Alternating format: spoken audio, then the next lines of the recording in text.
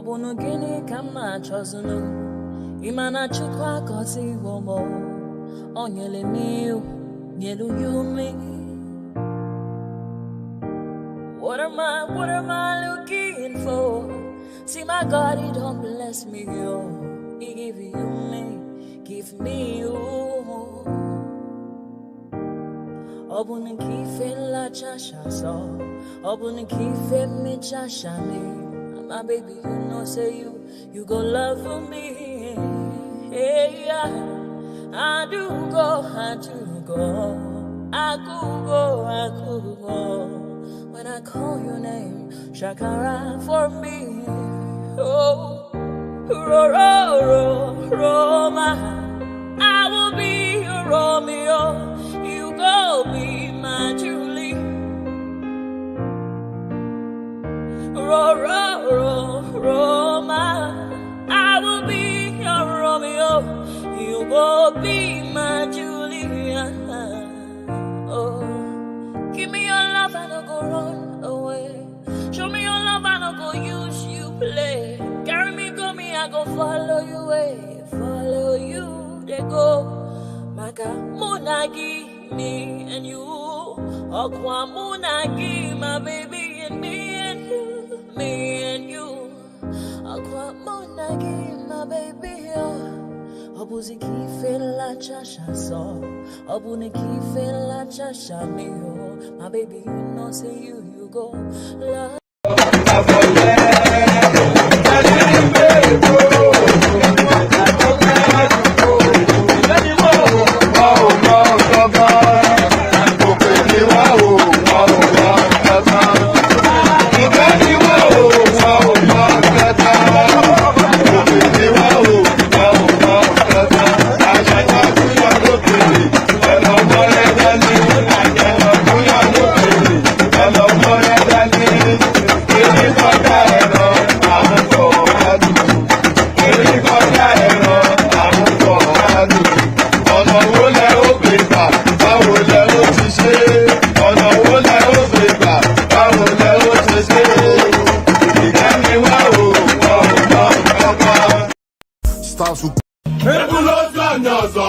Okay now. To person between my pen. I see. I see what the wedding forget me. Okay.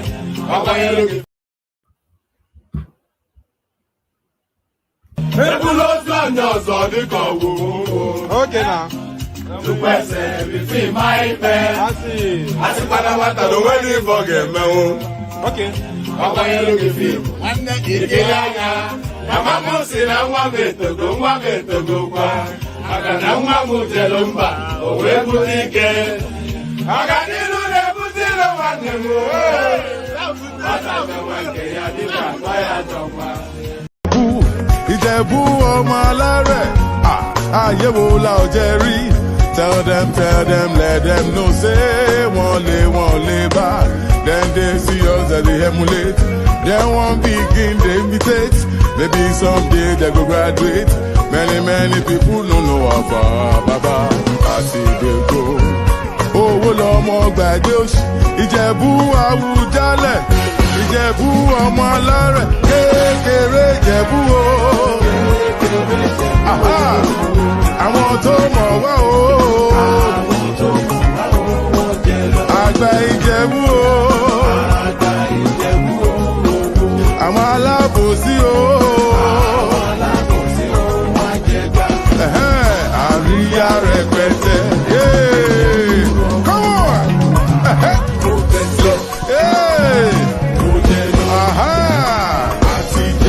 Ìjẹ̀bú jó dáadáa. Ìjẹ̀bú jayọba. We done the ball with the represent. Olówó lọmọ ṣe yóò. Ìjẹ̀bú lọmọ kò sóṣì. Ayé wo la ò jẹ rí. Tell them, let them know say wọ́n lè bá. Ìjẹ̀bú Àwùjalẹ̀. Ìjẹ̀bú ọmọ alárẹ̀. Kékeré Ìjẹ̀bú o. Come on! Àwọn tó mọ̀ wá o.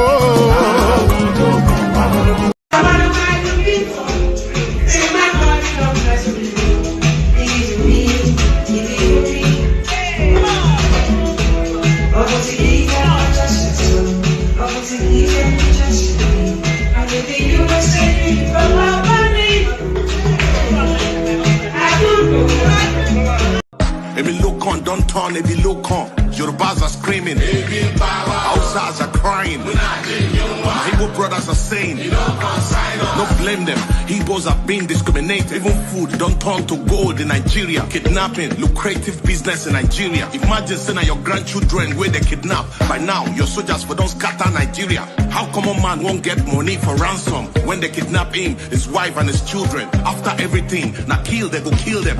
See, as Naira, they fall against dollar. Emilokon, don't turn to Ebilokon. And you say make we sacrifice for Nigeria. 7 billion to renovate your residence. 15 billion for your traveling allowance. That's not for you and your only vice president. 40 billion for Asorok maintenance. 5 billion for food and refreshment. 100 of millions for dogs and animals. Meanwhile, hunger they kill Nigerians. What did Nigerians do to warrant this treatment? Even Gary, they no fear afford for the family. Tinubu government blame Buhari. Buhari government blame Jonathan. Hunger day, people they die. This one don't pass jaga jaga. Oh. Emiloko, OTD, Emiloko, Baba, Emiloko, Edaku, Emi power. Emiloko, OTD, Emiloko, Baba, Emiloko, Edaku, Ojetiwo. Ẹ̀jẹ̀ mi ni ẹ kí n gbọ́, àkànbí ewé ayò, ewé tún méje, ìtún ló ní ọ̀tún ẹ̀ ṣe, ìfà ló ní kan fà ẹ̀ mọ́ra, àìbínú gbogbo àtàrẹ, gbogbo méjì ọkà bàbà, gbogbo mẹ́ta ọkà wáṣẹ́, orí ló túmọ̀ ẹ̀dùn, gbogbo ọ̀nà ní túmọ̀ ẹsẹ̀. Akọni ìmọ̀ tú ìmọ̀ ọjọ́, ìmọ̀ èmi ni wọn kì í dálẹ̀. Wọ́n bá lọ mẹ́lẹ́mọ́, wọ́n á fi jóye ẹlẹ́mọ́. Akọni wọ́n bá lọ gbé fèrè, wọ́n á fi jóye ẹlòkò. Bọ́ọ̀wọ̀ wọn bá tẹ̀lé, wọ́n á fi jóye aláre. Àwọn mẹ́tẹ̀ẹ̀ta parapọ̀. Wọ́n wá jọ ń pẹ́ mọ́, ẹ̀ẹ́mọ́ olóko jẹ. Wọ́n ń pa Akíntọ́lá, Akíntọ́lá ọmọ Ògún. Wọ́n ń pa Ìyọ̀dà, ọmọ Àtàràbọ̀bà. Àkànbí wọ́n ń pa Jíṣà Tàdàdẹ, ọmọ ọba Ìjẹ̀bú Mèrè. Aṣíwájú odò gbólùkẹrẹ, Ajagun lólòdì ọ̀run. Tó o bá ṣe pé tìyẹ, tó o bá ṣe pé tìyẹ, lọ́ bá ń darí jọ wí. Àpérò mi kún gbọ́wọ́, ọ̀gọ́ ti ṣìgìdì máa gbé, àgétì ló máa ń gbé, àyàn ti ìlàyàn ewúrẹ́. Ọlọ́run dákun má padà lẹ́yìn ẹ̀, kó má gbàgbé ọ̀rọ̀ tẹ́. Aṣíwájú Ọlọ́run dákun má padà lẹ́yìn ẹ̀. And it is right there, Akambi. So there it is. I wonder if that is Tinubu's Oriki. So Oriki in Yoruba language is a praise song. You know, they evoke your family history to make you swell in the head. So that's Oriki in Yoruba language. So good day to you. Good to be in your company. And how are you? So we start off with the greeting. Good day to you. Good to be in your company, and how are you?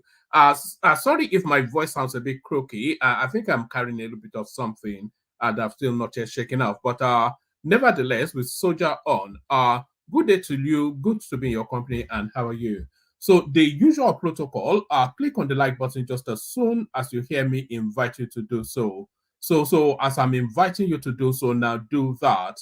It's been a moment since we hit 100 likes, but we get on average thousands of views, both in the live stream and subsequent watch back. We get plenty of views, but that's not being reflected in the like button. So click on the like button. If you don't recoil viscerally from clicking on the like button, then you have every reason to do it.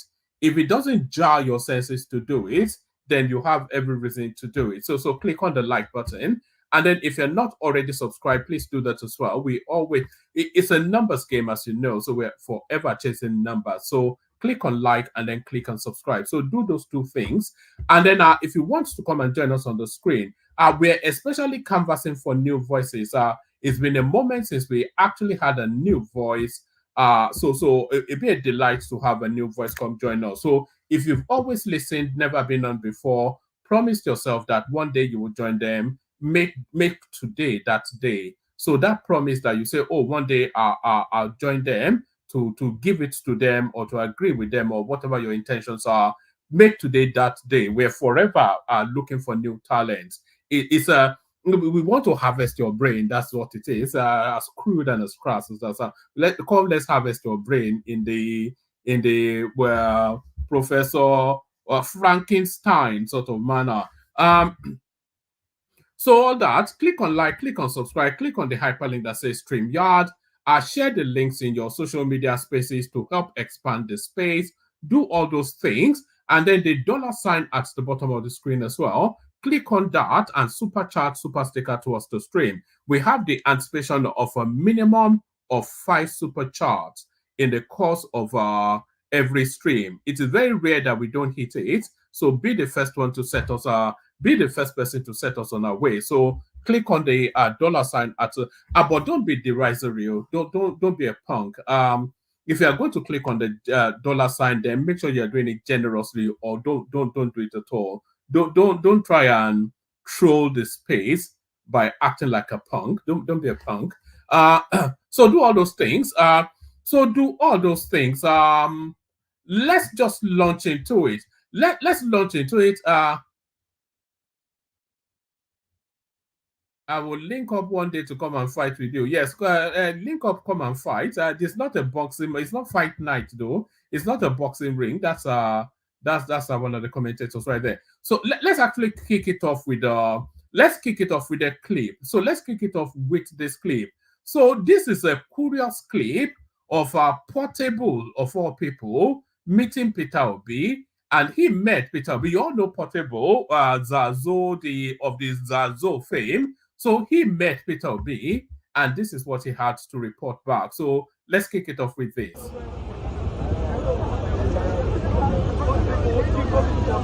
How are you, my brother? How are you? How's everything? Forever in the building. Visa.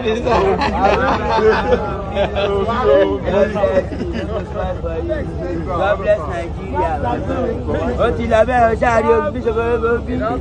Ọ̀gá mi, ebi pa Nàìjíríà o. Ọlọ́ba tún Nàìjíríà ṣe o. You've been in for a show. Yes. Okay, all the best. Hello, sir. I don't blow today. I kala with Obi ṣòkòrò bí Obi.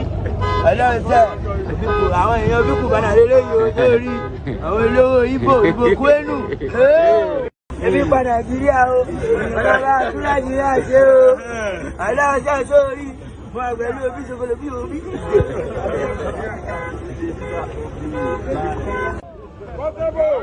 Hey, ọmọ ìyá mi. Tó bá jẹ́ pé. Portable, you don't tell us anything. Ẹni tó fi ń pa òbí gbọ́ wàásù. Kò sẹ́jà ń gbòòrò. Ika of Africa. Akoi great. After God. Ika. Akoi great. After God. Visa. You've been in for a show. Yes. Okay, all the best. Hello, sir. I don't blow today. I kala with Obi ṣòkòrò bí Obi. Hello, sir. Àwọn èèyàn bí kò bá nà lélẹ́ yìí o lórí àwọn olówó Ìgbò Kwenu. So there it is right there. So that is the curious mix of Portable and Peter Obi. So that was the curious mix of Portable and Peter Obi. So after that meeting, this is what Portable had to report back. We got nothing. Frustrated Portable laments after meeting Peter Obi. Controversial Nigerian singer Habib Okikiola, popularly known as Portable, has publicly expressed his disappointment after a brief encounter with Peter Obi, the Labour Party's presidential candidate in the 2023 elections. The meeting took place at the airport in Benin City, Edo State, where the two exchanged pleasantries. In a video that quickly went viral on social media, Portable revealed his dissatisfaction with the encounter, claiming that Obi did not offer him any financial support. The singer remarked, "Obi cannot give us anything. Obi didn't give us anything." Portable, known for his outspoken nature, compared the situation to what he believed would have been a more favorable outcome had he met President Bola Tinubu. According to him, Tinubu would have been more generous. If it was Tinubu we met, he would have given us something, the singer stated before leaving the scene. The encounter has sparked discussions online, with fans sharing mixed reactions to Portable's comments. While some have sympathy with the singer's frustration, others criticized him for expecting financial handouts from political figures. So there it is right there. We know they give shishi. He did the one thing that you have to concede to be is his consistency. He did tell you that he know they give shishi, and shishi he did not give.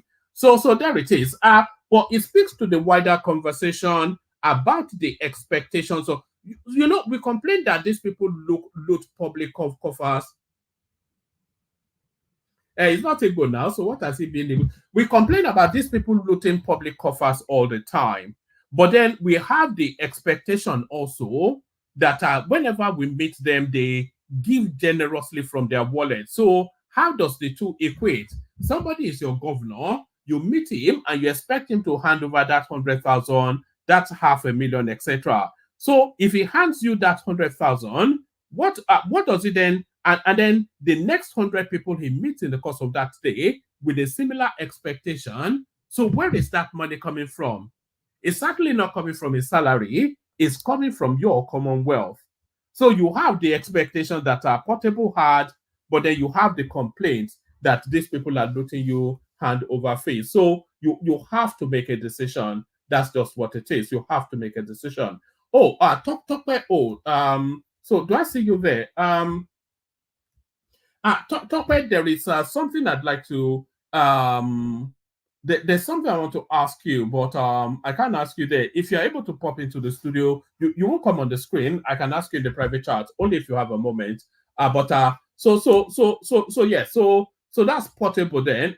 I mean, what expectation does he even have? I thought it was wealthy enough for him not to have that need. But still staying within Edo State, we go back to the infamous words. This is a throwback in time to why the Edo space resents Tinubu so much. Watch this. I, Asiwaju Bola Ahmed Tinubu, want to appeal as a committed Democrat and a leader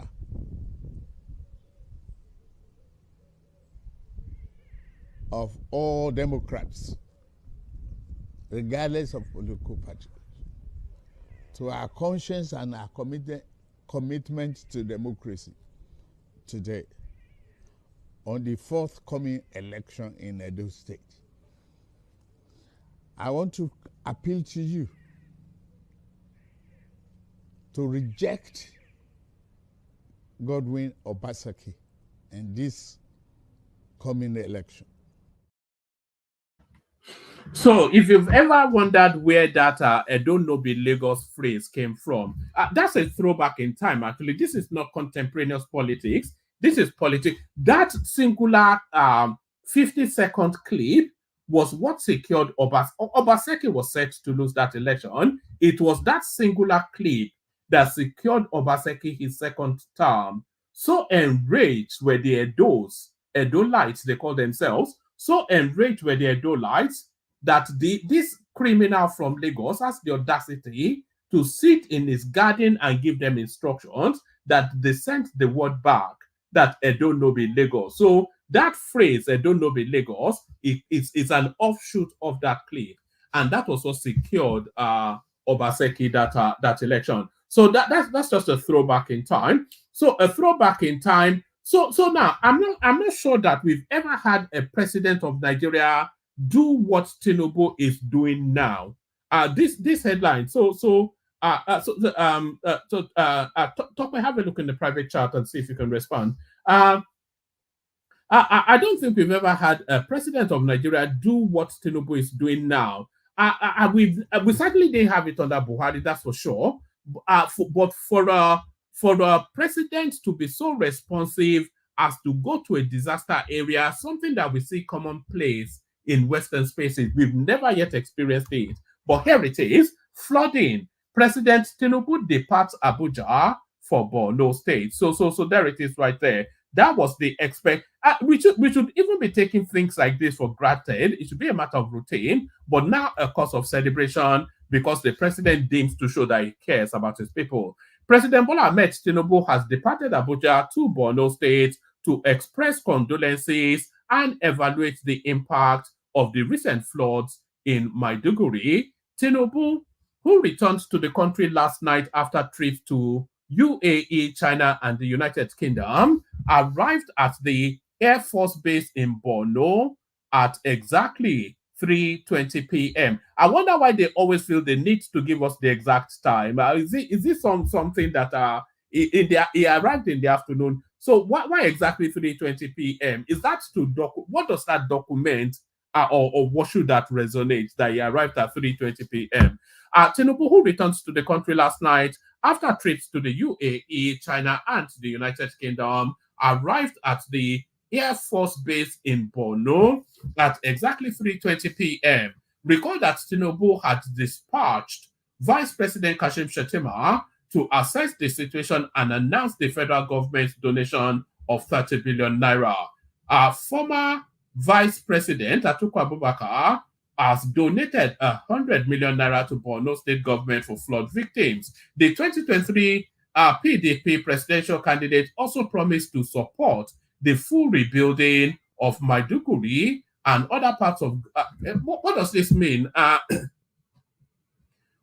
Is that if he becomes president or on what capacity? Listen to this. So the 2023 People's Democratic Party PDP presidential candidate also promised to support the full rebuilding of Maiduguri and other parts of Borno affected by the flood. So to rebuild that, we're talking about what? At least to rebuild a whole state, we're talking about what? A $7 billion spend. So what does that even mean? Totality of a nonsense, of course. Speaking to Governor Babagana Zulum on Sunday, Atiku said what happened, unless, of course, it means if he becomes president, he'll do that, which will never happen, of course. Speaking to Governor Babagana Zulum on Sunday, Atiku said what happened was a monumental disaster that required the assistance of everyone. He said, the purpose of our visit has already been announced by the master of ceremony. I want to let you know that whatever affects Borno, as he said, also affects me. It is in that capacity, therefore, the excellency, that we have come here with my delegation, as mentioned or announced, to commiserate with you, the government and the good people of Borno. This is a monumental disaster that has not been witnessed before in the history of the state. So what actually, is it a dam busting again? So I'm not sure that Borno State is in a water-dense area. So we know that we get it in a lot of those lowland areas in the plateaus. But I'm not sure.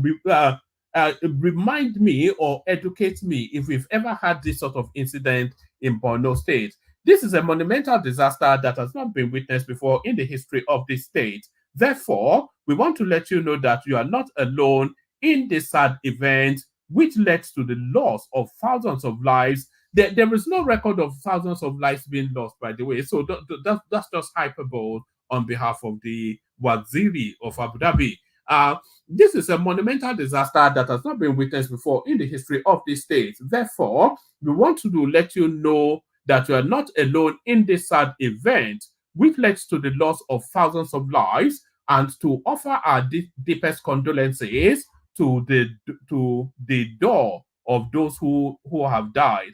Of course, it is a time of rebuilding because that is what follows immediately after such disasters. And you are not alone in that. We want to let you know that we are all partners as well as the rebuilding of Maiduguri.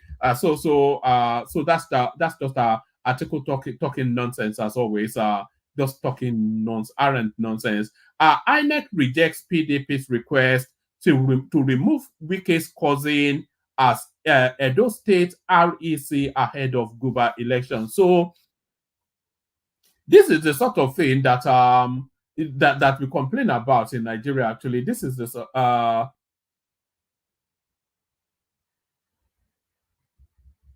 all right. Let me capture that. So, all right. Thank you, Tokwe. This is the sort of thing that. Remember when they put Loretta Onoche as a top functionary of INEC, a top party member being a top functionary of INEC. So these sort of things that we complain about. How can the cousin of Wike be the lead electoral person in Edo State election?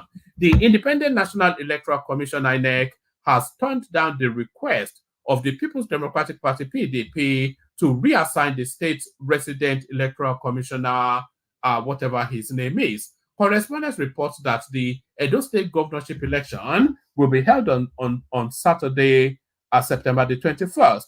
The PDP's concerns stem from Onaha's family ties to the Minister of the Federal Capital Territory, Yemsen Wike. This development has sparked significant controversy, especially given the fallout between Edo State Governor Godwin Obaseki and Wike, despite the latter's initial support for Obaseki's second term bid under the PDP. It was actually Wike that drove Obaseki to power, wasn't it? Really? So there's that. So let's go on from that to another one. NNPC to sell Dangote's petrol at 1,019 naira in Borno, 950 in Lagos. So if you are just going off the back of that headline, you'll be alarmed somewhat that in terms of affordability, it should be the other way around. And why is there not uniformity in the price? But I think it's the cost of logistics that makes the difference.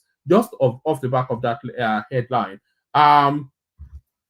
The Nigerian National Petroleum Company Limited, NNPCL, has revealed that petrol sourced from the Dangote refinery will be sold at varying prices across the country with the highest. And by the way, I'm going to play you a clip in a moment that actually explains all of this.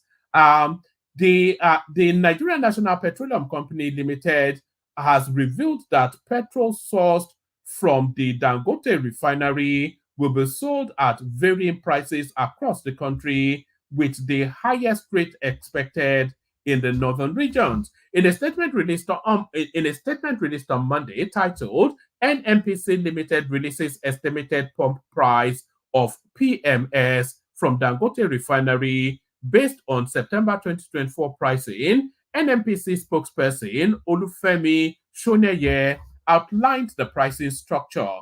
According to the statement, the price of petrol could reach 1,019 naira per liter in Borno State, whilst it will be priced at 999 naira in Abuja, Sokoto, Kano, and northern states. In contrast, consumers in the south will face somewhat lower prices, with petrol priced at 960 in Oyo, Rivers, and other southern regions. The lowest price of 950 naira per liter will be available in Lagos and its surrounding areas.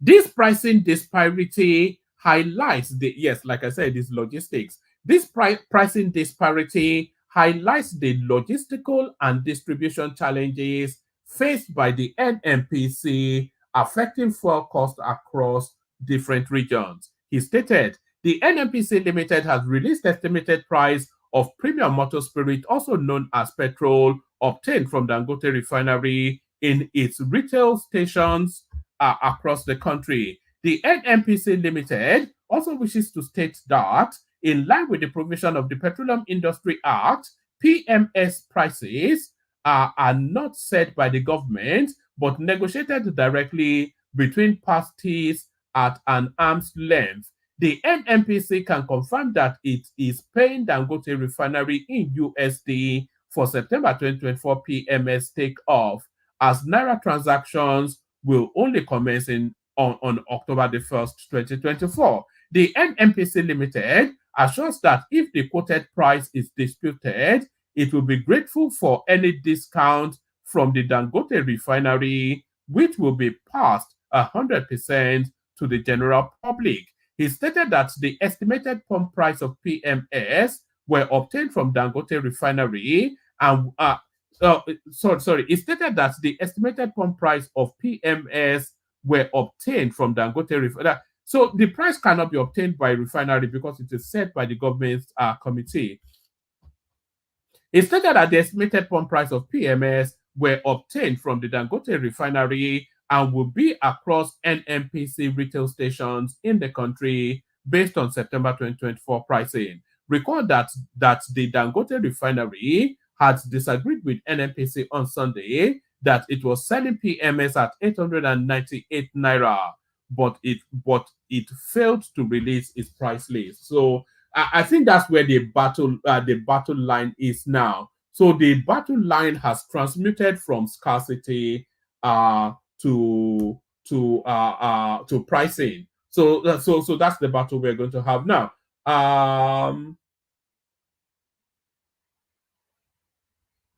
I thought I had a clip on. Oh, all right. Yes, I have this clip on it that explains just how that pricing is worked out.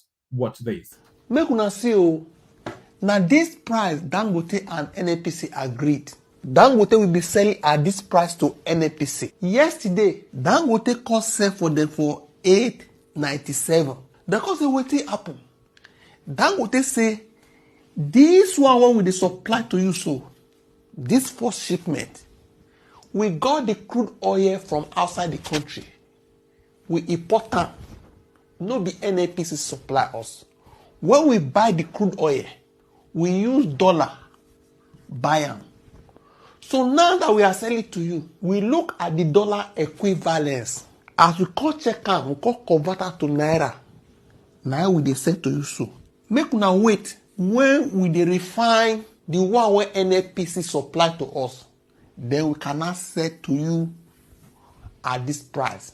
For now, the one we import never finish. What we call the refine, the one where NNPC supply to us, we cannot sell at this price to NNPC.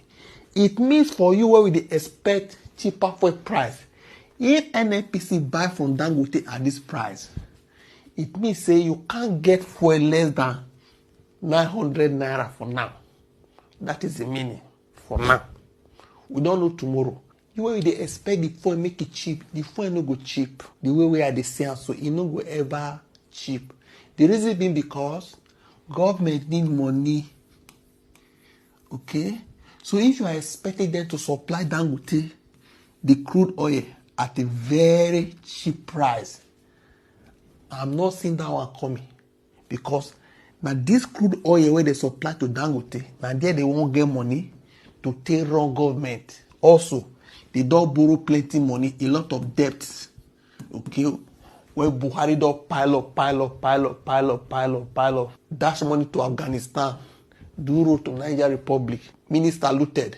Emifele. Humanitarian minister. All of them. All the money where they borrow share. They service them. The interest. You understand? So they need money. So for this one, where they expect to cheap, it no go cheap because Nigerian government no get any other source of income. Now only crude, they give them money. Okay? I know say, Mr. President, now accountant. Okay? As an accountant, what did they do? 3 things. 1, now bookkeeping. Okay? When they arrive, nothing to keep. Another thing, now management. When they arrive, nothing to manage. What they call remediation. Now this thing they study for school. So the next thing now you go see now task. This is the only source of income.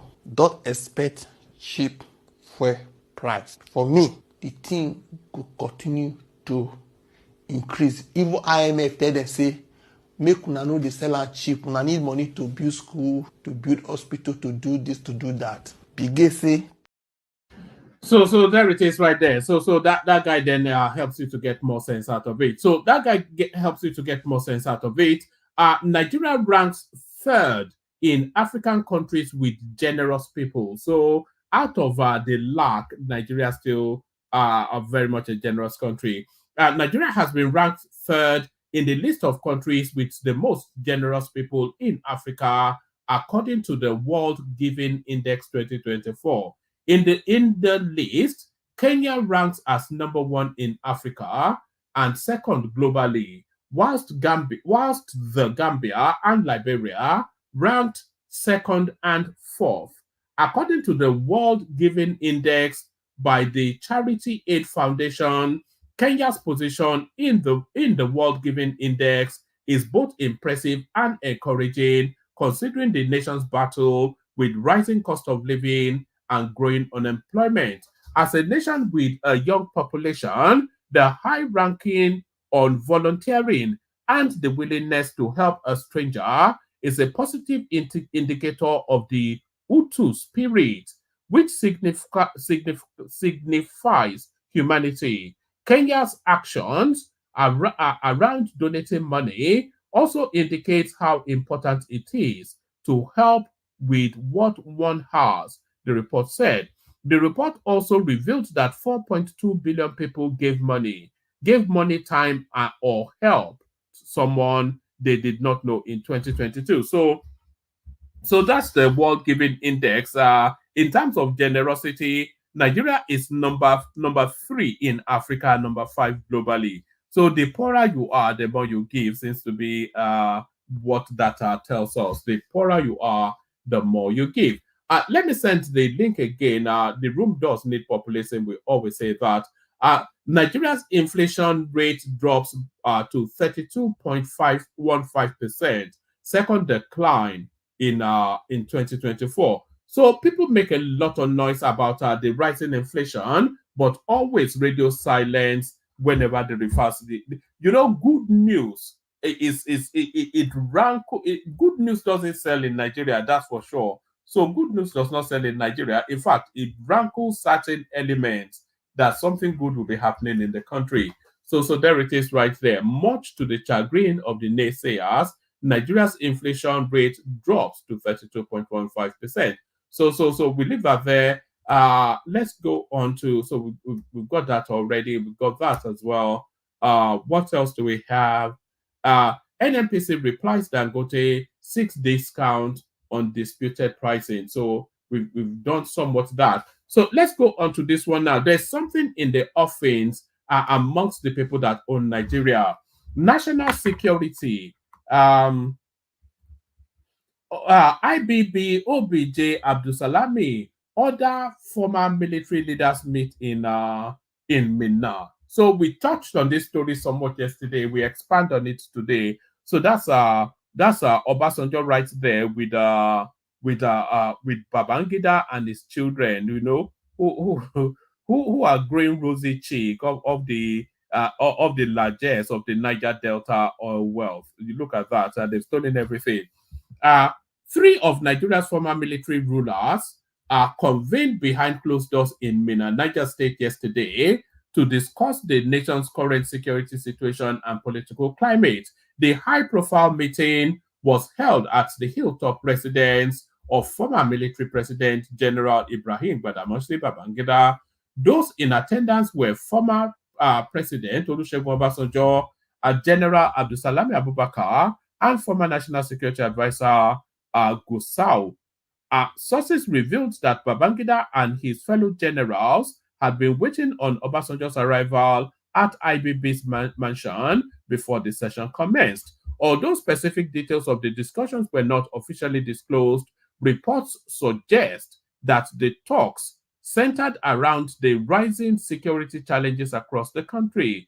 Another key issue speculated to be on the agenda was the People's Democratic Party's refusal to sign a peace accord ahead of the hotly contested Edo governorship election slated for September 21st, 2024. The meeting, which reportedly lasted 2 hours, concluded with former President Obasanjo returning to Abuja. He arrived at the Bola Ahmed Tinubu Airport. I didn't even know there was an airport named after Tinubu. Are we turning into some Arab state where they name everything after the oligarch?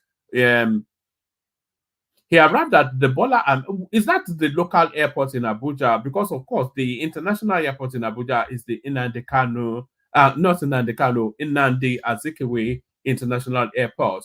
He arrived at the Bola Ahmed Tinubu Airport at approximately 4:30 p.m., etc., etc. After the closed-door discussions, Obasanjo departed Mina on the same aircraft, accompanied by protocol. So there it is. We did touch on this yesterday, as I said, but I still feel there's something in the offing for that sort of meeting to take place.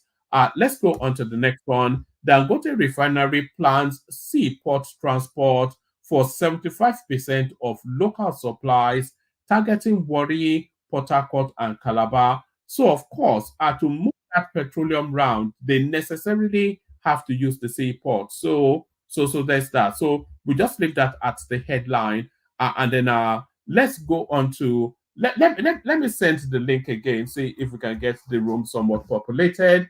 Let's go. Let's play the clips that we have, and then we get the session flowing. So the the naira has dropped its value, but why? That's the question. So the naira has dropped its value, but why? So this guy now has an excellent explanation as to just why the naira has dropped its value. Watch this. Why did the naira fall from 140 naira to $1 when Jonathan was president to 1,600 naira to $1 that it is now? I've gotten this question a lot, especially when I made this video, and I'm going to break it down for you now. Everybody should understand basic demand and supply, but I will buttress it with this example. Imagine you're at the bus stop on a Monday morning on your way to work, and there are a lot of people at the bus stop, and you'll be there for like 30 minutes and there's no bus. All of a sudden, you see one bus coming. What's going to happen? People are going to rush to that bus. However, the bus driver has seen that a lot of you are stranded. A destination that used to take you 500, he's going to increase his fare to 1,000 because he knows people are desperate, and you're going to pay it because you're in a hurry to get to work. However, if you're the only one at the bus stop, you just go to the bus stop, and then one bus comes and is telling you 1,000 for a destination of 500, and you're seeing another bus coming behind him. You're not going to enter. You allow him go because you know other options are coming until you get your preferred price. This is basic demand and supply. When the demand of something is high, the value of that thing goes up. When the supply of something is high, the value of that thing goes down. Now, how does this tie into the value of the naira? The very first problem the naira has is that nobody is demanding the naira because Nigeria and Nigerians are not productive enough. So imagine Americans want to drive innocent. Americans like innocent. What's going to happen? They're going to come to Nigeria, change their dollars to naira, and use that naira to buy the cars from innocent. Again, let's say iPhone was made in Nigeria and Indians want to buy it. They're going to come to Nigeria, change their rupee to naira, and use that naira to buy iPhone. And on and on. Just imagine Nigeria produces a lot of things. These people are going to come to Nigeria, change their foreign currency to naira, and then use that naira to buy our products.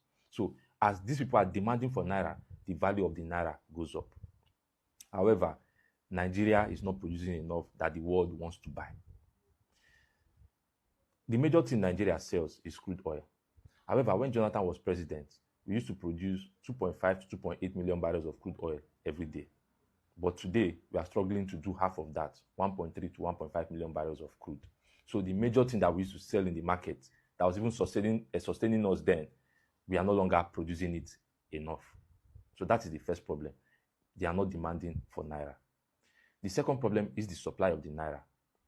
I want you to look at this chart. You will notice that at the beginning, it was stable. It didn't change much. But something happened around here, and then it flew to where it is now. If you click on the date here, you see that this year was in 2015. What happened in 2015? We elected one of the worst presidents in the history of this country.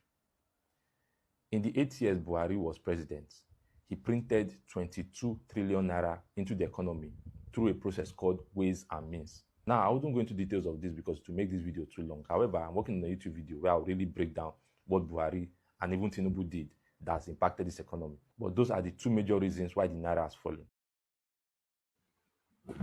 So there it is right there. So that makes infinite sense. So we still stay with that guy who goes on to make a comparison between the Nigerian currency and the Ghanaian cedis. I'll urge people to follow this guy because he seems to know what he's talking about. So these Ghanaians were mocking Nigeria because they changed 200 cedis and see the quantity of naira they got. I went into the comment section and, as usual, Nigerians were just complaining without really understanding the situation on ground. In 2007, the value of the cedi depreciated so badly that $1 was equal to 10,000 cedis. So the president was like, see, we need to do something about this because it was an accounting problem. And let me break it down for you. So an iPhone sells for $1,000, right? Now, that same iPhone in Nigeria is going to cost 1.6 million. It's easy to write 1.6 million. It's easy to write it in a receipt in your accounting software. However, that same iPhone, at the original exchange rate of dollar to cedi, is supposed to cost 10 million cedis. So imagine you're selling phone and you have to be writing 10 million because of small iPhone. If you don't get it, let me give you another example. A Lamborghini sells for about $500,000. That same Lamborghini in Nigeria sells for about 800 million if you do the conversion. However, if a Ghanaian celebrity was to buy that same Lamborghini at $1 to 10,000 cedis, that Lamborghini was going to be 5 billion cedis. Are you getting the point? So you see how difficult it is. So the Ghanaian government says, see, it's going to be difficult for us to be calculating this, to be writing this thing. We have to print plenty cedis to settle transaction. So what will happen? You see that time where $1 was equal to 10,000 cedis. Let us remove 4 zeros so that $1 will be equal to 1 cedi. So that is what they did. Let me give you another example to make it clear. So let's see these two cars. This is Gigi in Ghana and Gigi in Nigeria. The same 2018 Corolla, 2018 Corolla. Now, convert these two values to dollar according to their current exchange rate. Ghanaian cedis is changing for 15.7 cedis to a dollar, while naira is going for, let's call it 1,600 naira to a dollar. So do the conversion and tell me which one is cheaper. So there it is right there. So that guy continues to give perspective to contemporaneous matters. So we leave it there. We'll play the Kegite music. Hopefully a panel turns up and then a conversation will ensue. So we'll play the Kegite music and then we'll take it from there. First, the Kegite. Only water, where they see ma. Water,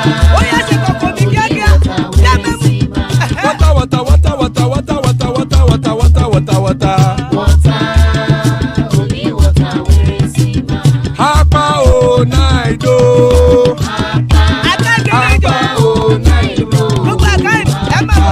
Hapa you don't come o.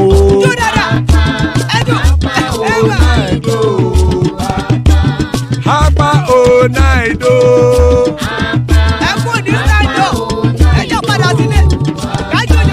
Oro kẹ̀kẹ́ ẹlẹ́mù yé o. Ilé sọ́dí kẹ̀kẹ́ rẹ̀ ẹlẹ́mù rè o. Bobby master kẹ̀kẹ́ rẹ̀ ẹlẹ́mù rè o. Chifu Faila ti kẹ̀kẹ́ rẹ̀ ẹlẹ́mù rè o. Eruku lẹ̀lẹ̀ ẹlẹ́mù dé. Eruku lẹ̀lẹ̀ ẹgbẹ́ ẹlẹ́mù dòde ojàre o.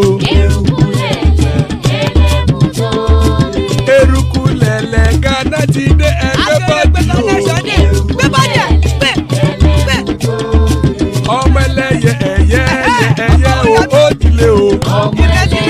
Odúyẹ̀lá ẹ̀yẹ o ó dìlé o. Petrosoname ẹ̀yẹ o ó dìlé o. Petrosodúnkẹ́ ẹ̀yẹ rẹ̀ ó dìlé o. Ẹlẹ́kọ̀ ọ̀run mú ìní o.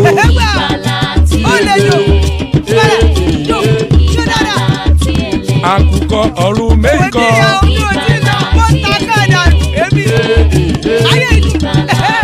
Ikú kò ní ríwà gbéṣe o.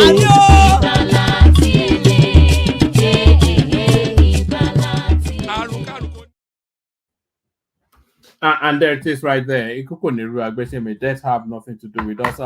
We've got a maker. So there it is. We go with the Mekos, and then we see how it goes from there. So Mekos, hopefully you are ready. It's you and I. Yeah, woman, how's it going? Adeo, how about it? It's been a moment. Yeah, it's been a while, quite a while. Good evening. I'm surprised I'm the only one. Yeah, No, let's. they start turning off so soon enough. Oh yeah. Let me trigger them. Let them start coming. Yeah. Give me the news. I'll trigger them. There's someone like Morris who is watching from the. From under the duvet, from under the Yeah, duvet. once he hears one of my inputs, now he will throw off his clothes and I rush to This come. Let me come and fight Becca.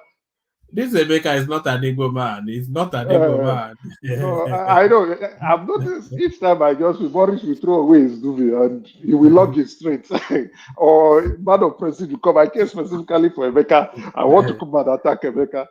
Uh, I drag them out from where they are. I know man of prestige is listening. He will be busy laughing now.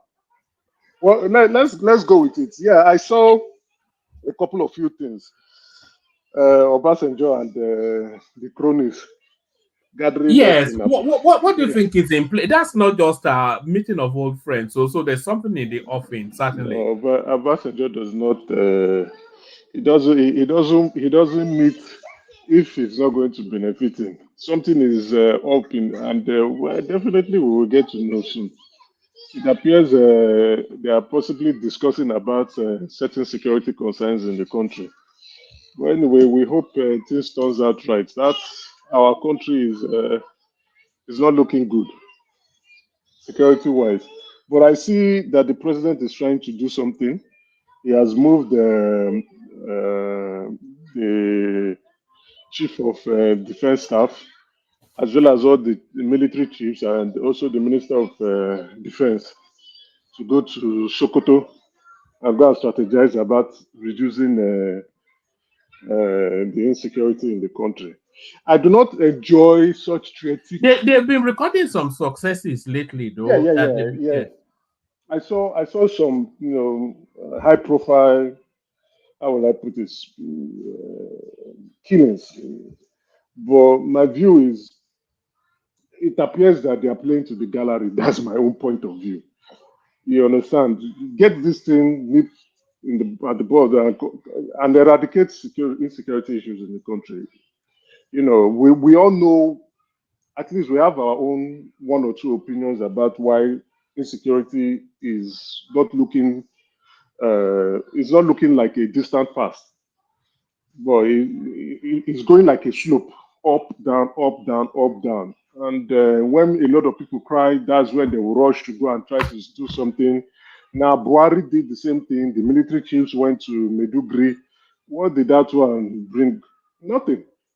Now, it's like they're just acting a movie for us. Get this thing done. The military chiefs really they have no business in Abuja, do they? Abuja is not the theater of you know. Be Yeah. at the center of it, and if you get shot, you get The shot. president don't even matter. They can even go to the moon. It doesn't matter. Just get the job done. They are still not the ones doing the job. Whatever they convey, it doesn't matter. So that's why I say it's up for theatrics. You are just doing it for showbiz. So it's about getting the job done or not getting the job done. I think what the president should have actually done was to put a performance plan for them. I want this resolved in 3 months. If there's still insecurity issues in 3 months, I'll sack you guys. As simple as short. I don't care how you guys want to do it. In 3 months, I want insecurity. I feel we need that. We need a public and a humiliating sacking of a minister for non-performance. But I think we need that too. that's how it should be done from NSA to all of them. Anybody holding a security portfolio, 3 months, I want it to be resolved. If it's not going to be resolved, please just tender your resignation and go. And once you are leaving, there will still be a financial problem. So which means you are not going scot free. There will still be a corruption probe on you to ensure that you did not steal money or you did not misallocate funds or you did not misuse funds or divert funds in any corner. So that's the best way to do it. To be even kind, you can give them in 6 months. Get your house cleaned up and go and do it. We have seen multiple military personnel, low-ranking soldiers who are saying Give us the tools that we need to work. We will go and finish these guys. Now they are now being called, those bandits are called TikTok bandits, showing us money that they get from ransom. And it's quite a bit embarrassing if you ask me.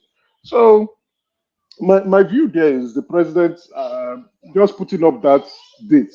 If they don't do it, sack them and promote the next batch of individuals who are willing.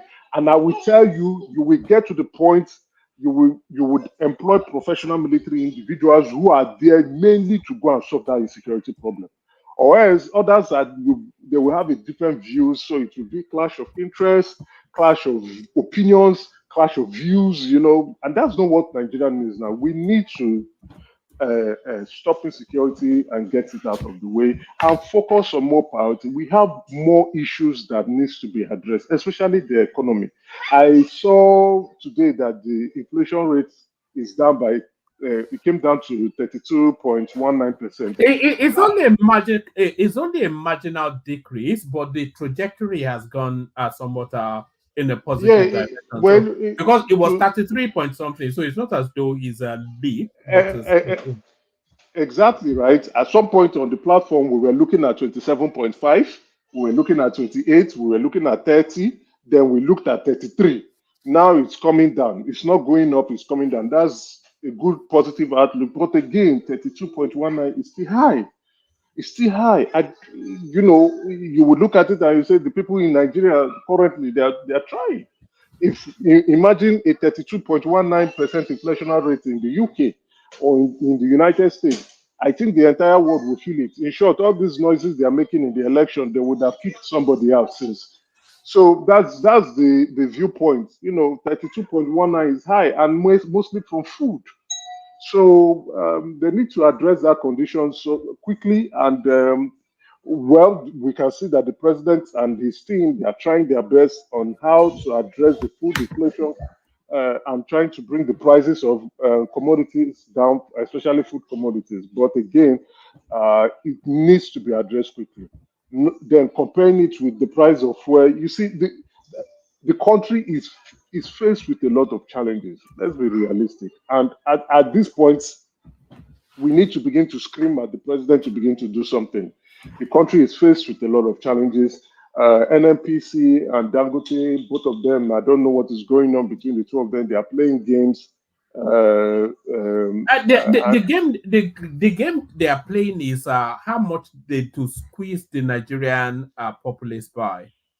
No, if you ask me, I think the games is coming more from NNPC, right? Because there was an initial agreement between NNPC and the Presidential Task Force and Dangote, the Dangote team. This was completely agreed. So it completely shows, like which I've said on the platform, the inefficiencies, the operational inefficiencies in NNPC. So it appears like there is a communication gap ongoing in that what will I call that company? Conglomerate. People don't talk to each other. Either the GMD does not talk to his team or to his divisional MDs. He doesn't carry them along. He doesn't communicate, on the timely basis. Because when you hear spokesmen, they speak differently. So that's how someone went to speak and said the prices, created a lot of confusion. But now we can tell we did the rough maths, and I think myself and what was his name, Tunanja, is roughly the same thing. And Dangote is saying, I got my crude for my stock in dollars. I have to offload those ones before we talk about the naira stock that I got from NNPC. Then maybe the price will come down marginally. The price of crude is not going to. My fear is that once they've established somewhat of a price and the Nigerian populace makes an adjustment to that price, is not really going to come down in any significant manner. The price of we all know this, and I think maybe a lot of Nigerians have not been told the truth.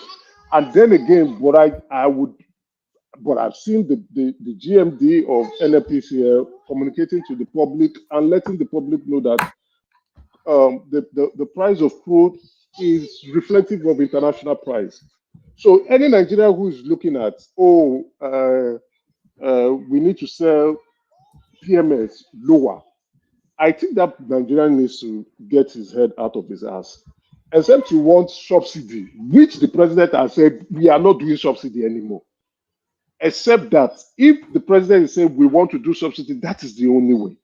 But if the president is still insisting on the removal of subsidy, then the price of PMS cannot come down and will not come down. And even with what is going on in geopolitics, the price of crude oil is anticipated to go up due to shortage of supply. With Russia and Ukraine now preparing somewhat in the next couple of months for a full onslaught, a full on-scale war, that's going to affect crude prices. So, and invariably, it's going to impact on PMS sales. So, there are other alternatives that have been being promoted in the country. Convert your PMS tank to CNG, which is a bit cheaper, a lot more cheaper than the price of fuel. So, it's to encourage people to look at alternative you know, uh, energy that they can use for transportation. Then again, our view, we keep calling out the governors of each state.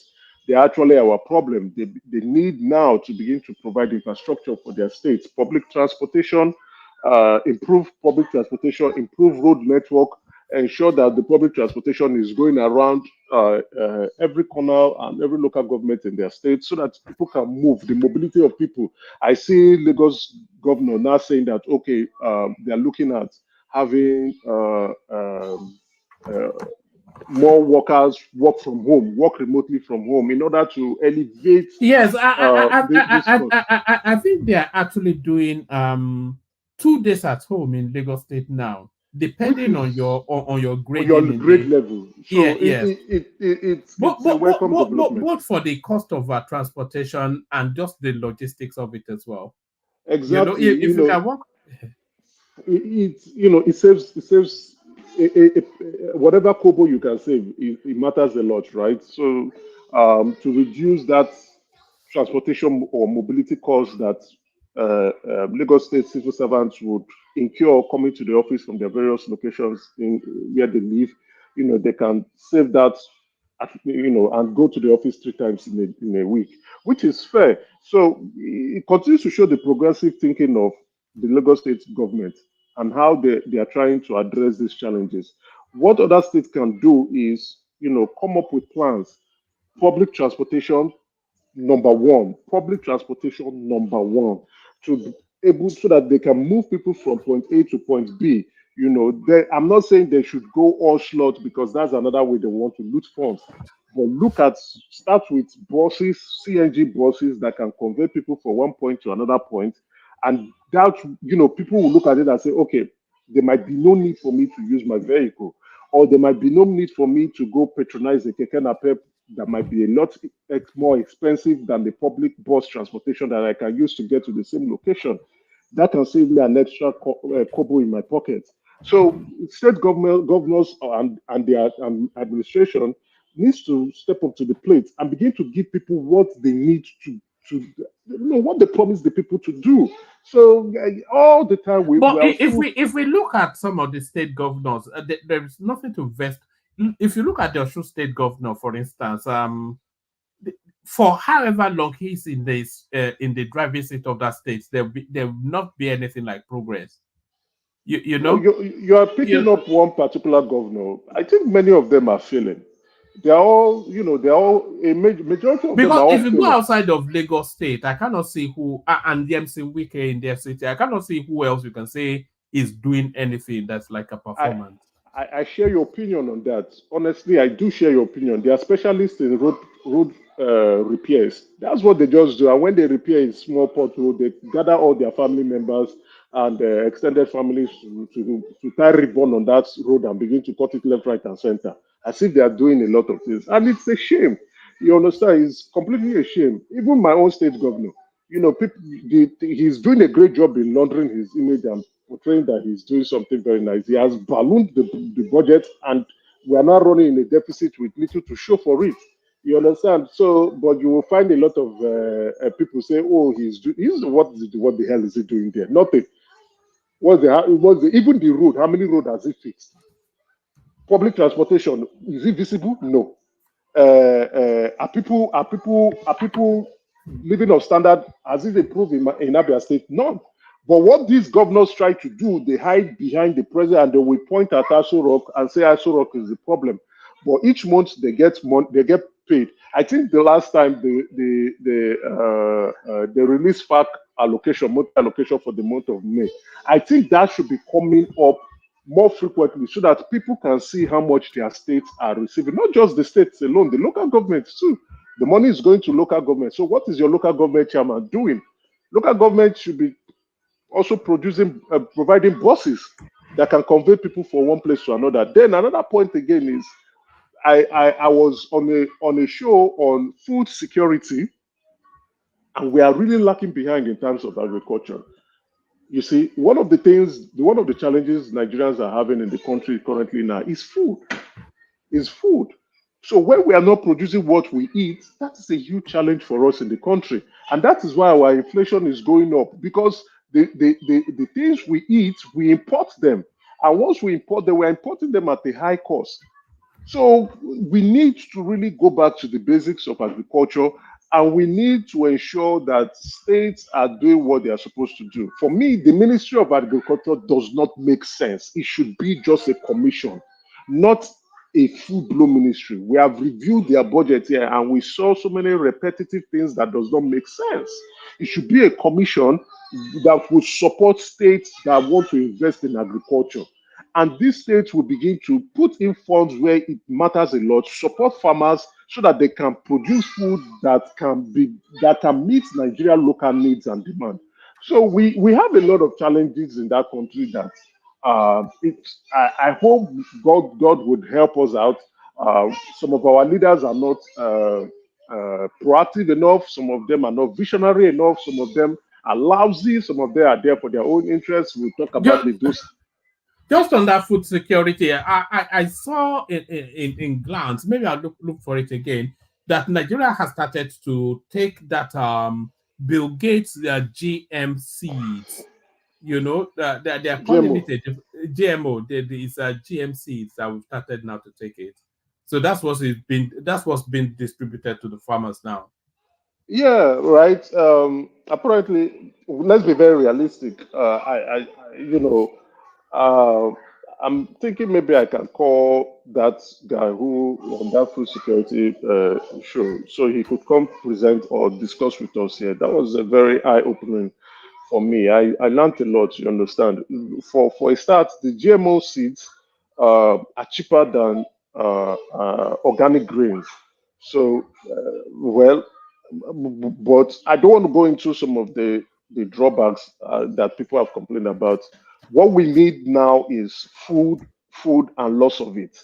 Supply of food everywhere before we begin to, because according to the he owns one of the biggest farm in Nigeria anyway. So it was like Nigerians at this point in time cannot choose. Even if they can choose, where is the money? If you put a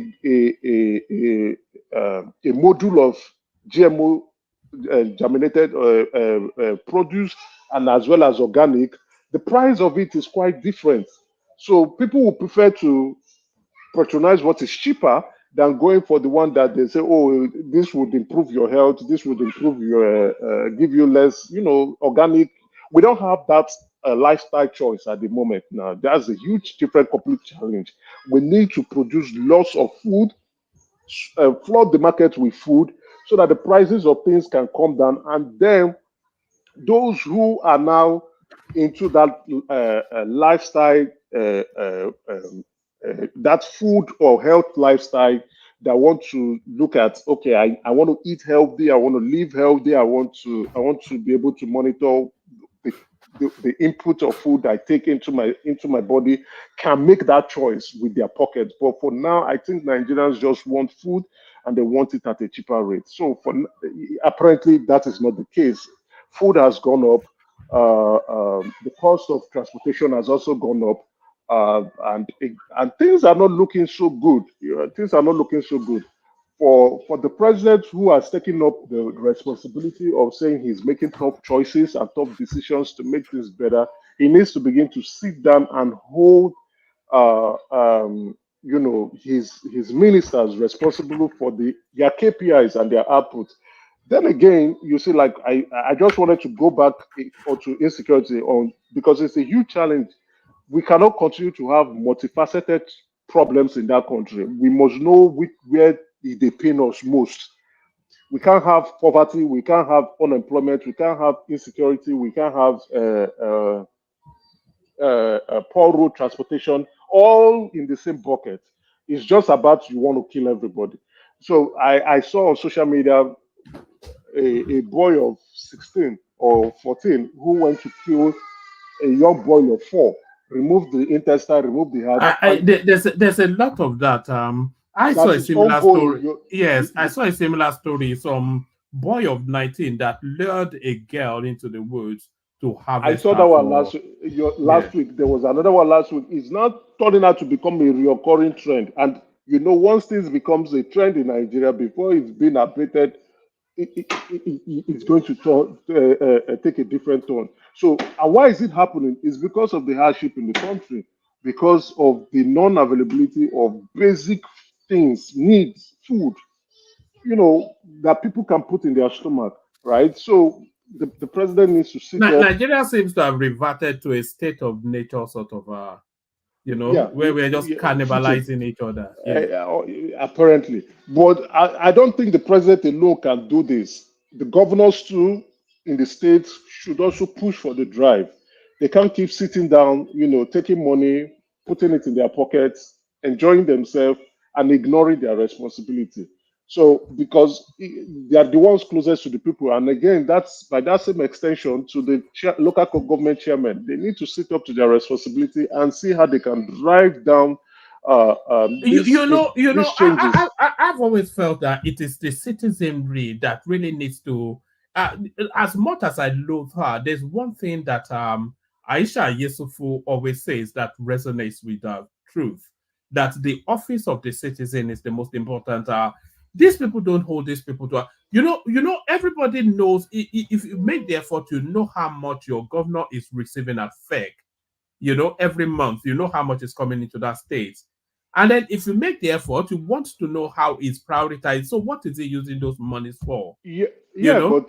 but then again, they released it was just last week. They released the report last week for May, the amount they received in May. So if Nigerians can extrapolate, well, not all Nigerians anyway, but Nigerians who are well read can extrapolate and estimate what they would have received in August and what they will receive in September. You understand and see, okay, where are they putting this money and begin to make the necessary calls and to their state government and to their local government to find out, okay, what are you using these funds for? But I think, yes, you have a point there, but coming from that lady, Aisha, No, I agree with you. She's just a yeah, nonsense. And she she's a should go and nuisance. account. She should go and account for She the money she she stole she's first. Yes. she's clearly a nuisance. She's just playing to the galleries, those who play on the emotions of Nigerians and exploit the situation and the hardship in the country for their own personal gains and pockets. Those people are very terrible individuals, right? Those are the kind of individuals that you should throw to the dogs quickly so that we can have sane people around to see how we can solve our problems. You can't keep saying things and then you are doing something else. I see her rushing to Edo, and now that's how she's beginning to tell everybody, "Oh, I'm from Edo. I'm from Edo. I'm from Edo." And Apata will do the work. Then you say, okay, when they head that to the tax, okay, those ones who are already going through power and they don't do anything, say, hey, we go call her down. We go call her that. It clearly shows the lack of knowledge of our politicians and where these people stand. You are pushing for a product that has not been tested. You are pushing for a man that has not been known. You are pushing for someone and you are vouching for him. You don't even know this man, but just because he's a Labour Party member and he has given you a couple of food coins, you are pushing for him. And then when they ask you, What if he doesn't deliver? You say, we go. What we go by then? Everybody is already in the quagmire. Everybody is suffering by then. So tell us what has Akpata done that would make people to want to vote for them. This is not. You see, this is the same rhetoric we get to hear from politicians. I will. When they get into power, they don't do anything. All our governors, they use the same claim. She was talking, and then I was like, what about Abia State? That was what you people said. What is the man doing there? This is a man who became a CEO of a bank, and then with that leadership privilege, you still cannot deliver in your state. Anyway, I just don't get it. So I don't take she, Obi, and those people from that space seriously, because they are just like, now we hear what Obi is saying. Oh, I'm not desperate to be president. Oh, I will accept to be vice president. And when they confronted him again, he No, will change his mind. yes, I think My problem with yeah. he will change his mind. He cannot answer questions correctly. He cannot answer he cannot be consistent with his answers. He's always deviating from point A to point B, and then in short, rather to trust such kind of individual who you have to go and bring up a tape. You have to bring up tapes of him, and he has actually said it. His children, when he tells his children certain things, and then he renegates on them, his children will bring tape for him where he has confirmed, because of that it comes with his nature. So you don't trust such kind of individuals. They're playing to the gallery. They're playing with the emotions of Nigerians. They're playing with the sufferings of Nigerians, just to tell Nigerians what they can hear. And Nigerians, because of the desperation for a change, the desperation to want something different, and we want it in the short term, they will think these people are going to do any good. But you can't manage your political party. You can't manage. You didn't do anything in your state. Those are signs, and still yet Nigerians can't see that these individuals, given the opportunity, if they've been given the privilege to go into office, they will make a lot of mess, because they have never demonstrated any point of excellence in their life in governance. They've never done it. So let's exclude so my viewpoint is, we need a collective a sense of reasoning, especially from the top down to everybody. All our leaders need to see that things are not looking that good. Things are not looking that good in the country. Everybody needs to see that, especially if you are a public office holder, begin to exemplify excellence where you are, do what is expected, so that Nigeria can that suffering can reduce. We need a clear reduction of that suffering, so that things can look better. Maybe possibly at the end of the year to the next election cycle, and Nigerians can decide who they want to choose to become their next leader again. All right, let me take you to one more headline, and then we go on from there to Baba. So Tinubu arrives in Nigeria only to hop on the plane again to go to Borno. They flooding there. But by my recollection, I've never yet known a Nigerian president to actually go to the scene of a disaster to go and commiserate with the people. So what are you making of that? No, that's not true. I think I remember the Ikeja bombing, right? Obasanjo came. He came to Lagos. He came to Ikeja. I think he also went to Ojota, where there were a lot of victims there, close to the Ojota side that was close to Ikeja. My recollection or my memory might not be able to capture things properly, but I knew Obasanjo came. But certainly, Buhari did not visit any. There was one that really rankled me. There was a flooding, I think, in Plateau State, that a lot of people died, and he hopped on the plane and he went to Korea or something on that same day. No, I don't want to use that to begin to assess the performance of the president. The reason being that it's not like or assess the performance of Buhari, comparing it with that of Tinubu. It's not the sense of I don't care. It might be the need to do certain things at some point. Prioritization of things. If he needed to fly, he would have flown. right? Some presidents or some leaders will want to do it for the optics, like when the flooding took place. The president would have done it for the optics. You possibly would have left China, come to Brunei to commiserate with them, and everybody would say, "Oh, the president is really a caring one." It looks good on paper or on screen. It definitely looks good. It shows the president who expresses empathy and shows cares and sympathizes with the situation in the country, which is good. I call for it, but you look at the value proposition of your activities at a certain point in time as a leader. What do you intend to achieve with where you are currently and what is going on? But if you ask me, if a president is currently in the country and there's a disaster, natural disaster, or an act of God, I would expect that president to hop up in the next plane to go commiserate with the individuals, the victims, and ensure that things are going to get better. And but again, we saw that the vice president was there. Now the president has gone because he's back. It clearly shows, yes, this current administration empathizes with specific situations in the country. But regardless, I don't want to use whether former President Buhari visited during an emergency or not as an assessment of their performance. No, that how will I put it? The itineraries of these individuals and the prioritization of their itineraries may differ. It doesn't clearly indicate that they don't care. No, I don't want to use that.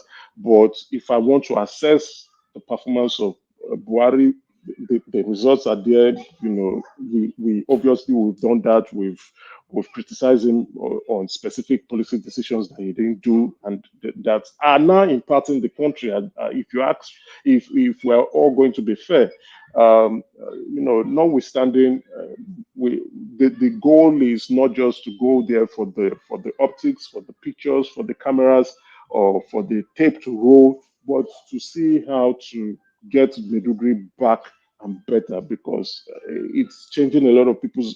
That flooding is going to change a lot of people's life. Life may not be the same for them anymore. Destruction of properties, and if not loss of lives. So the view is not just going there for the politics, but to go there to see how to make things get better. I saw on social media a lot of people saying, "Oh, everything is rice. Every problem is rice. Every problem is rice," and apparently, it's appearing to become so. It now shows what I said a few seconds ago, a few minutes ago, that our leaders are not that pragmatic enough, and they are not proactive enough for thinking straight properly to see how to address problems with the right solutions. That there's an emergency doesn't mean that you need to provide them with rice. You need to see how to address those specific issues with tailor-made, custom-made solutions that will address those problems. Our leaders need to transcend beyond mediocrity and see how to, make things get better by bringing better solutions to address problems. And that's one of the challenges we are facing. Many of them are too fixated on politics. Many of them are too driven by the power to get and retain power, are driven by the idea to obtain and retain power, that they don't think about solutions to address their people's problems. So when they fought for power, they used 3 years to think about how to get power, and finally they not get the power. They just don't know what to do with it anymore. And before you know it, time is gone. A lot of things have gone under the water. A lot of problems is creeping up left, right, and center, or they are the ones even, you know, spearheading the problems, like Darlene Obaseki in Edo State, who says Edo will burn. Let's see how it goes this Saturday anyway. I wish them all the best of luck in the election. Hope Edo votes wisely, and hope they do the right thing for themselves and for their children too, because the way the politics is going on there in that state, I don't know if they might be able to get it right.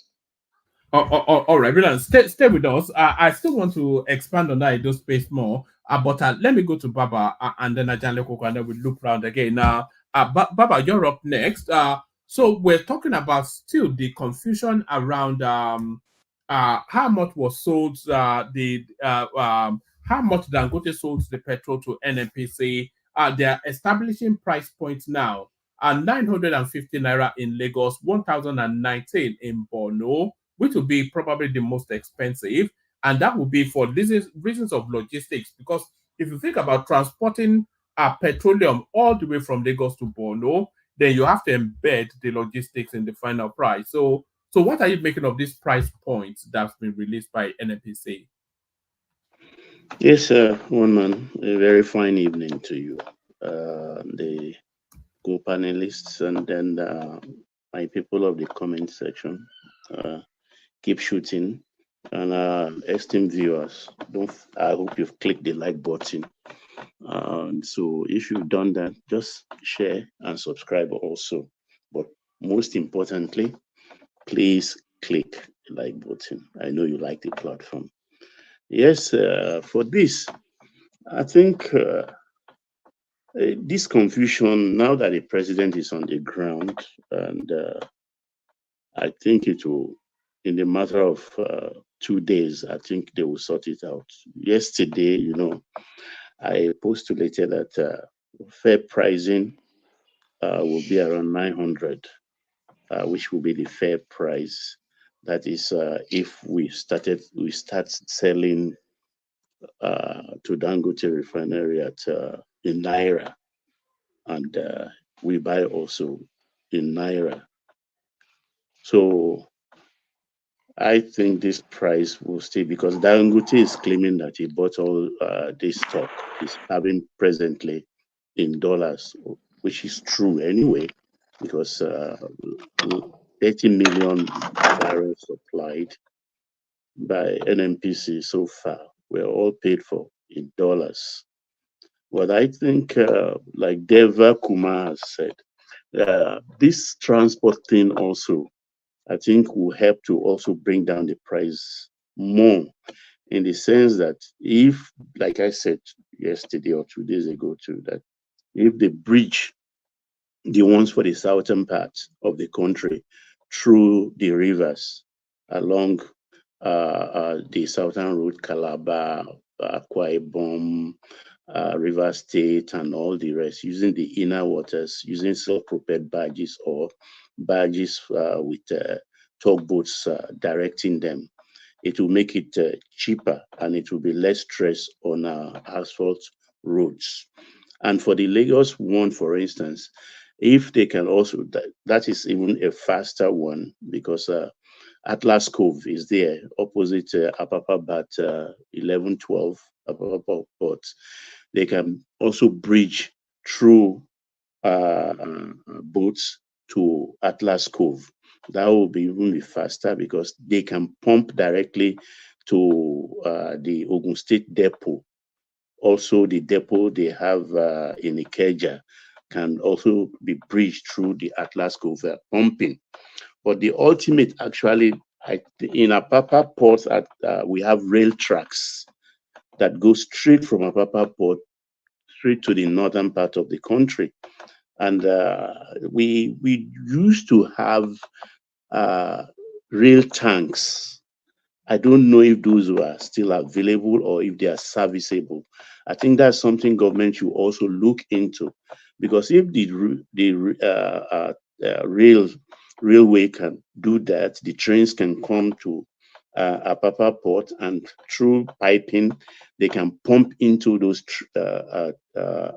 wagons, the tank wagons. They can also bridge from Apapa Port straight to the northern part of the country. That will be cheaper, and there will be less traffic or pressure on our roads for bridging through just 33,000 liters tankers. Imagine those tankers on our roads, which roads we don't even have much of them that are in good condition. So I'm optimistic about this, and I know definitely the prices will come down. Particularly, they said 1st October we'll be selling in It'll be the first time they'll be selling in Naira to Dangote refinery. So fair enough. It's just 2 weeks away. And let's see how the pricing will go. This is prices for the dollar products Dangote bought. Baba, So when you say prices will come down, please be clear and concise so that Nigerians watching will not think it's going to come down to 197. No. When I say come down, I'm not saying that. I say between. I've said 900 yesterday, and I think maybe 850, 900, because all of these things I've said are just about reducing it 10 naira here, 20 naira here, and it sums up. You Yeah, understand? I agree. Yeah. So the other Nigerians will not think, oh, things are going to No, return that back era is to. gone, Emeka. Yeah. That era is gone. It's not going to come back again. And it's not going to come back again. The Dangote refinery is not charity. Even if our own refineries were to be working today, the prices will not still go to 300 or 400 because maintenance of the refinery is not something that is cheap. And we shouldn't forget that the components for refining crude oil too, it contains some elements of other chemicals, not just the crude that you just put and fire it alone. There are other additives you have to add. Those additives, they import them too. They pay for them.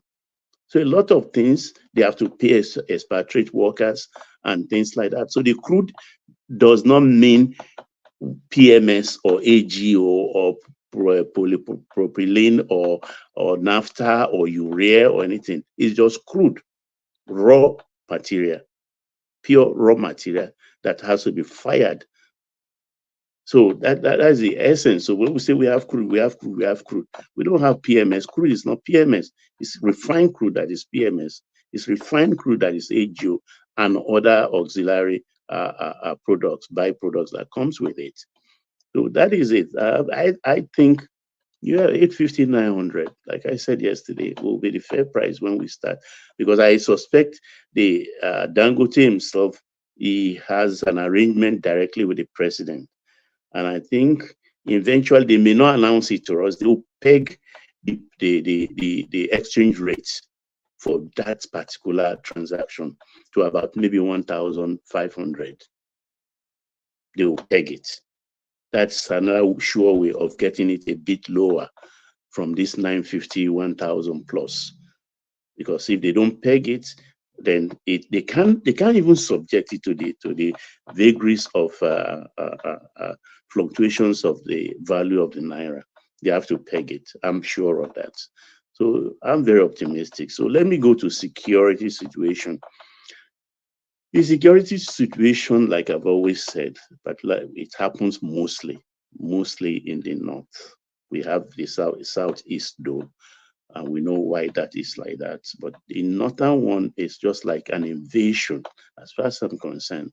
And I think a week and a half ago, I can't remember that particular governor. He said something very, very pointed. He said he went to a village that is about a remote village, 2 hours. It took him to get to that village. When he got there, and the way he met, I think they were just raided before the government went there, and he was sympathetic with them, and he was wondering that, look, if it took me 2 hours to get to this village through rough terrain, imagine when this same village or other villages around are being invaded, and they call for help from the military authorities. How long is going to take them to get there? But it might take them even more than 2 hours because they have to prepare their logistics. And by the time they get there, the damage has been done. And also he's talked about the collaboration between some of the traditional rulers and these invaders, this terrorist group. And he particularly mentioned an instance where the emir, or whatever they call them, ruling a certain village in his state, collected 700,000 naira and allowed the village to be invaded. And about 30 people or so were just slaughtered. The governor said it. I'll search for that publication. So you will be in the same vein, the Fulani young man was talking about the Obas in the southwest, that they pay some kind of dues to them anytime they come to graze their cattle, that they don't just come there for nothing. So you can see the complicitness of most of our traditional rulers in all of this. And that's why I always go back to the police jingles in those days, that armed robber not be ghosts. He get wife, he get friend, he get landlord. So these are the things. If a country is secure, then the people are vigilant. The price of liberty is eternal vigilance. The price of liberty is eternal vigilance. So the people, if you are not vigilant, of course, you will be raided. So these are these challenges we are facing in our country. We have each and everyone has to wake up to their responsibility. It's not just a governmental thing. If you don't report, how did they know? How did they know? So that is my take on the security issue. It's not the responsibility of the government alone. And for the OBJ going to talk about security and everything in Mina. Mina has become the headquarters of ex-military rulers, coup plotters, and stuff like that. Okay, fine. I don't know how they can repair the country when they didn't do it in their own time or put us on a sound footing. The hen has finally come home to roost in 2023. And there is nothing anybody can do. We need an economic reform in whatever shape it will take. We can't continue to do the same thing over and over and over and over and expect the same result. That's a classic definition of madness. We've been paying all subsidy since the 70s. Our refineries have not been working for about 28 years. It has been a lot.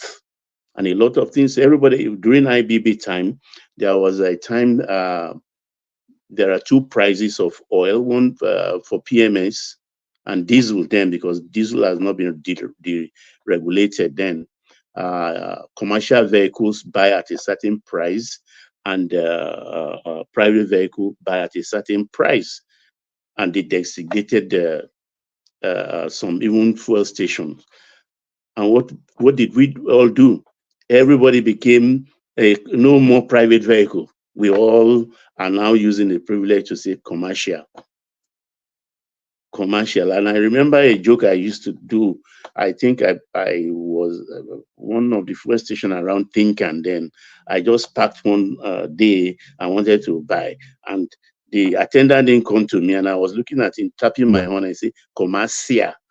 So what is commercial? and I realized, he meant, that station is for commercial. So I had to drive off. You understand? We've been through all of this. There was a time, I think it's got to do with the pressure on the Lagos road and also fuel then. And we have this odd number and even number vehicles. You can't go out except if your number is for that day, your starting number. If your number is 2, that is even number. There are certain days you can hit the road in Lagos. If it's even, odd, starting from like 3 or 1, there are certain days you can. So we've been through a lot in that country. Through mechanics of making life so cheap or affordable for everybody while we are borrowing. So when it doesn't work, then let's just drop all that ideas and let's pay the right prices for things. But it comes also that the government also have to find a way to pay the right wages, the proper wages, living wages, and give to those who actually need help, not just for all comers, the poor of the poor, that really needs the help should be also taken care of properly, adequately, because we are not equal. We are all not equally endowed. Even in heaven, there is hierarchy of angels, and fingers are not equal. So these are the things, the reforms we have to go through. And who says any reform will come easy? Reforms don't come easy. When you have to even reform your life and you visit your primary doctor and they say you have to go on special diets. Baba, That is not, yes, sir. Baba, it's not about the, we've been talking about reforms, the president encouraging every one of us to exercise some bit of patience. But then again, we've seen some reforms not hitting the end mark, right? So if Nigeria is expected to be patient and these reforms do not meet the desired objective, have we not lost a lot? That is the danger of the now. If I may put it that way, the danger of now is if this reform fails, then Nigeria has failed entirely, and there may be no Nigeria, in the sense that the country as it stands today has no money. Has no money. Good thing you are a financial person.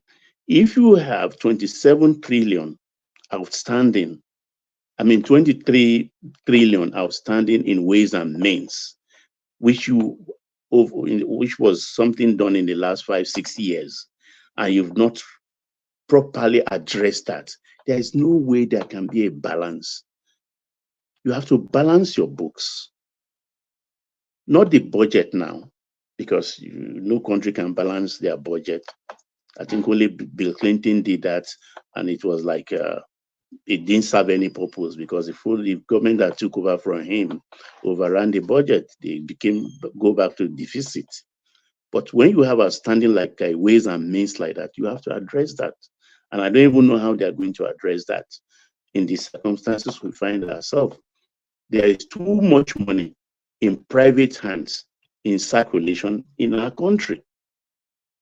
If you take notes, the old notes is even more in circulation than the Emefiele new notes.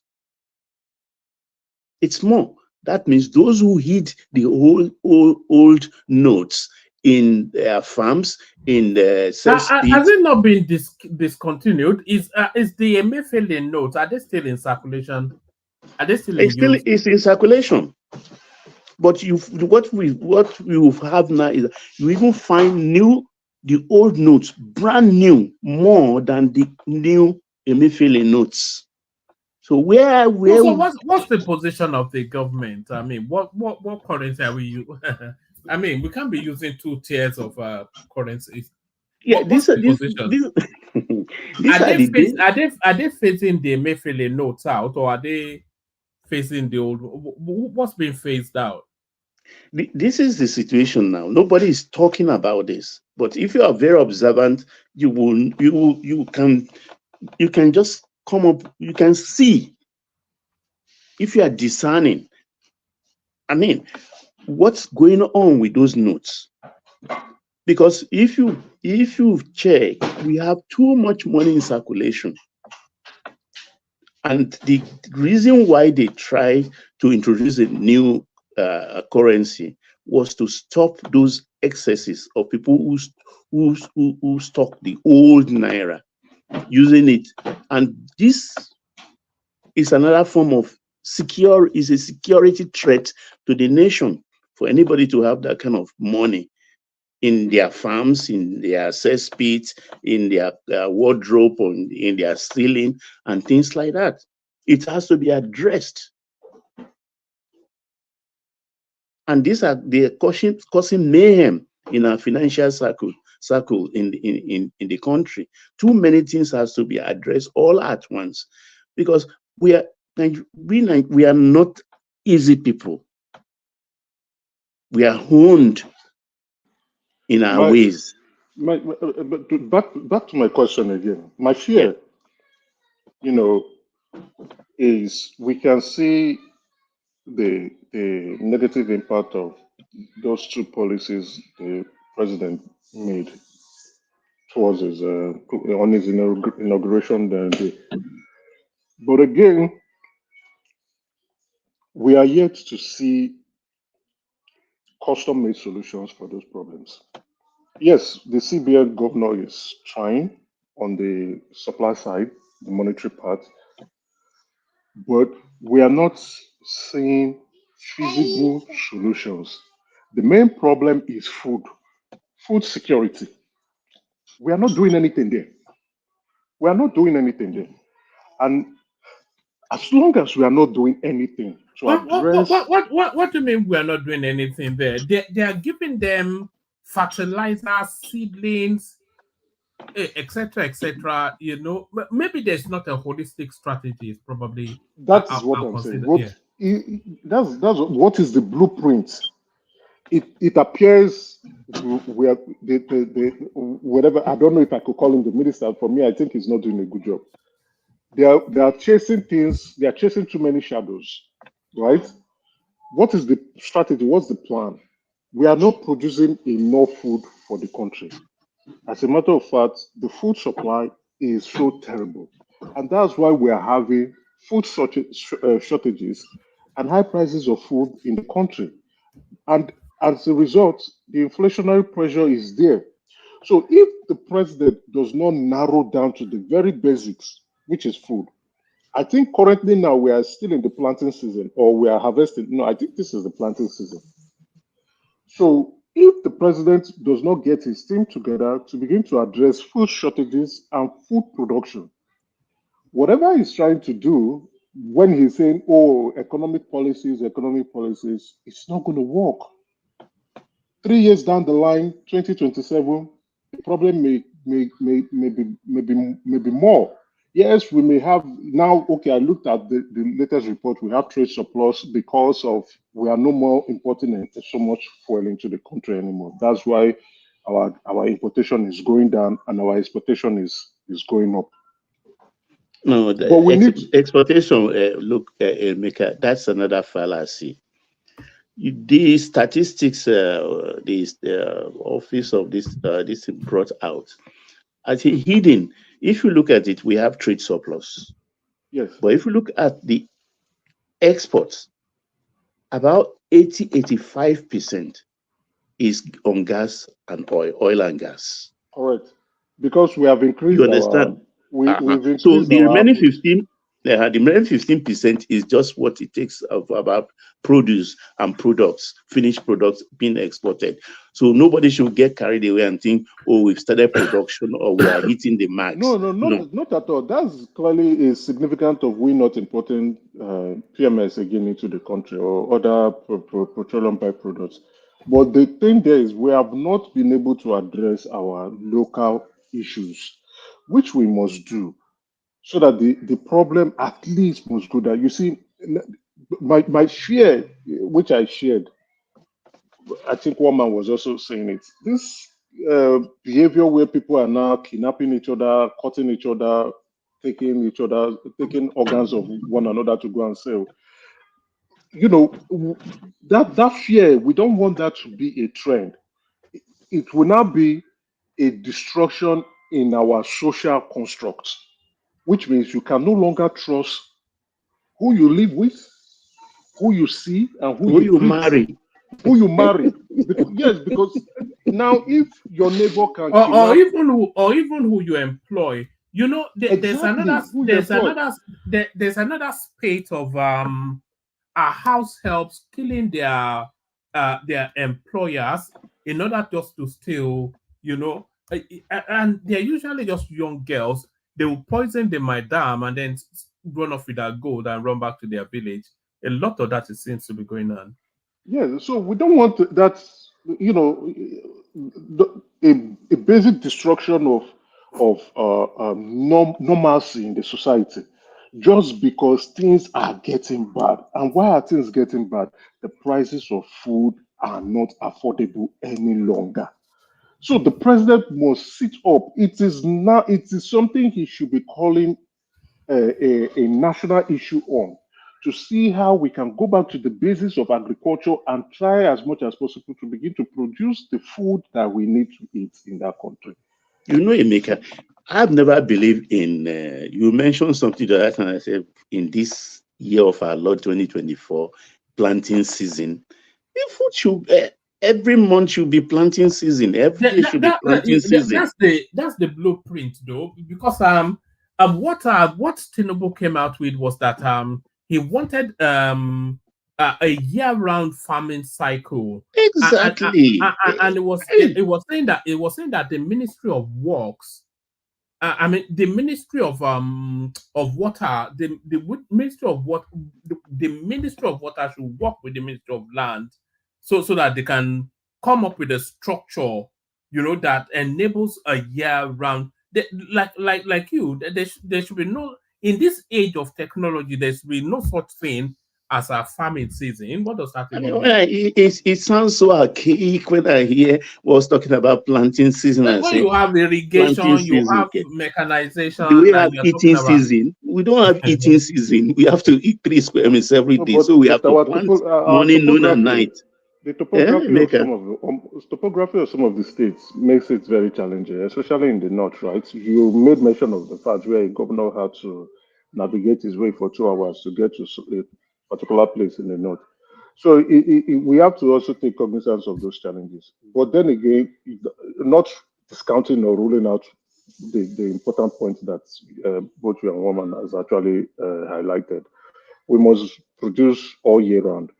We have to. You see, it's a problem for us now. And if we don't seize this opportunity to begin to produce our local foods, to the point that we now produce excess that we can export to other African countries, we will miss out this situation. And if we miss it out, I think everybody will resort to a different kind of way of living, and Nigeria will become a very and you know what? I don't even believe there is anything, one state is the food basket.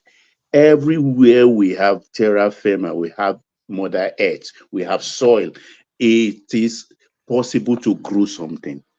Yeah, but Baba, what Emeka was saying about that topography, it actually lends itself to specialism, because you are saying, we have when there is land, then, but there are certain topographies that are suited to certain sort of crops. So maybe what we should have is specialisms. So we concede maybe cattle rearing are likely to the north, yam farming likely to wherever it is that's the topography. So you have these hubs of specialisms that specialize in what we feed on the most.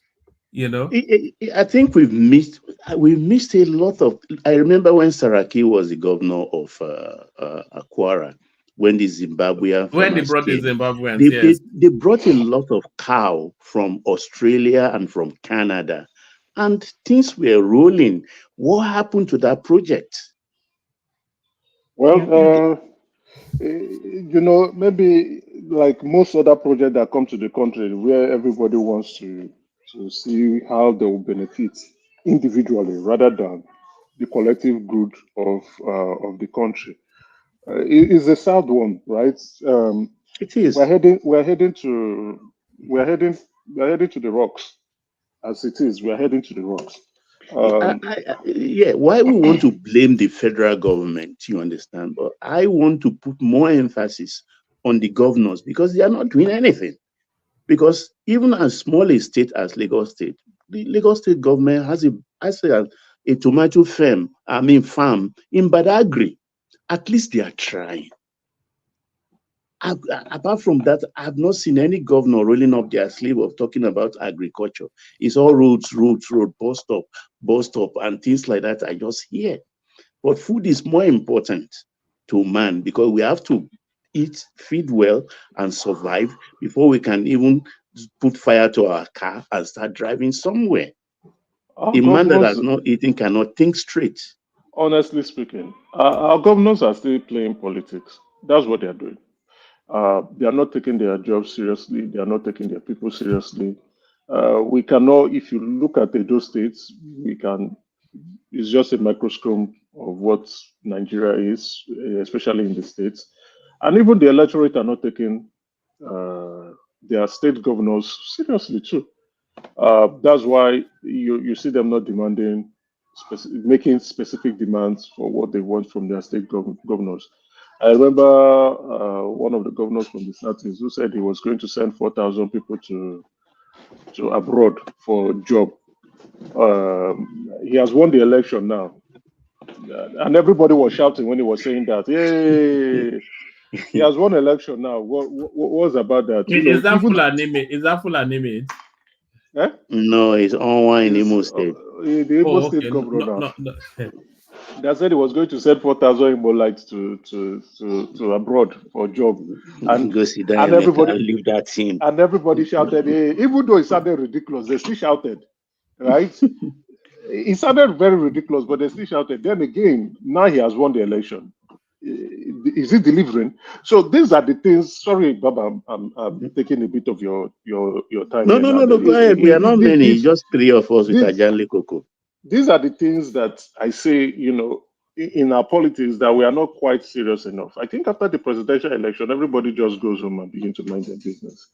We hear a lot of governors coming to say ridiculous statements and not fulfilling those statements.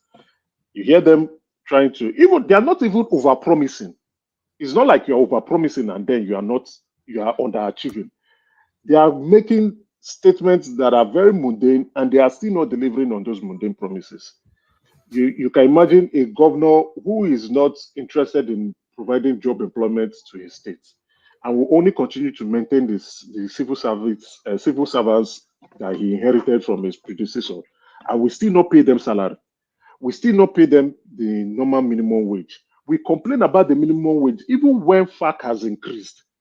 Then the question is, what are you using the money for? Let us know what you are using the money for. If you cannot pay your civil servant, you have not increased the number of civil service.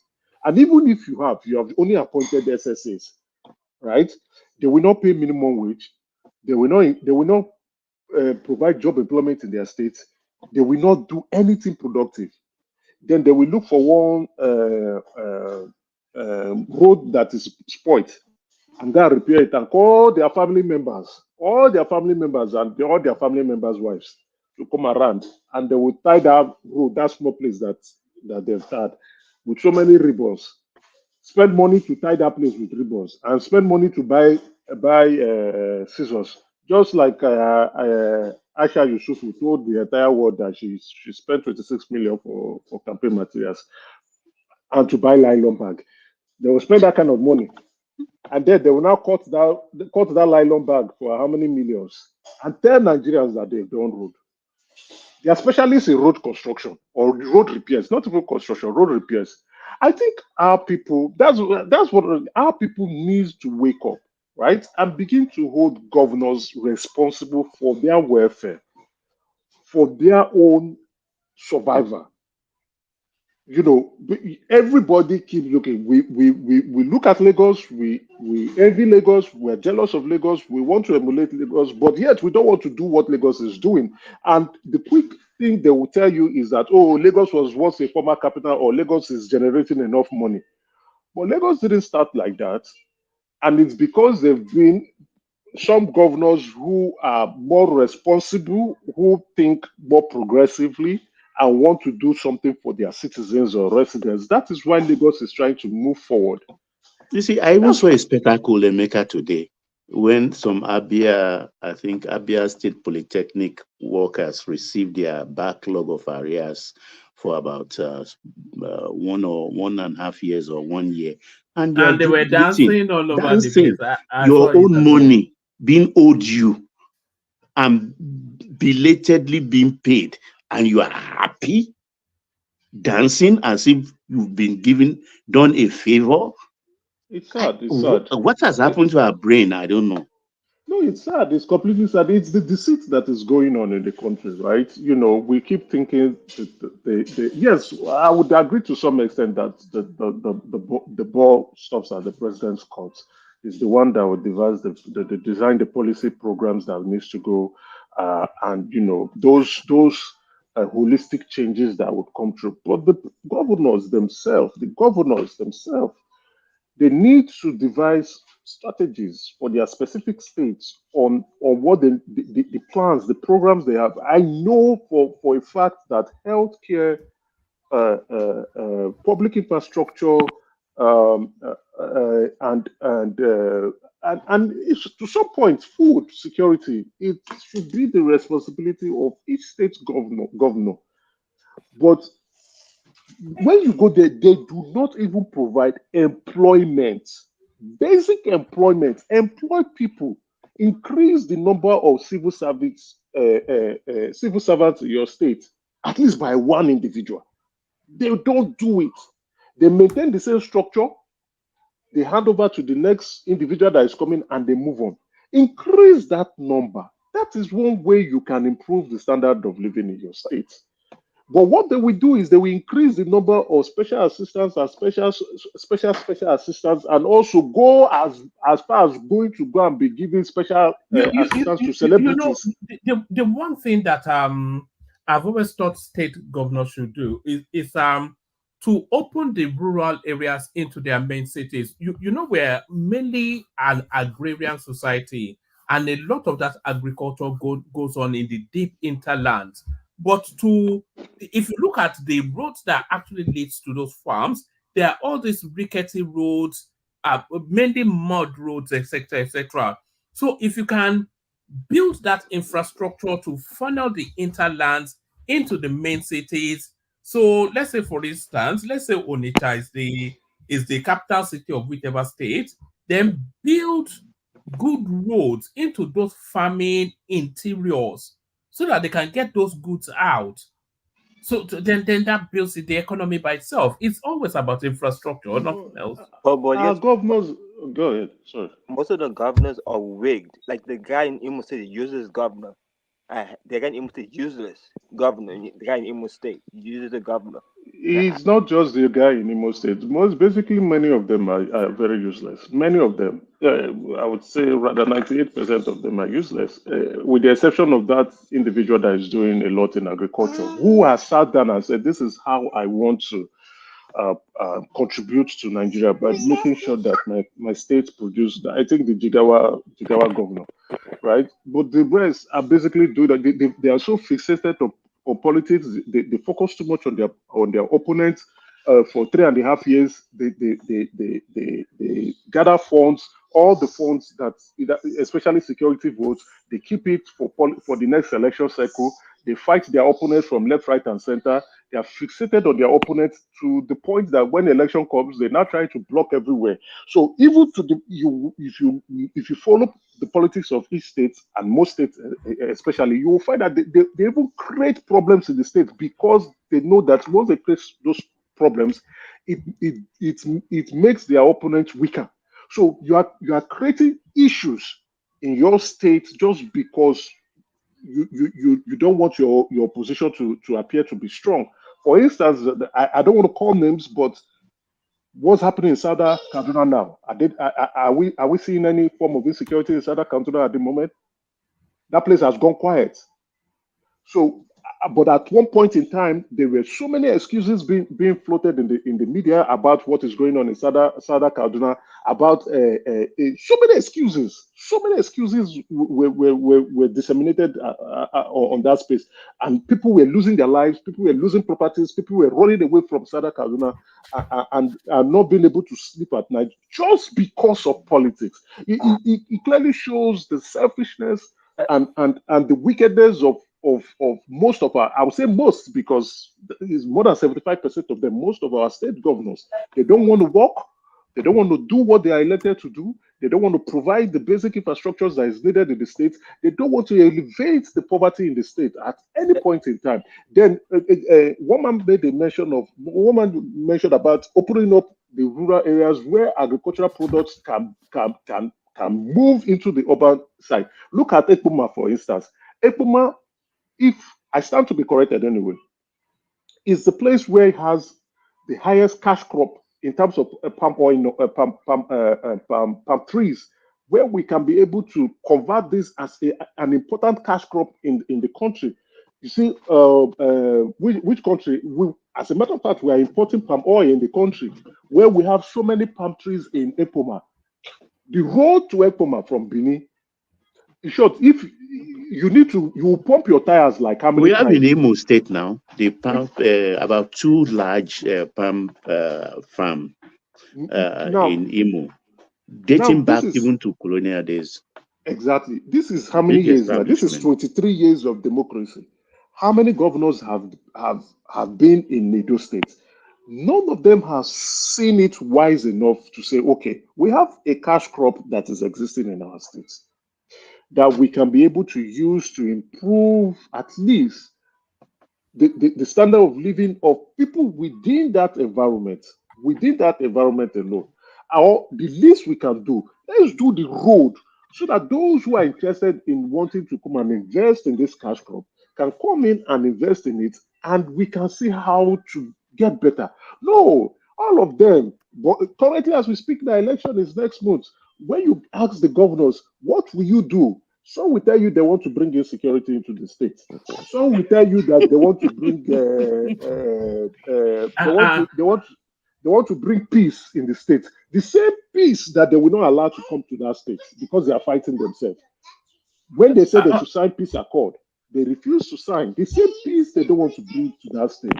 Now, we each state, if the governors are very pragmatic and proactive and they want to work, and not just for selective few, but they want to contribute to the larger society and the progress of that country. The state is sitting on specific gold mines. I don't mean gold itself. We are sitting on things that can help the country become better. We are sitting on things that can help the country become better. And the governors are all right, investing a lot of money. Yeah. Baba, let me play this clip.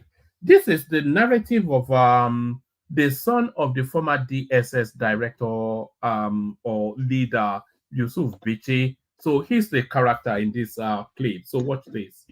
They find DSS, they don't get internet, so they don't get social media. Also. DSS, they don't even know, say I know they Nigeria like this. I use fake passport, come out the country. I don't go do surgery, change my face because of $2 million. I don't change my face like this.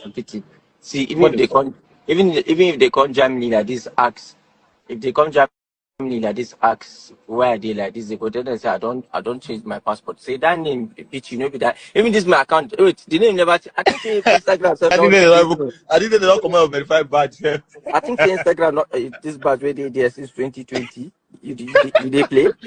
Where some of their celebrity never get. Junior, you if I catch you $2 million. Like this for Germany, I did Hamburg. See, if you need where I did currently, say and generator hostels. That's where I did currently like this. next to the train station. Next to the train station. So if you're looking for me, they don't spoil my party where I go today. Today be this thing. Will be Friday. So if you're looking for me at the moment, you're looking for your $2 million, you can come to Germany, come to Hamburg. You can contact the German embassy or Interpol. I mean, these people say what they I don't even understand. Say if you define person, so you now not get system in place. And I bet help me search his account. So that was Yusuf Bichi's son, who went into the father's safe, stole $2 million and ran away. And you can hear him boasting and bragging there, telling us that the DSS is of no use. So first, what is $2 million doing in the safe of Yusuf Bichi? You know, so sometimes when you hear some of these songs, so many people are stealing so much from that country, you cannot even begin to account for it. And now the thieves are stealing from the thieves now. Look, that too many of these funny stories. I will tell you even one. It's not an anecdote. Desiani, in her early days in Jonathan, before she became a minister, she rented a house to a pastor of one of those big congregation. and they paid in advance, I think about 2 years. At that moment, she became a minister. And when it was overdue to renew the rent, she was not reachable easily. It took the pastor about almost 2 years because he didn't want to give the money to anybody before the pastor could gain access to her. Do you know this woman didn't remember the pastor or the property anymore? The pastor has to explain and explain and explain. She was just looking in askance because she couldn't remember. She had so much money. She's confused. That is how our people are. Too much money. The kids, this is not during this regime, during the military regime, the Abdul Salam regime, corridors of military administrators, you will see Ghana must go bags. Their children will invite their friends from school to come and carry Ghana must go. They were buying 505 cars and lodging in hotels, big hotels, secondary school children.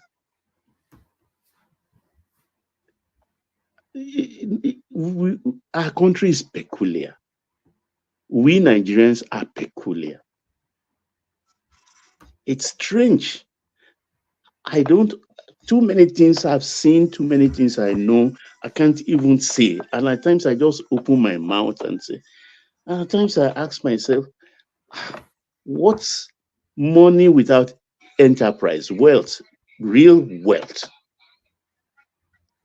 I mean, can you imagine the other minister? Is it Derry or who a cleaner in a London hotel saw how many hundreds of thousands of British pounds under the bed in an hotel, and she had to report? I mean, if you can put that kind of heavy sum under your bed in an hotel room, then you don't need it. It's not important to you. So why did you take it? In the words of Farida, EFCC chairperson, why do they even take what they don't need? Our greed is excessive, like every other thing we do. We have the knack of using hyperbole all the time in wealth making, in dressing. We just go to the extreme. We even need reorientation as a people. Honestly, we need reorientation as a people.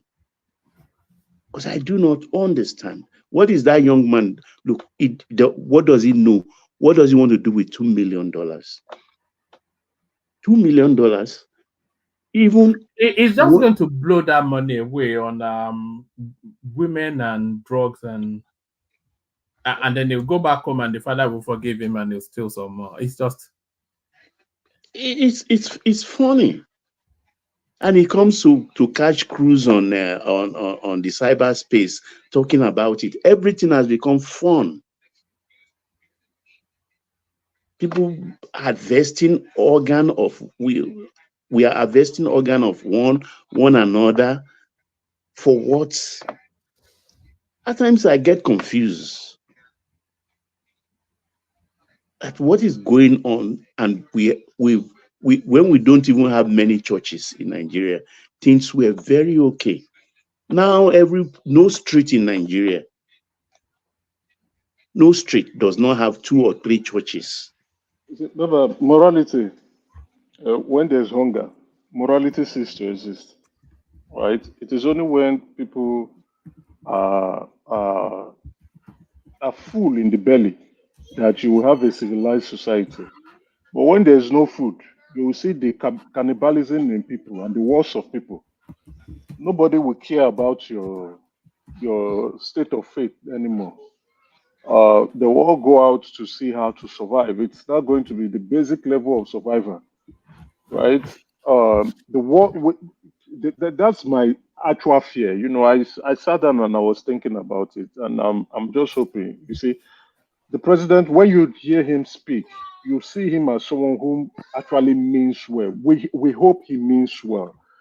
But then again, is he surrounded by people who share in that same belief and that same objective? Or are these individuals just there for for what they can benefit for themselves? And it's showing the examples. We can see the examples all over, featuring everywhere in the country. You see a DSS, a head of DSS who is not interested in going after security issues, but to stash money at home. You see insecurity. Nobody is interested in that. You find Chinese nationals coming in to steal our mineral resources, collaborating with local chiefs, and even specifically some politicians to do so. You know, there are more and more arrest of these Chinese nationals. In I saw some being arrested in Ibadan, then I saw some being arrested in some state in the east, and then I saw some being arrested in some northern space. So those people, they through geo mapping, they know where all of our resources are, and then they just get the mapping structures from their country, come in there. What they are looting at the They are moment is not. lithium. I, They're just harvesting lithium from Nigeria, like you know. I still find it strange that illegals, right? Illegal migrants. We can call them illegal migrants.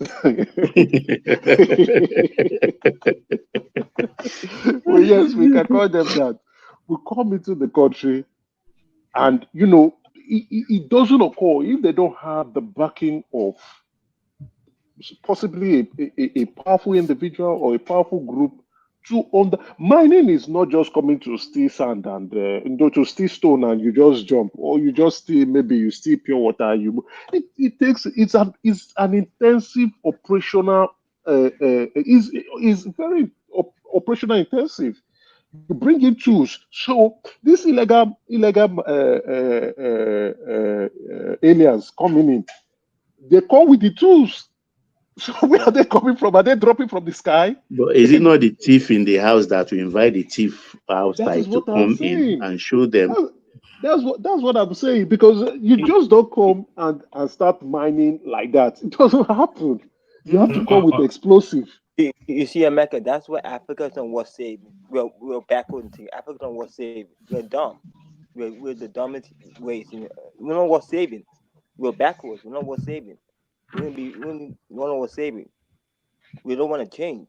We don't want saving. Africa don't want saving. We're dumb. I'm not sure too many people will disagree with you on that. You know, we have to be dumb to be the way we are. But back to you, Baba. At times, I come to conclude that too, but also I always say that every Nigerian is a study in hope. What I mean by every Nigerian is a study in hope. No, I've not met a Nigerian that has given up on himself or herself.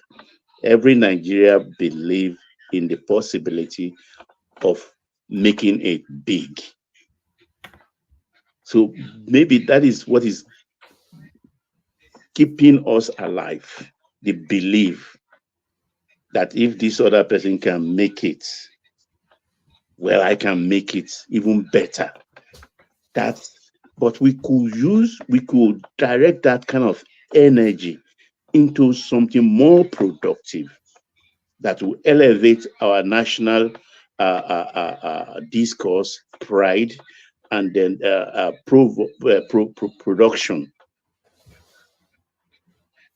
Because I can see every Nigerian you see, there is this fire in his or her eyes. And I think it's something very peculiar to Nigerians, whether north, east, or west. The way the Nigerian mind is built is different from any other type of human type. I think we have a uniquely peculiar outlook that can only be it's a result of the hardship, the hustling, the entrepreneurship, they never say die, the victim, all of that, the way we view the world and the way we interact with the world is and everybody will claim that they're unique, but it's almost like a Nigerian mindset and then the rest of the world. Yeah, and that is the funny thing, because we are not directing that energy properly. I could compare ourselves, like in private discussion, I always tell people that we are the Americans of Africa, because you can see the same fire in the eyes of every American, and they put it into positive energy, and that has helped their country to grow. But ours, rather, we misdirect it into consumerism, because averagely, if you take, for instance, this is going to be controversial, Adama, I hail you, Adama, a Nigerian and an American, and please pardon me for saying this, a Caucasian American, just for only this discourse, not because I am I believe in white supremacy or not, okay? A white Nigerian and a black Nigerian, give them maybe $5,000 each, and tell them that, okay, I will come back in 30 days to visit you, and I want to see what you've done with this money. 30 days. Go to the Nigerian. What will you find? What do you think you will find? You would have spent it on Owambe. Good shoes, good neck chain, good glasses, good wristwatch, living the life. But check out the other one. You'll find a computer set, goldfish in a bowl, doing one program or the other, and wearing his normal t-shirt and khaki pants. That's the difference. We are very wasteful. Yes, it's good for me to say this now, maybe in my approaching my twilight years. We've all been through it before. You understand? We've all been. It's about competition. If my bosom friend can buy this, I can do this. I can build a bigger house.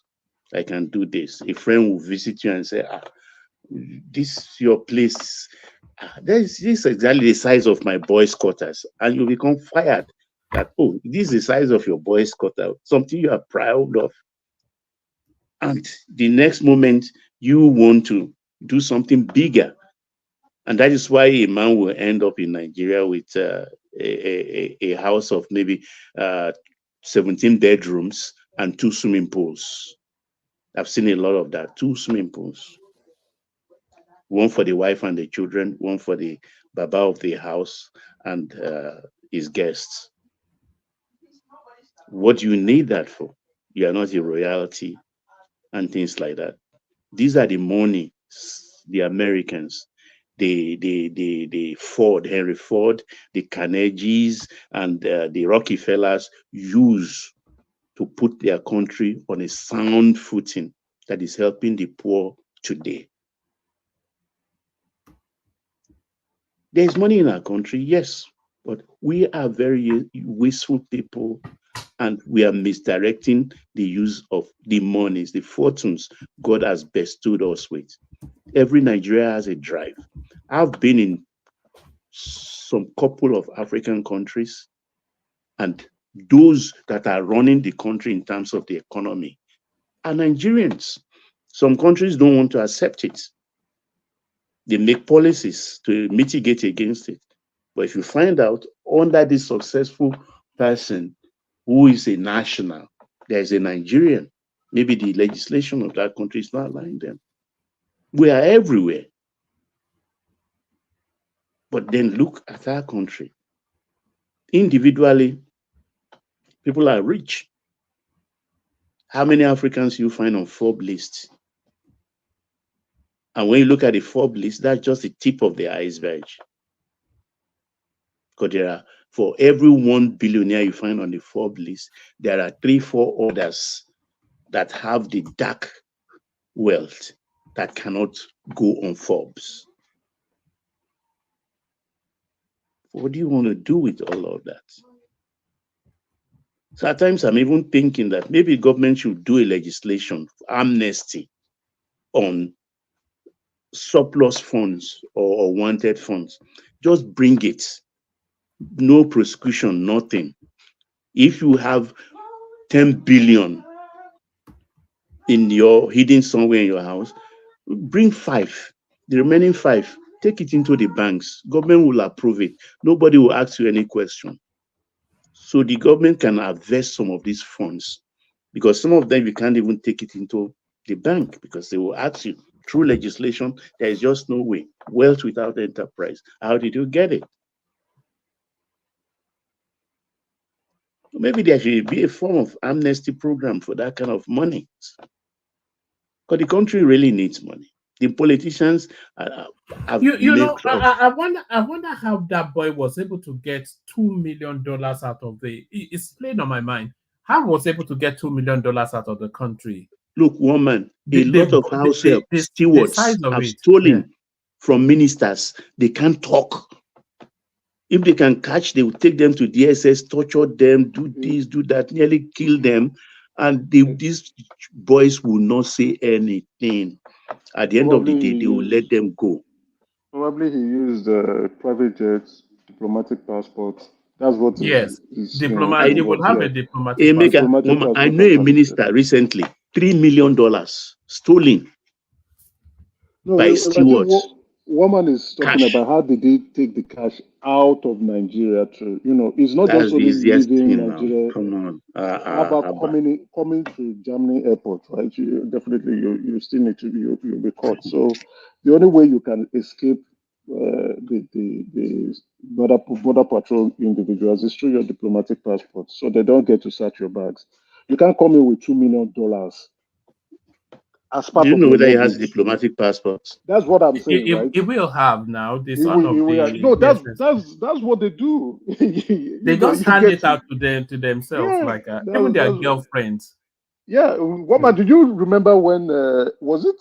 I think it was during Buhari's administration when they were saying if you have that their diplomatic passports for still being held by previous office holders and their associates, that they should return them back. That once you've left, you are no more in office. There's no need for you to carry Will diplomatic you passport. return it if it were you? Unless it expired, that's all. That's the only time you will return it. If it's not expired, no Nigeria will return it. You utilize it. You utilize it.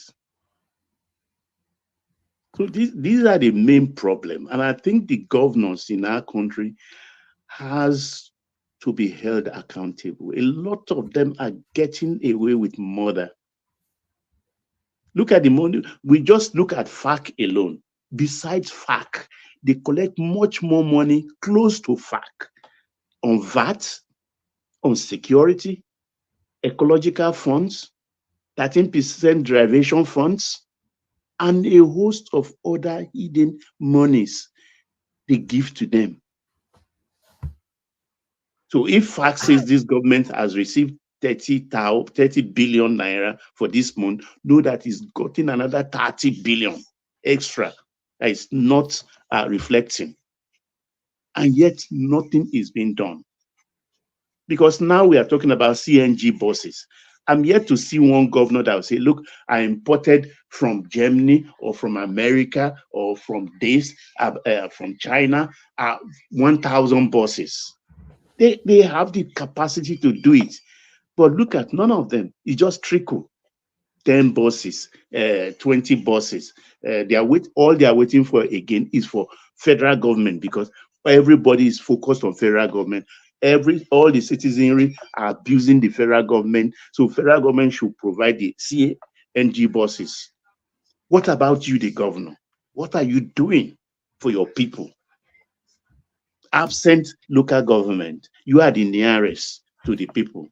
What are you doing whilst waiting for federal government to come up with something?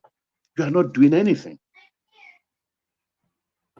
These buses, even if you dedicate just 10 billion to buy buses on your own, it's more than that.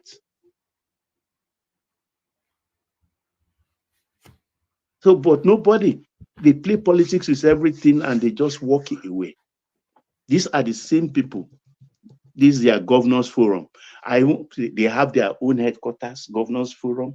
They have even DG, director general. They are funding it. Where is that money coming from to fund their own agency?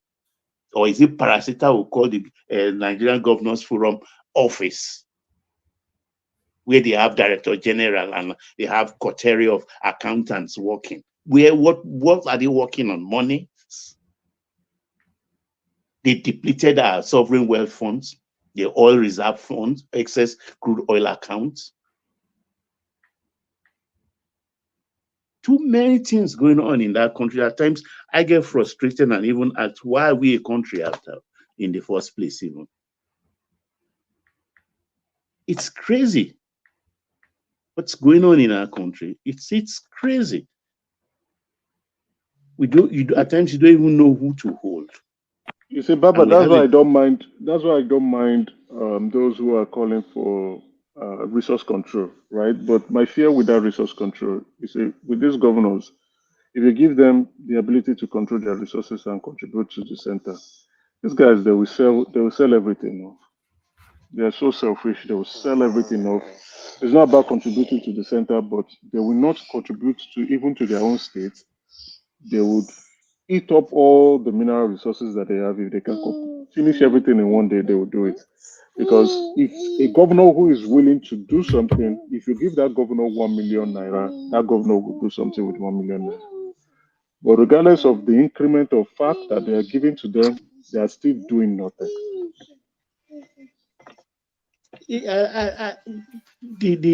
I think this is where the president, I can see what he's trying to do, because he himself coming from that constituency, let me put it that way. Yeah, you can put, coming from that constituency, he felt that, okay, if we can do exactly like all revenues, no more cash transaction. You want to pay for duty, you want to pay for taxes, you want to do this thing, go to the portal once you access and pay your money directly to the coffer. So when there is less money floating around, there will be less corruption and there will be more monies in the coffers of the government. Because that's why maybe I think he doesn't want to confront anybody, because nothing will come out of it. Because you grab a man that has stolen $1 billion, he will take 60 SAN and come to court. Saraki did it the other time when they are having problem when he was Senate president. He went to court with, I think, 65 SAN. And for them to register their presence according to court procedure, it took them almost 3 hours. I'm chief this SAN. I stand. How did they talk for court? And it took about 3 hours alone. The judge was tired. The judge was tired. Let's see if we can bring Ajale Koko into the conversation. It's been so quiet. It's either busy or maybe he's driving. Call him up. Let's see. Yeah, I've been listening to everybody. I'm just enjoying the conversation. I see it's so interesting. So yeah, carry on now. I yield to you so far. And we I think it's just an open. It's one of those that's turned it just into gisting. We were talking about NMPC coming out with a price point for the pump petrol. 950 naira in Lagos State, 1,019 naira in Borno, and they are giving logistics as the reason for that. And then this one, a quirky little one. Nigeria ranks third in African countries with most generous people. So even in the midst of lack, Nigerians still are somewhat parting. Nigerians Nigerians have a good heart and a big heart. That's the one thing we know. And Nigeria would never see anybody suffer if they can do anything about it. Nigeria's inflation rate drops, so that's somewhat good news there, right there. And this one also a quirky little one. Portable meets Peter Obi complaining that he didn't give him any money. Tinubu on his way to Tinubu on his way to Borno State to have a first-hand assessment of what's going on there. INEC rejects PDP's request to remove Wike's cousin as Edo rec ahead of Guba elections. So all of those sort of naughty behaviors are so either that or just we just gist, sometimes the gisting is even better than all these talking points. Well, let me say greetings to our listeners around the world. Click on the like button, share and subscribe if you haven't done so. Well, I think this NNPC price and of petrol, I think we treated it yesterday. The price of per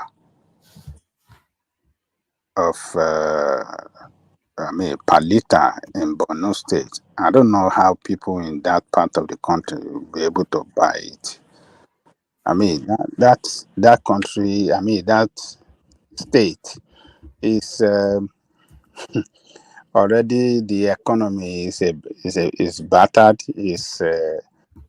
I can even say is a begging state because all they do there is just a humanitarian. It's an humanitarian job, or how do I describe it? Everything is on humanitarian ground there. Food distribution, cash distribution, rebuilding of property. It's just a state that is going through reconstruction. The state going through rehabilitation, or how do I say it? So I don't know the economy in Borno State that people will be able to. People can. I mean, I don't know how it's going to be affordable to people.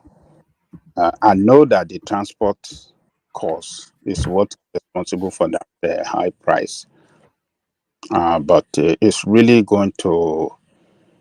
I mean, for them, people will take the heat for that because if transporter bought it for 1,000 plus, definitely it's going to increase the fear, and the cost of living will go high, and standard of living will go low.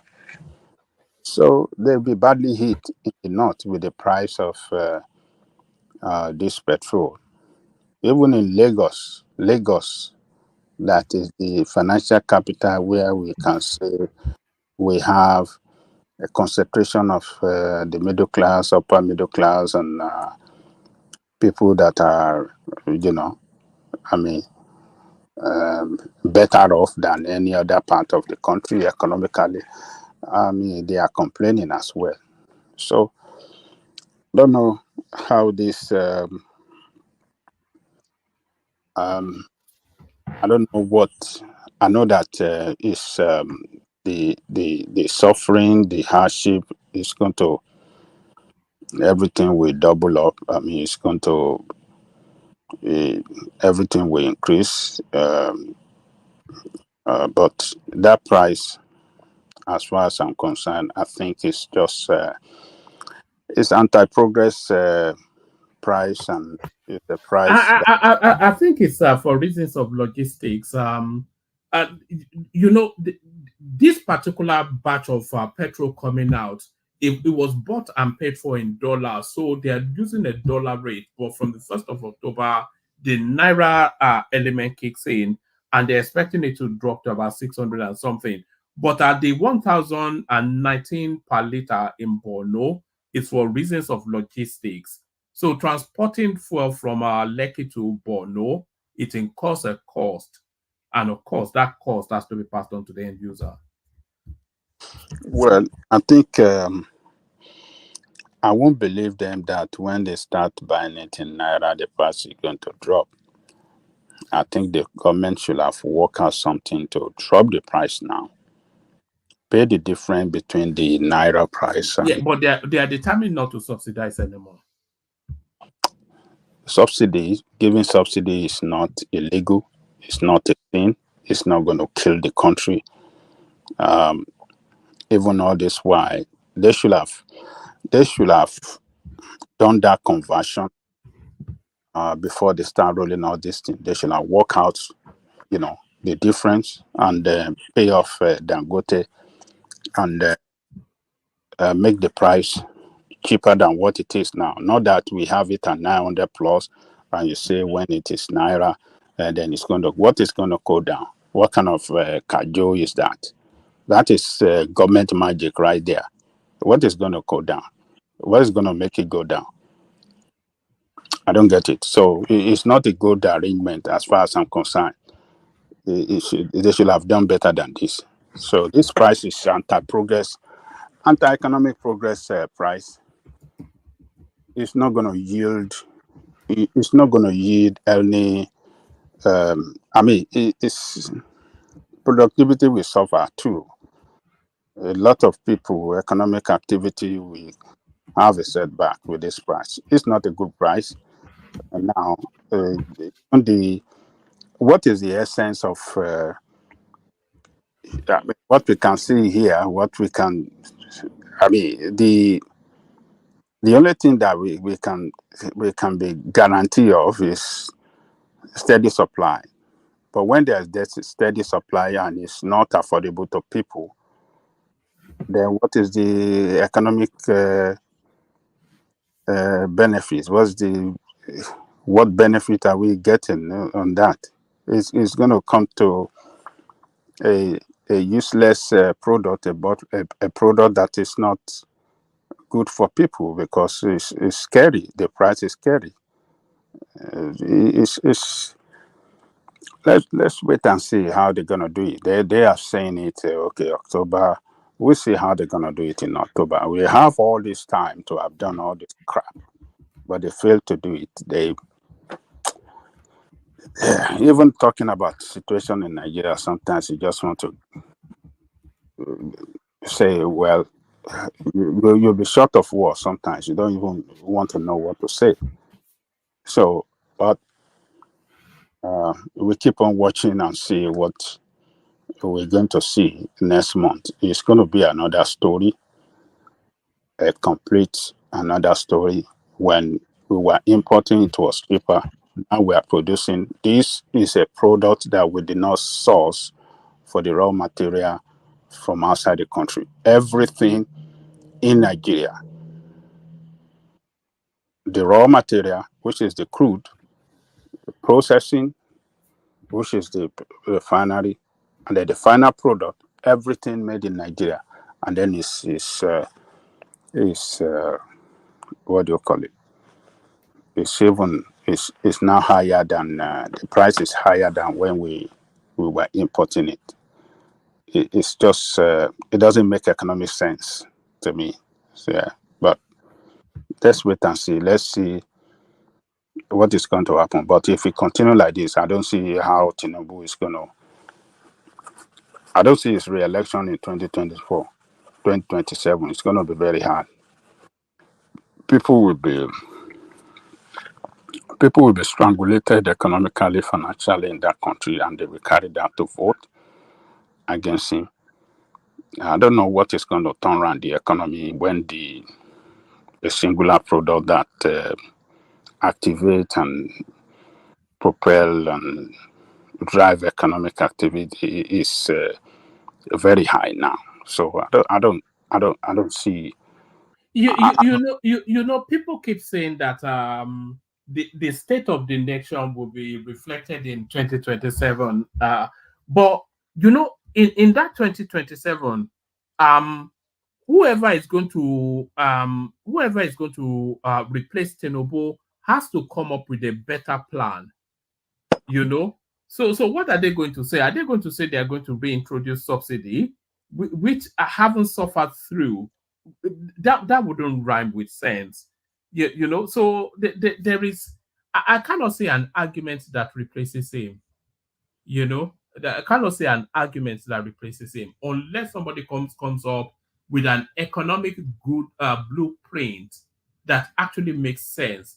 So people can't just say, oh, because we suffered, then we kick him out, to be replaced by what and who to do what. So that's the thing, isn't it? So I mean, is it Peter Obi or that we just be talking gibberish, or Atiku that tells you he wants to hand the country to Arabs? So there's no argument that defeats him. That's just the thing. Well, what I'm telling you, one man, when people are angry, they can do anything. There's not going to be all these economic activities. I mean, sorry, all this analysis you are making it's not relevant to people. No. I agree that people are hungry, people are hungry, people are suffering, and all of that. So who is going to come and tell them what that will make them vote for that person as opposed to Tinubu? Because even if they are going to vote Tinubu out, they have to vote in an argument that betters their life. So what is that argument? Well, let me tell you, argument will surely come up from some candidate. Yes. Yeah.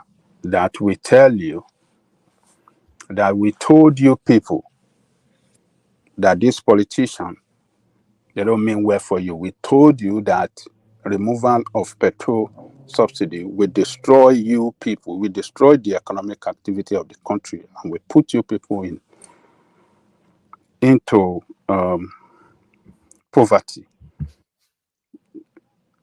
You didn't listen. You have seen it yourself now. If we get to power, we will reverse this thing. We will make sure. So they will reintroduce. You see that argument loses immediately. They will reintroduce petroleum subsidy. But to you, it looked like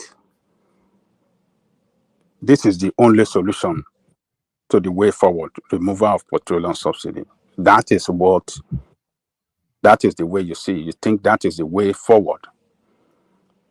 So some other people will say, no, that is not the way forward. There's another way forward. And people that are angry, that have been battered by the policy of this country, of this government, they just want to do away with the government. They don't want to listen to any argument. And people that vote in the poor place, the majority of people that vote don't listen to this economic analysis that you people are doing, or we are doing here. They don't. People that I can reason the way you are putting it, that are educated, don't even vote. It's a few one of them that vote. The majority of them don't vote. The poor people, the artisan, all these people with that menial job, those are the people that stay on the line, on the queue for several hours to vote for their candidate. And then the argument is going to be, you people that want to vote for these people, are you going to take money again this time to vote for them, and they continue to impoverish you? Is that what you people want to do this time again? So there's going to be a lot of problem. What the administration, if the situation continues, if the hardship continues, the argument of how will the administration, how would they be able, how would they explain themselves to Nigerian people that's easily done. What they would do is to tell you how we got to where we got to. Because it's pretty clear now.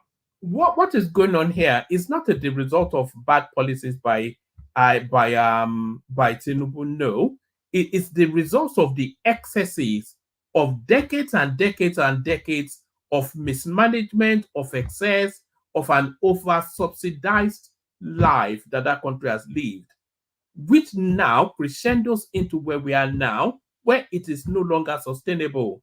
So what is going on is nothing to do with Tinubu now. He's just picking up the bag for the Babangida administration, the Shagari administration, the Tafawa Balewa, all of them, all these things that they've done that's led us here. So he's picking up the bag for that. Good luck, Jonathan, not being able to remove the subsidy when it was easier to do all of these things. This is what has culminated into where we are now. So and he has to make difficult decisions, and that is the argument. So if you want to take us back into that space, and then we bury our head in the sand, like we're some millionaire country, which we are not, so that's the argument. So anybody that wants to revert back to where we were, then that guy is an enemy of the state. And the people will tell him, let's just say, this is the policy of Tinubu that, impoverish Nigerian people. And the Nigerian people will tell him that this is what we are. This is where we are economically before you came in. And this is where we are today. Are we better off today? No. Must you implement policy that will effect hardship on us? So, in an effort to fix Nigeria, is that the way to fix problem? You don't fix problem by putting people through suffering and pains. You go to the problem. The source of the problem is the corruption around that. The source of the problem is not the corruption. Is the corruption around it's the not subsidy? The corruption. Other woman. Yeah. Is the corruption around the subsidy, not the subsidy?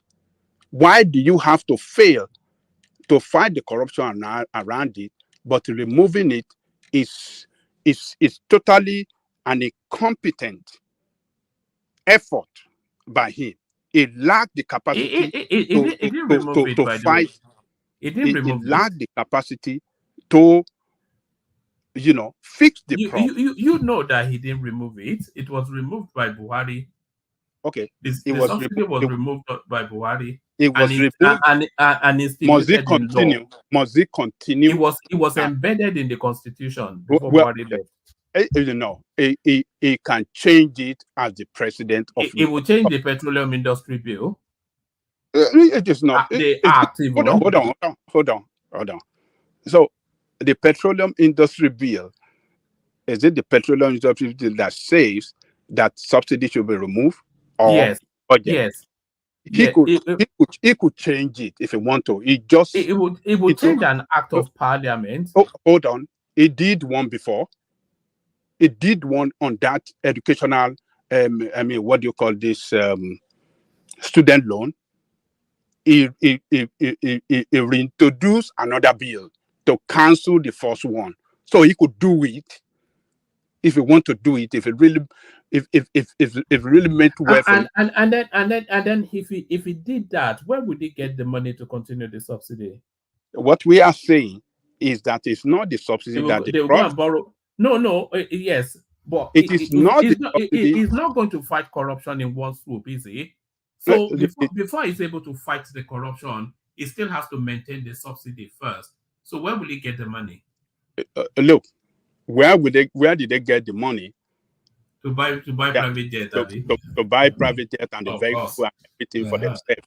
No, it's a question. Is it not a legitimate question? All right. Where did they get the money to do you know how much goes into subsidy? To make all those things we're talking about a $3 billion a month spend. $3 billion is the corruption. They were stolen. It is the money being stolen. It is not the subsidy. It is the corruption around it that made that bill look so high.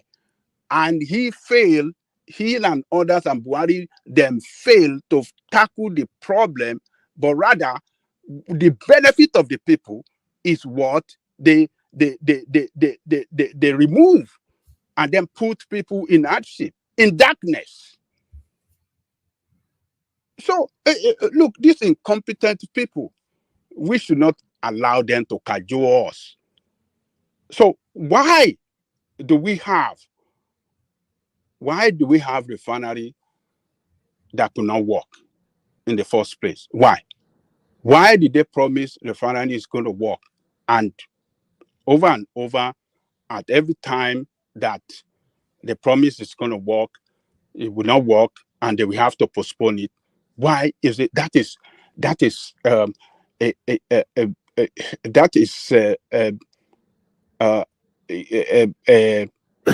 best way. That is the best way to describe incompetency. You promise, you must fulfill, because money was committed into this. If money was not committed, it's a different ballgame. Billions of dollars have been committed into it. Why could it not work? So are they telling us that the engineer that were fixing it don't have the time frame to fix it? They didn't calculate it well, or they just usually blanket time that, oh, okay, we finished, and it's also time. And how can we run a country like this? We can't run a country like this. So what I'm saying is that I don't know how Tinubu is going to market himself and come up with an argument that he has make life better for Nigerian people better today than before he came into government. So Nigerian people are not better off today. We are worse off, the worst of the worst economic. I'm not even sure why you're saying this, Ajanle Koko. How would you not be worse off when you've been when you've been living beyond your means for decades and decades, and now you don't even have the capacity to do that anymore? There has to be a structural. It was always going to be the case that the way that country has lived, it was always going to be the case that at some point we have to go through a pain period. No matter who the president is, at some point we have to go through a pain period, and that is that point now. So that's that point now. Heavily subsidized food is subsidized, education subsidized, petroleum subsidized, even the naira subsidized, everything subsidized. At some point, it's no longer sustainable, and that is that point now. So I'm not quite sure. People keep saying as though they don't know the realities on the ground. Let me tell you this: if you have a product that you are expected to have a comparative advantage over others, but instead of making use of that product to your advantage, you fail to use it to your advantage, but rather to your disadvantage and disadvantage of your people. What would you call that? That is incompetency, and that is what people have voted for, as far as Tinubu is concerned. Leaders tackle problem not to the detriment of the people, well-being of the people, but rather to the positive well-being of the people. It's not to the detriment of the people, but rather to the positive well-being of the people. Let me ask you a question. It is incompetence as far as I'm concerned. You said that, but yes. Yes, I don't agree, but that's not even where I want to. Do you believe that country has been living beyond its means for decades? When you say the nation has been living beyond its means for decades, who are those people been living beyond the means? Are the people of Nigerians, or yes, incompetent leadership? All of them. That is, it's not the people of Nigeria. The incompetent leadership that have mismanaged the resources of the country that should be held responsible for the problem. And the reason why we're having this problem is because we allow incompetent people to be in position of power over and over. At every election cycle, they are the one that get to power. So, and that's the reason why we are saying that Tinubu that been portrayed by some of you is the best man ever in the whole world. Oh, he managed, he transformed Lagos State, he did this, he did that. Here we are today.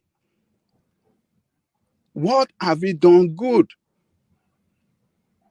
since he came in that Nigerian people can say they have felt the impact, positive impact of his government? No, none. If you know any, you can tell me. None. I can tell you several. Tell me several. It removed the fuel subsidy, which ultimately will be to the benefit of. Well, it didn't even, but he stood by that policy, which will ultimately be to the benefit of Nigerians in the medium to long term. It will ultimately. When will that benefit come? Yes, in the medium to long term. When will Nigeria feel that benefit? When? I just said in the medium to long so term. You cannot use just a medium. You know that's you. Well, let's keep on telling me. You know, Nigerians have to make a lifestyle adjustment to the economic realities of the times that we live in. So there has to be a lifestyle adjustment. You know, in a lot of countries wealthier than ours, they don't drive cars.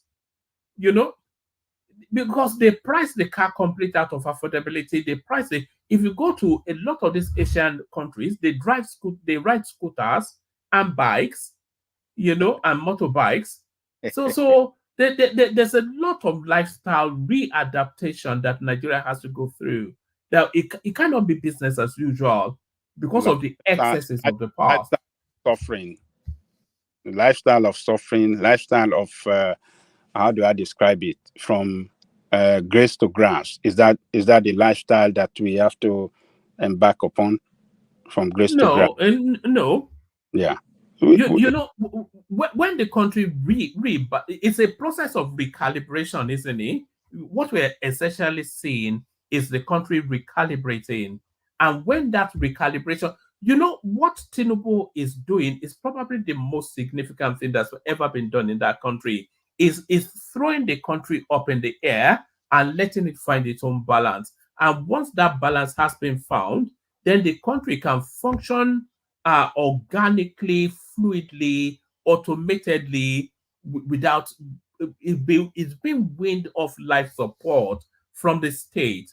So the naira has been floated. Once the naira establishes its value, then we know that that's where we're working from. Once we've already removed fuel scarcity, once we establish fuel price, then we know that is where that's what we're working from. So the country then readapts to these realities, this new economic realities, you know, that is more in line with sustainability than being dependent on state, you know, for a subsidized life.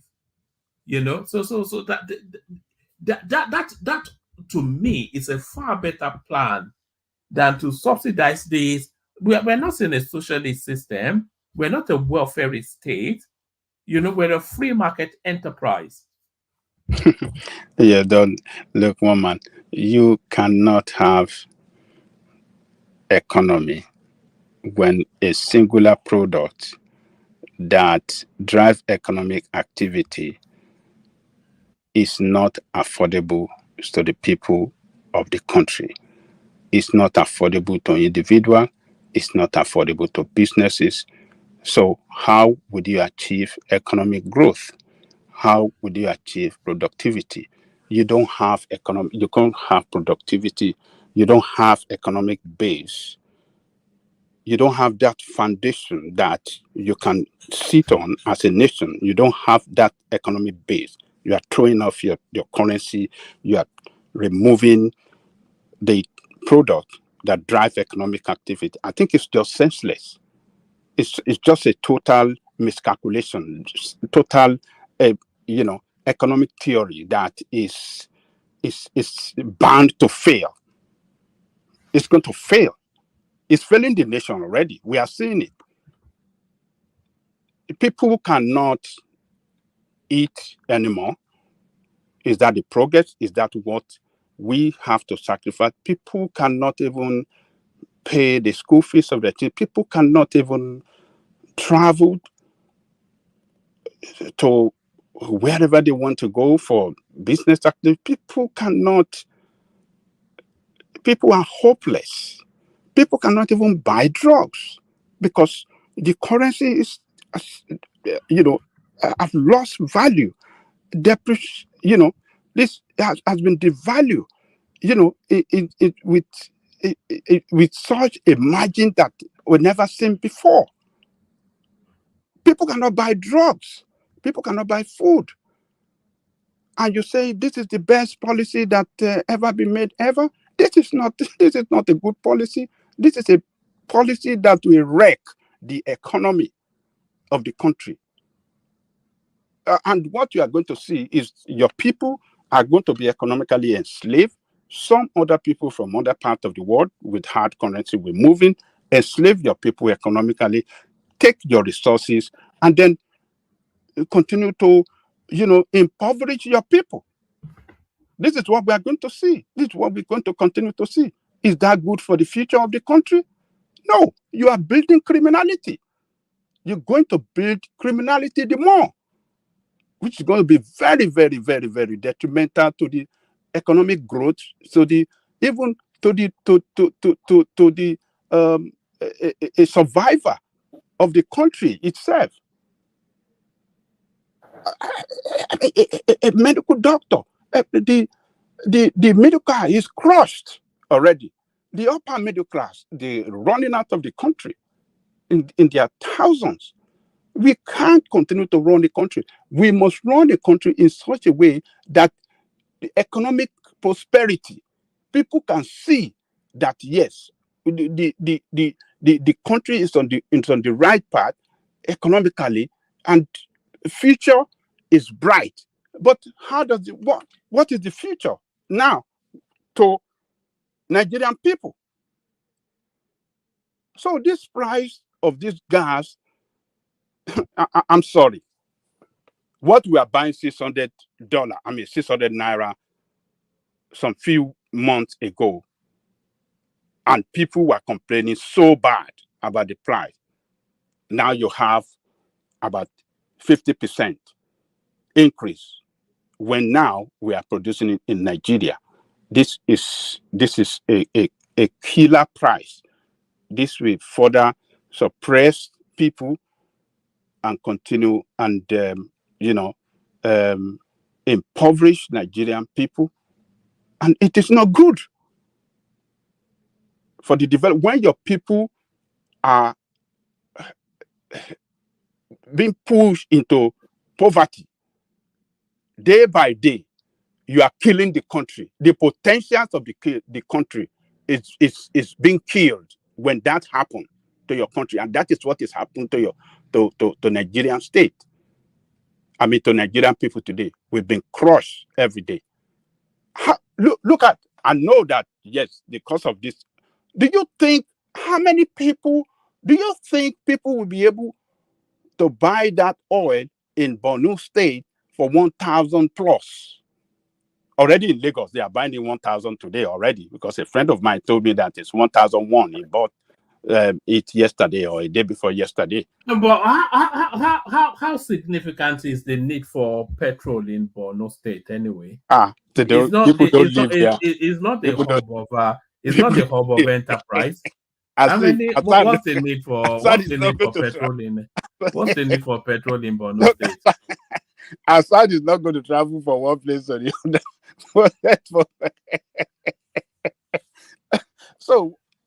So I hope Tinubu can look.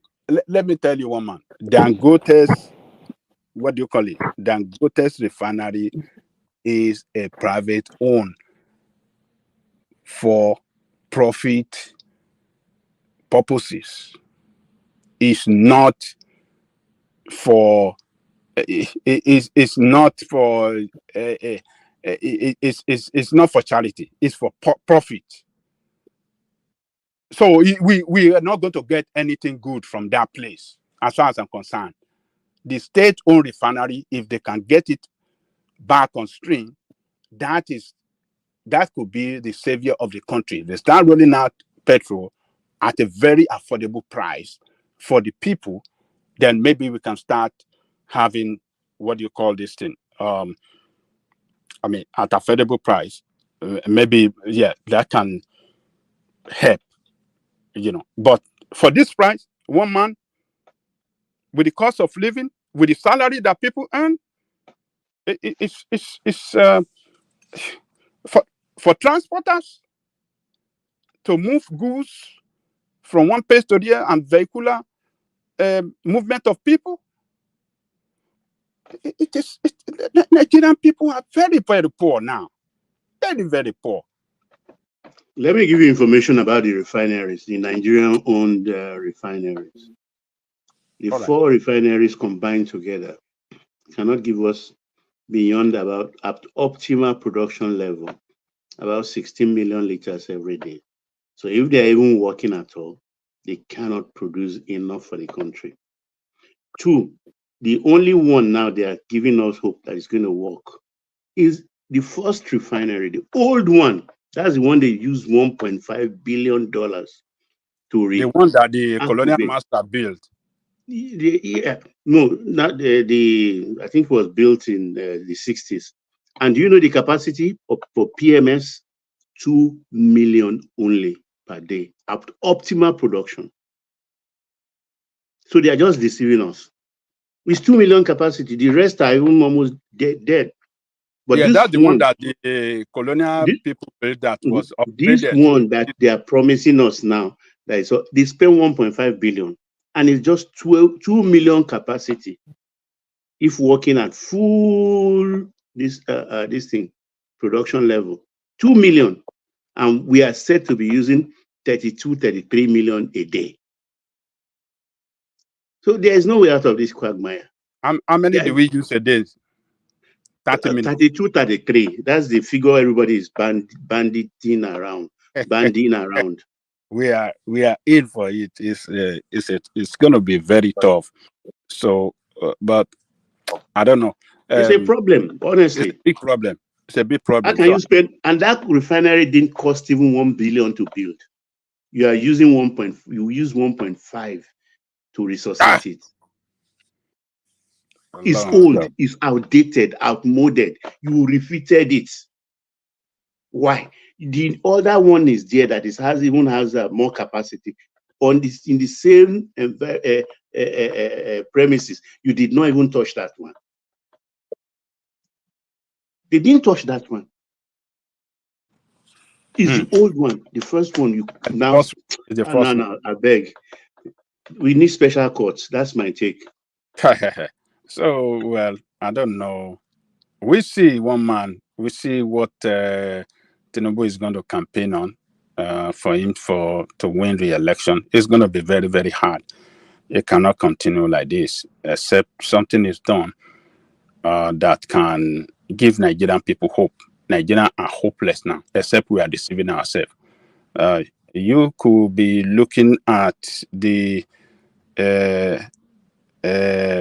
economic aspect of it and analyzing it as a well-educated person, but ordinary people there don't care about this analysis you are talking about. They care about their bread and butter and their food on the table. How how were they eating before compared to how they are eating now? Could they afford to eat the way they used to eat 2 years ago? They cannot. The cost, the school fees of the children increased. Everything increased. Salary did not increase. Cost of living going high. I don't know. They should have done. It should have done better than this. It is not. I don't know. The complaint is just too high from everybody you talk to in Nigeria. The complaint is just too high, and medication people cannot buy. It's very expensive now, and stuff. Particularly aged people. That is the medication I'm bothered about actually. Yes. Because even when they buy it at a very high cost, there are some medication. You are not too sure you are buying the real thing. Some medication are not even available anymore. You are not sure. How can you spend so much money, 19,000, 30,000 to buy a medicine that is fake? Yes, some medication are not available anymore. You go to some pharmacies that are, original, this not roadside that are this thing. Some medication that they used to get that of high quality medication that they used to buy source from overseas, they can't do it anymore because it's going to be too expensive for them to sell. Let's bring Folly B into the conversation. Folly B, Folly B. Take it back, movement and all that. So we're back in. He's in your political space as well, of course. Folly B. Folly B. Cabo, Aluta. Oh yeah, you work with Baba. Take over. Bàbá ẹ jí fóònù jábọ́ kí ló dé òun ìdílé jù. Mo ti jábọ́, mo máa tó jábọ́. Ẹyin Tinubu ti jábọ́. Tó bá bí yọjú máa jábọ́. Ó ní bí padà wá o. Má jẹ́ káwọn Tinubu dẹ́rù bá ẹ o, má jẹ́ ó dẹ́rù bá ẹ o. Igi tí máa fi rí ẹ bọ́ ti wà lọ́wọ́ mi.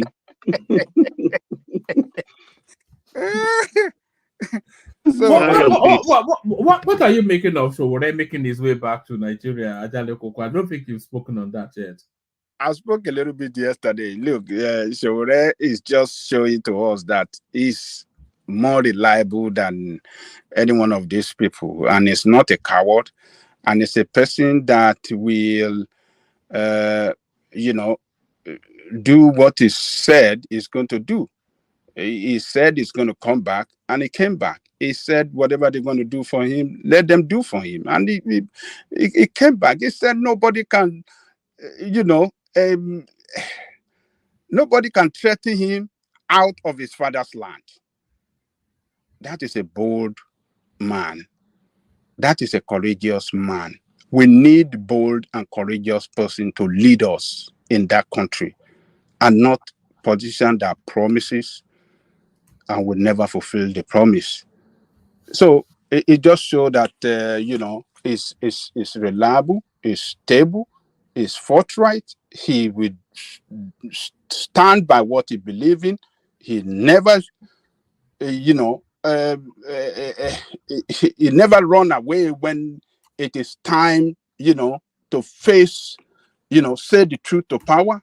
He will say it, and he will stand by what he said.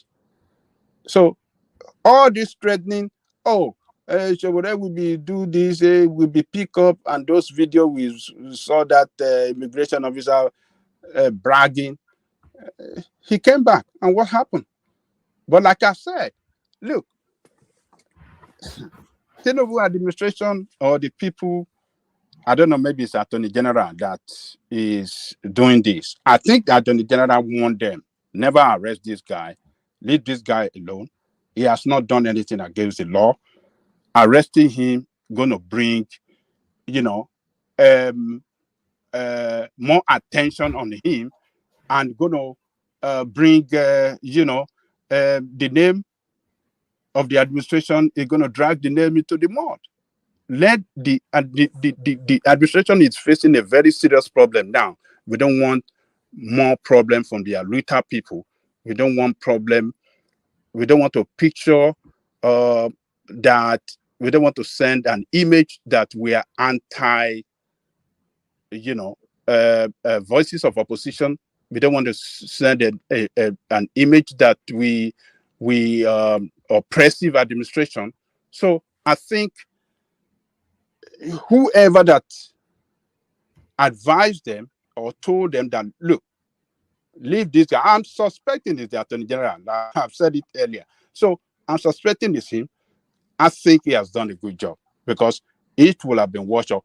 Showre will have dominated the news today, and a lot of activities will have been speaking. Falana would have been, everybody will have been speaking. People all over the world, Nigeria will have been speaking that this is oppressive administration. That will bring a serious hit on the administration, and that will cause a distraction. I think they did well. They calculated well, and let's see what they are going to do. And Showre promised that October 1st, we are coming out to demonstrate. That again shows that it's a very, very courageous and it's a very patriotic Nigerian. It is the time for Nigerians to stand up and speak out. If we don't speak out, we can't get solution to the problem. Look, politicians are the same all over the world, even in the United States. People stand up against them here all the time. In Britain, protests everywhere. Protest pushes the politicians to do the right thing. So as long as they don't carry arms, they don't do this thing, they don't go violent. Yeah, but so he has promised them that we are coming again on the 1st of October. We'll be out on demonstration again. He target one name. I can't remember what the name he target. He target October something. I can't remember now. So October Rage or something. He just said what you read with his acronym for every move we want to make. I said, well, but I think I just give kudos to the administration that they didn't keep him in detention, and they released his passport. I think they did very well. I really give kudos to whoever that advised them. I believe it's the Attorney General because the Attorney General, when he came in, he released his passport. The sort of that been held by Buhari for over 4 years or over 3 years. To release it to him, the charges against him, he dropped him at the court. I believe because the Attorney General is a man of law, and I don't think he want to get involved in all this shenanigan of using the law to oppress the people. I think that is why he's doing that. Is doing the right thing. Following the constitution to the letter, following it well, not to violate the right of Nigerian people. So he did well. If he's the one in charge or whoever that advised that Showre should not be kept in detention. So that's the way I see that 1 month. So, but 27, I think it's going to be tough. I look, 1 month. My fear is that this price will keep increasing as long as we have our currency, devaluing.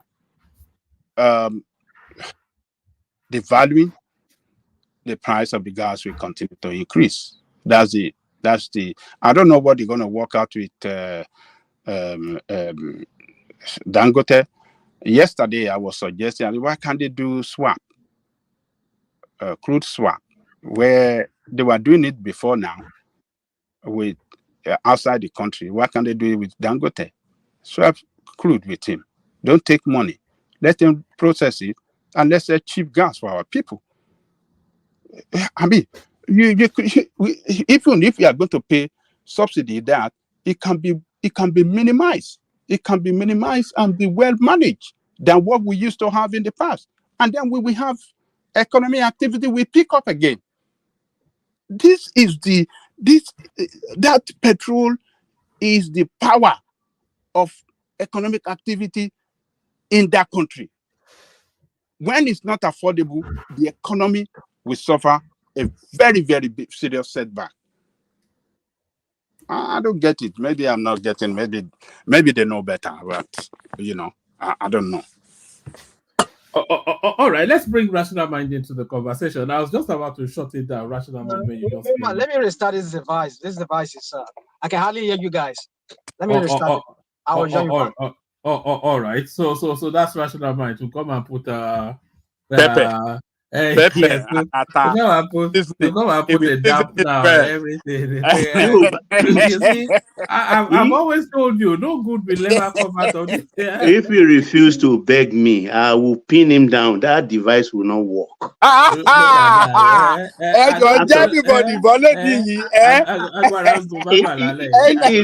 It won't work. Unless he pledged that he's going to be moderate.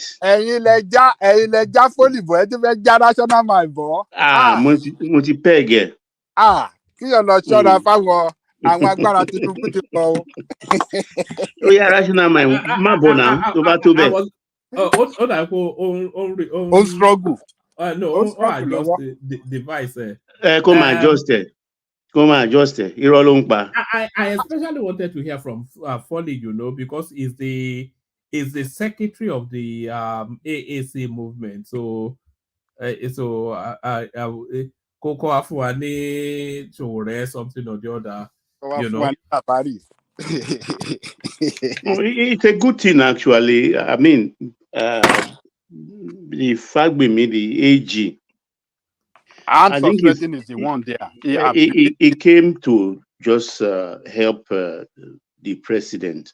Actually, he's a man of means and is knowledgeable, and he's the only moderating voice in that room anytime they are having their fake meeting and everything so far. But what I think, the president is not being served by his appointees, and maybe he should have borrowed a leaf from OBJ's regime or administration by making all these ministers sign a blank letter of resignation.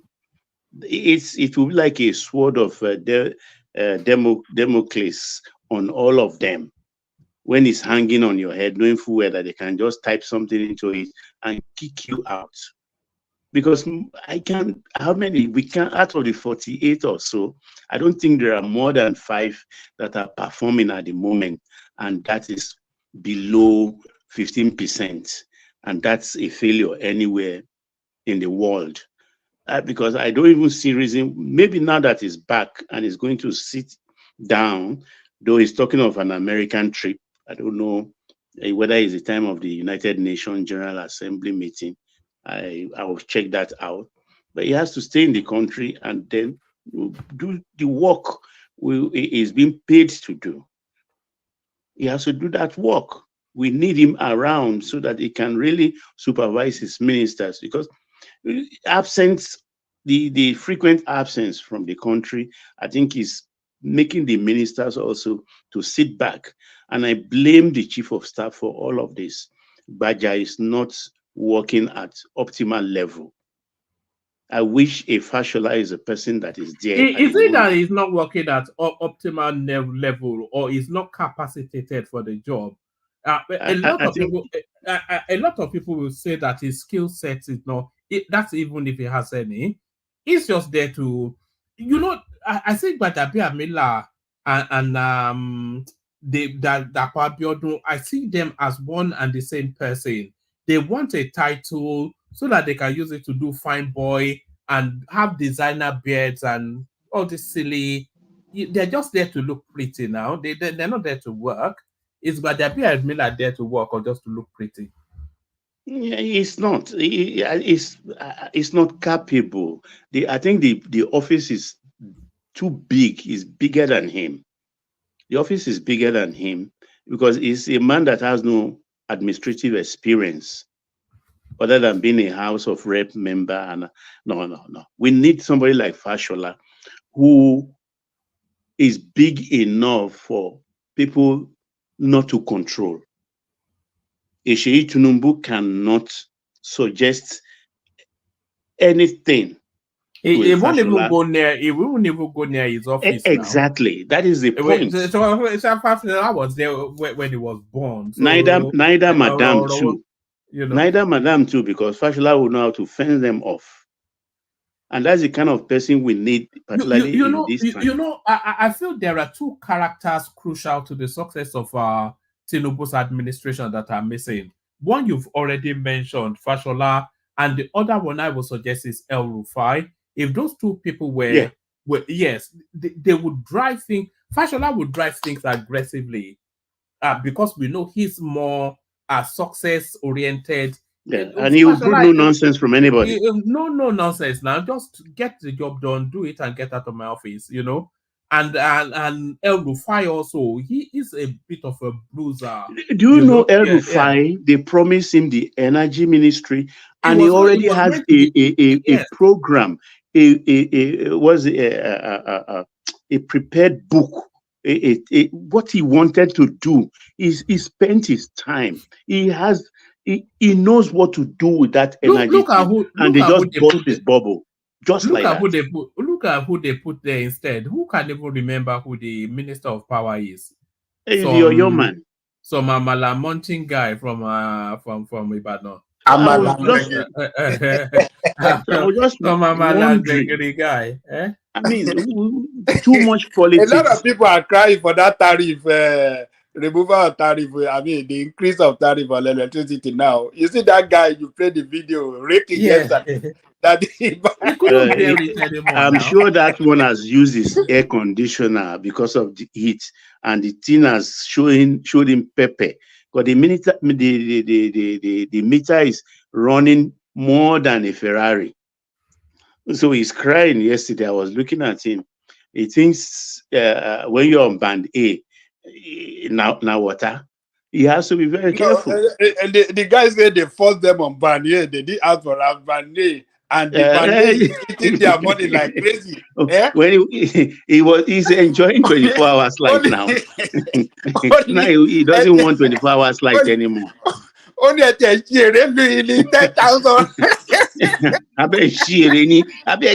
I was looking at it that you don't know. You come and ask people that in the West or in Europe how they live. I think there has to be a change of ministers. The constitution they've been promising that for a long. Look, if those ministers stay in situation till the end of this year or the first quarter of next year, then there's no point, because then we're approaching elections. So it doesn't even matter who's going to. It should have changed them a long time ago, at least 4 months ago. If it doesn't change them, it's still not too late. November, it's still not too late this year. From now to December, he has to change the ministers. Honestly, he has to change them, all of them. Even Mr. Wale Edun has to go. Okay, is he not performing? No, look, the fiscal and the policy, they have to work in synergy. There must be a syntax. And do you know this policy of import duty waiver removal totally for pharmaceutical companies? It's not been effected. 3 months ago, the president pronounced it. Up till now, the customs said they've not received the memo, so they can't do anything. And you said you are the senior prefect of the whole ministers. You are in charge of the economy. What is this? What is delaying for 3 months? Or they are trying to use a kind of tactics that thing at times we use in our individual offices or home. You see, for me, right? National. More miss skinny. Okay, carry on. Carry on. No? But Ikiloreo, one, if you go beyond it, I'll peg you. I will peg you. Am I audible or am I? I don't know, because this device is not even. Make I answer you. Okay, yeah, Shelly, got me. Me, I'm not here. I don't block my ears. Okay. Mungbe. You are clear, loud and clear. So the point I'm trying to make is that, see, what they are doing is overhyped. just like Tinubu is overhyped. Even Cardoso. So I don't know all these things you people are talking. I know before the election, I said it.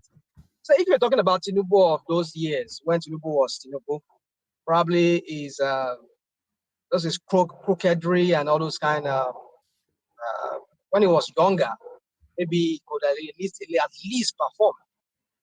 I said it before the election. I said this guy that you people are bringing into this office is not capable of that office.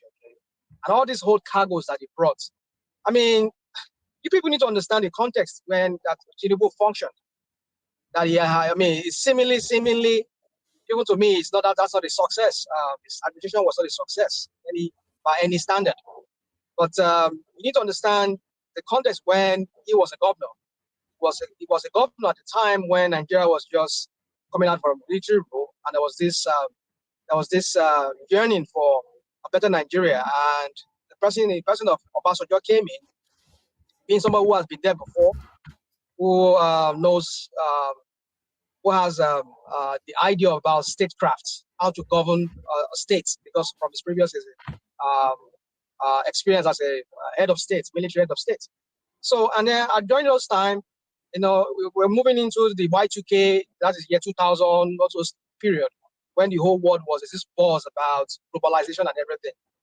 And he rode on that euphoria, and he seemingly kind of like have some kind of success. I mean, I won't put that success to him, because Obasanjo, who created an atmosphere where the likes of the kind of banks we saw at that time, Intercontinental Bank, Standard, this guy that owns UBA now, he has his own bank at that time. I mean, we saw so many banks came up on board, and the kind of people that work with Standard Trust. Standard Trust, yeah. So all those things, and then we saw how there was this banking revolution at that time, and so many things. We're just coming out from what we used to know as a military era, and we're going through the first time we're experimenting. Well, no, not really the first time, but technically first time at the time when we're ushering in a new millennium and all of that. So it seemingly seemed like he had success. I mean, it's not a success. I don't see by any standard. It wasn't a success. But my point is that all these guys he's bringing, they were just people who were just chancers who just saw opportunity and rode on that opportunity at that time. And they seemingly they performed because they increased the IGR of Lagos State. I mean, how did that translate into the life of an individual Lagos negotiation? So you see, for me, I don't know why he's keeping these guys. These guys, they just have old ideas. You saw when the Kojo Iwala was there, how this woman was trying to rejig the economy. How he was trying to reposition the economy. I'm not saying this guy. This guy always just go to conference and come on there and start speaking Dogon Turenchi that we don't even understand. It's not even coherent. He go speak one thing here, and then he go another, he go digress, go another thing, and talk another thing. And you can't even pin him to one thing. These are the people that are working with these guys. The same guy that himself is even a dollar himself. Even worse past Buhari. Buhari himself knew all of this, that he was not supposed to. It was quite clear on his position, though. You said what? I said he's quite clear. Are you talking about Wale Edun-Abi? Oh my God! I mean, I'm sorry, I can hardly hear you guys.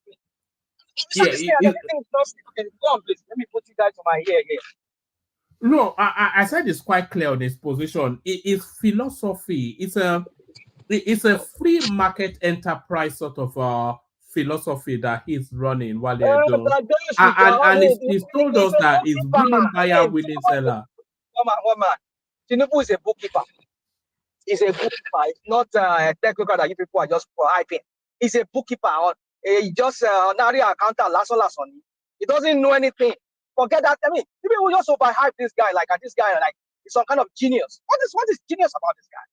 I mean, like I said before the election, I said maybe when he was younger, maybe that is Ogologo kind of style of Ogoju and all those kind of things that he used to.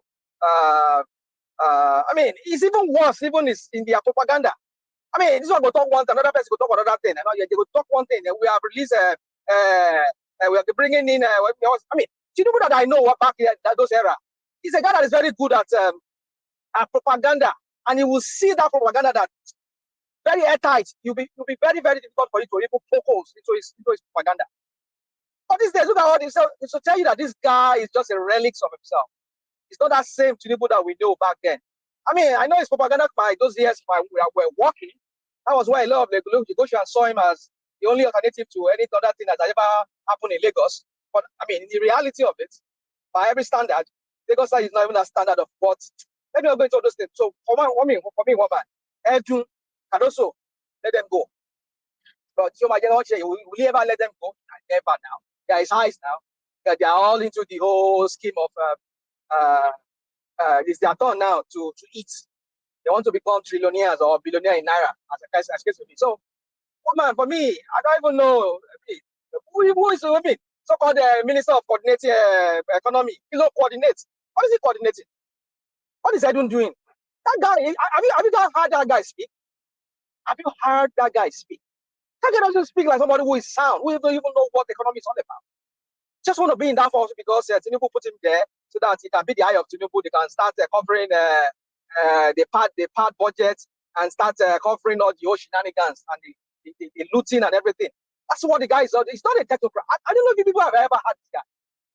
I mean, how about so English? Because I don't even know how you use some jargon English and then try to cover up some shenanigans and some kind of crap. Their incompetence. So for me, look, the fact that it doesn't make sense to you doesn't mean it doesn't make sense. You know, we are all no. We are all. How are we saying? What are we saying? Is it not yes, the fact that what he's saying doesn't make sense to you, it doesn't mean it doesn't make sense. You know, we are all constrained by the confines of our limitations. Yeah. I mean, you see, here you go with this this critical English you are always speaking. I'm so English, school. Money, we are all constrained by the confines of our limitation. Eh? Ibi tó yé wa dé ló yé wa dé now. Ibi tí ò dẹ̀ yé wa dé kò yé wa dé bẹ́ẹ̀. So you don't understand the intricacies of complex economics as Wale Cardoso does. But the problem actually is, you look, is Rational Mind talked about technocrats. If I remember very well, I think Rational Mind or Aja, you remember our once finance minister. I'll mention two of them, brilliant men, recognized internationally. You remember Chu Okogu? Do you remember Chu Okogu? Chu Okogu. And then Kalu Idika Kalu. Oh, Idika Kalu, okay. He took over from Chu Okogu. These are technocrats of their world-renowned, but they also failed during Babangida's era. So the economy actually, I think, is you or a finance minister is good as the president wants him to be, because you can't do things on your own outside the purview of what the president or in the direction the president wants to go. You might only suggest. He owns the administration. And I think the honorable thing to do in that regard, if you think he's failing and the president, you don't have his ears anymore, tender your resignation, because I don't see any reason why the president will pronounce to the hearing of the whole country that I've removed this, and you allow that thing to be in abeyance for more than 90 days. I mean, then you are not a competent coordinating minister of the economy. I can't imagine an Okonjo-Iweala tolerating that kind of thing. Within 1 week, I'm sure she will bring out the memo that will give meat to that boon the president threw at the nation. So, because the drugs are becoming more and more expensive, and people are cutting corners with the efficacy of ingredients they put into those drugs to make them, and you think you are taking a Panadol or 100 mg or 500 mg and you think your headache will go away, your head will just burst because you are just swallowing ordinary chalk. And these are the things he should wake up to. I think now he should just sit down and do the needful and just do away with most of these ministers, appoint fresh people, and look for somebody with international renown. We have this, what's his name now? The man who just sold his holding in the British airports, the billionaire. And if he can help to steer the economic shape of the country for maybe the next 24 months, it will serve us better because he has no political. Are you saying the guy that owns B? Is it B or B? Is it Virgin? That guy you're talking about? No, the who runs the airport, Gatwick Airport also. Yeah, I've forgotten his name. Is it Oyedapo or something? No. These sophisticated people in Lagos. He's from Ogun State, isn't he? No, Ijebu. Yeah. I remember his name. People like that, I mean, who have run successful business of $1 billion. Ogunusi. Yeah, Ogunusi. Is it Ogunusi I'm talking about? Ogunlesi. Not Ogunlesi. I mean, maybe Ogunlesi. I think, yeah. No, Ogunlesi. It should be persuaded one way or the other to come help us, because a man who has built on foreign ground $1 billion business, I mean, he can do something for us. Baba, can I say something? You know why that kind of a man would never want to serve in Tinubu's government? You see, the people in Tinubu's government, they are just all there. Okay, forget all these things. I know people come on this one-man platform. Everybody's just looking for where they're asking. I mean, they're looking for where they call them, they can't chop. So when they get there today, they want to do their own. They want to do their own shenanigans and look for how to stuff money into their pockets. You see, you cannot. I mean, you people. I heard you earlier when you were talking about Fashola. Why is it that Fashola could not really? Why is that Fashola is out of the picture? I think the guy needs to stay out of the picture, because if there's any reputation he even have left for me, I think this is his time for him to just save it.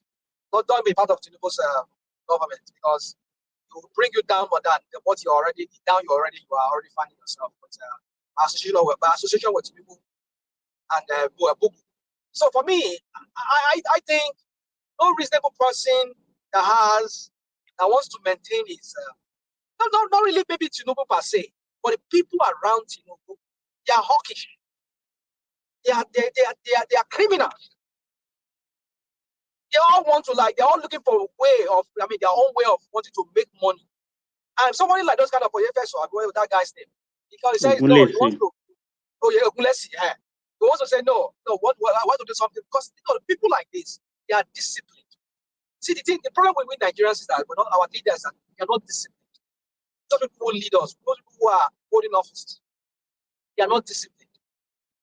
They believe it is their turn to enrich themselves at the detriment of the people. So my point is this: is that I know Ogunlesi that is selling to people. You can't be buying this presidential debt. Let us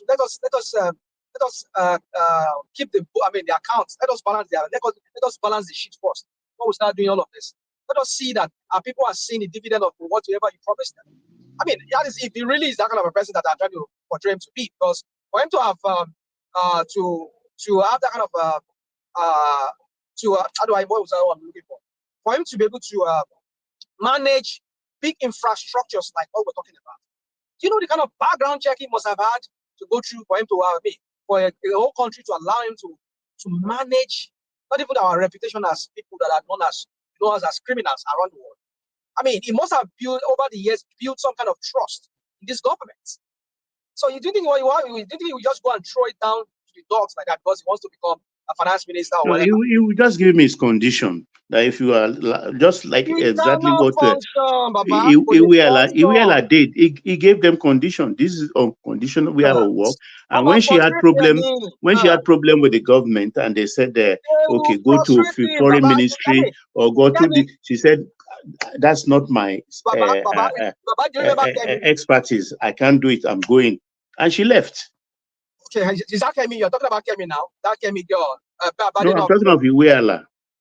Yeah. So my point is this: is that even Kemi, that Kemi that was forced out of the office because of NYC crap that they said she had. I mean, that lady too. I heard that. I mean, she had problems with Wari and his people, the Kabas and the Asoro.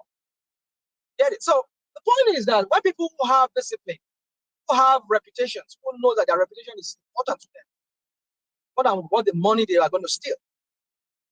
I mean, they will never. I mean, I don't think people like Okulesi or whatever. I mean, his name is wants to be on less, wants to like put his stake his reputation with these criminals. It's Tinubu's government. He himself being a criminal himself. Our own estimation. So for me, Baba, you see, Nigeria. I said Nigeria has gone to the dogs. Just need that rescue to take it back from this one. Because I don't know. Even though if Tinubu is not the criminal, the people in his government, they are all. I mean, what do you think all this was all about? Not because they like Tinubu. It's because these people wants to come and steal. They see it as their own time to come and steal. Look at what is going. I mean, tell me what one tangible thing that these people they've done that Nigerian people can benefit from. The only last thing Nigerian people can benefit from, which is this subsidy. We don't have lights. We don't depend. Everybody, I pass my neighbor. We depend on just going buy 1 gallon of. Maybe 5 liters of petrol. Put a point inside your. Buy my neighbor. In a country that does not have energy, other alternative energy apart from their petrol, our light, our electricity is not working. Everybody depends. That's why you see this. I tell you, they fix that electricity in that country. The rate at which we make. You see that all these people all these filling stations, they will all fold up. All these people everybody that is becoming marketer, everybody now is now marketer in Nigeria now. All of them they will fold up. They'll go into another business. But because they don't want that electricity to work, so that people can continue depending on PMS and diesel and buying generator. You see, I don't know. If he still alive, maybe I'll not back, go job, because if we don't I mean, the cause that is on that country, I don't even know where we're going to start. Because some people have hold that country, they hold it down. Because if they don't hold it down, they will not continue having their field day like they are having currently. So if the issue is not even Tinubu alone, the people around Tinubu for me, they are the issue. What is Tinubu doing with this guy calling himself coordinating minister of economy? What is he doing? Other than speaking Dogo Tirenchi every time on the TV, whenever he comes from any conference. I think what is troubling most of them is like when you have too much respect. Once you have too much respect for your boss, and how do I put it? There are some staff you have that they just only can take directive from you. They don't want to cause any offense or anything. So, or they always wait for you. They can't take initiative. There are stuff like that. And you, of course, they don't serve you for anything, because at times when you get irritated, you shout at them that if I'm not around, can't you do this? And you start to recoil and say, if I did it last time, yeah, I caused offense. So maybe you won't say that to your boss, but you will have it at the back of your mind. Now you are saying I should go solo with it.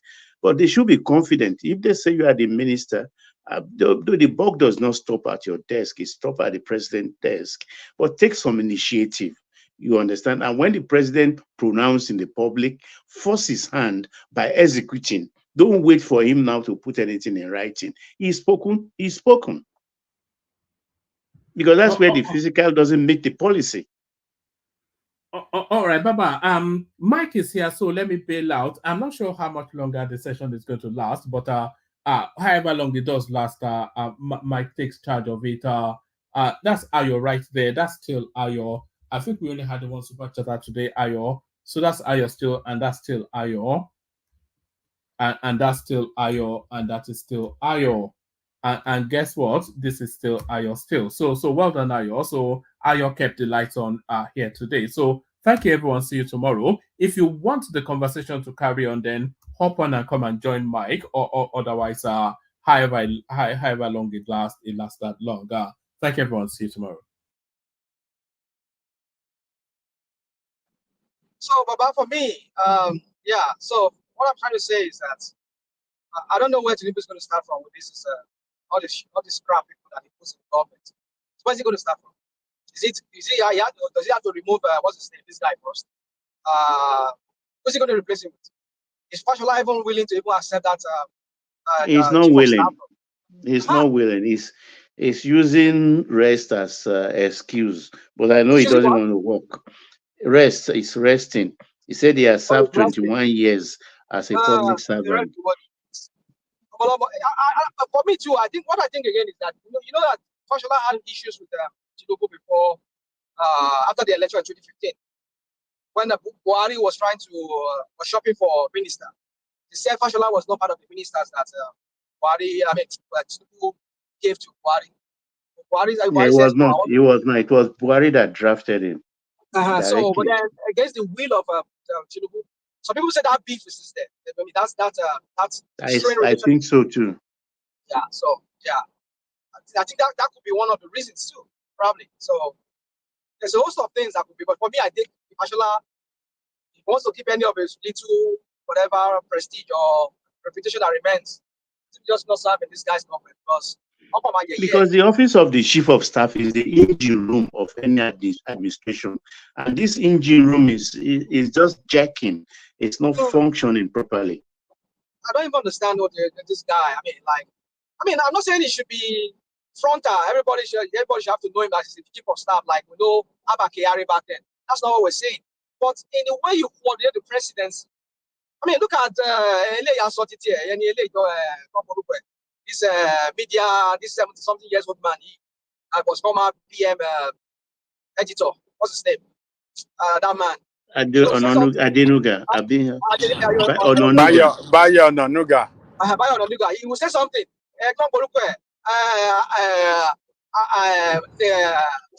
Jury don't go, leave a jury alone. Say another one. You see, that's the problem. That's the problem. When they're not coordinated. You see, I don't understand is he learning on the job? Is that what it is for him now? Is he learning on the job? Apparently, it's too much politics with him. Everything he thinks he's still in the National Assembly, and he's doing the omolating. No, that office is not for that kind of nonsense. You have to be very strict. Because Wike said something, I don't know, maybe people didn't hear him well when he was complaining in his recent interview. He said, despite what they are doing in that office, in the presidency, he put it in a way as that they think I don't know, but I don't have time for them. I'm quoting him now. And what he didn't say is that, after all, I have the ears of the president. So that means they are not even working with him, or they are not listening to him, or they are doing something that's against what he wants. So and I can see that's the kind of thing that is playing out in that office, not being direct. Because if you don't want Wiki, or you want to support Fubara as a chief of staff, you are more than a minister, because you are the keeper, the defense for the presidency. Anybody that wants to go into the office of the president must go through you. So you tell them as it is. Hey, Wike, what you are doing is wrong. Hey, Fubara, don't ever come here. All that kind of thing. Let them people know you that you don't dilly-dally. You are pointed and very strict. But I don't think he's doing that. He wants to be the friend of everybody. You cannot do that in a presidential office. That tells us it's a feedback to us, the kind of person Tinubu is in the selection of kind of people. See, not the kind of person you people are hyping. That oh, it's the best. He has eyes for the best. And this is people that we're talking about, like the best. That tells you about his judgment. And his judgment it's flawed. Why should we trust him to want to lead us again? If it isn't that the people that he can shop around. I mean, and I've just given us a context of when he became a governor. What happened back then? You can't attribute all the old things to him. Whatever happened back then, whatever success, and some people are hyping back then. It was because, okay, let me not go into all the story anymore, but I think some of what was about. But my point is this, is that Tinubu, I mean, like I said it, the only way I'll forgive you for all this sin that I feel that he has committed against the people of Nigeria. The people of Lagos, starting from Lagos, and by extension, all Nigerians, is if you can work for the people. But with the kind of people that are walking around, forget it. Everybody wants to chop. Look at this one. Look at that. What's that lady? That lady name? Obiani Jew. The lady, Minister of, as a lawyer. Women Affairs. Huh? Women Affairs Minister. Women Affairs. I think that lady. Pancake, £5 pancakes. Look, that's another thing I wonder, because all the female ministers, it's like they're doing competition every day. They come painted every day to the office as if they are going to a party. And I know when a woman sits down to be painted like that, it takes hours. So is it 5 a.m. you wake up to spend when will he have time to even read memo? In fact, my people they all come to the office painted every day. Every day. Don't look 5 hours. £5 pancakes. Now. All of them is like want to say nail. Eh? They come as if they are going to a party every day. All of them. Competition. Ewolo Mataya.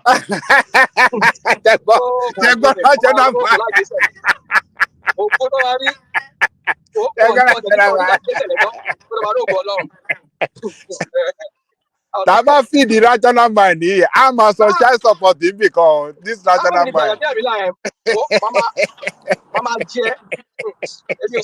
Tọ́lọ́mbà máa mú kó fail bí oṣù mẹ́ta. Kọ́ wá gbé lọ sí court. Rational mind, how many child support ló sọ?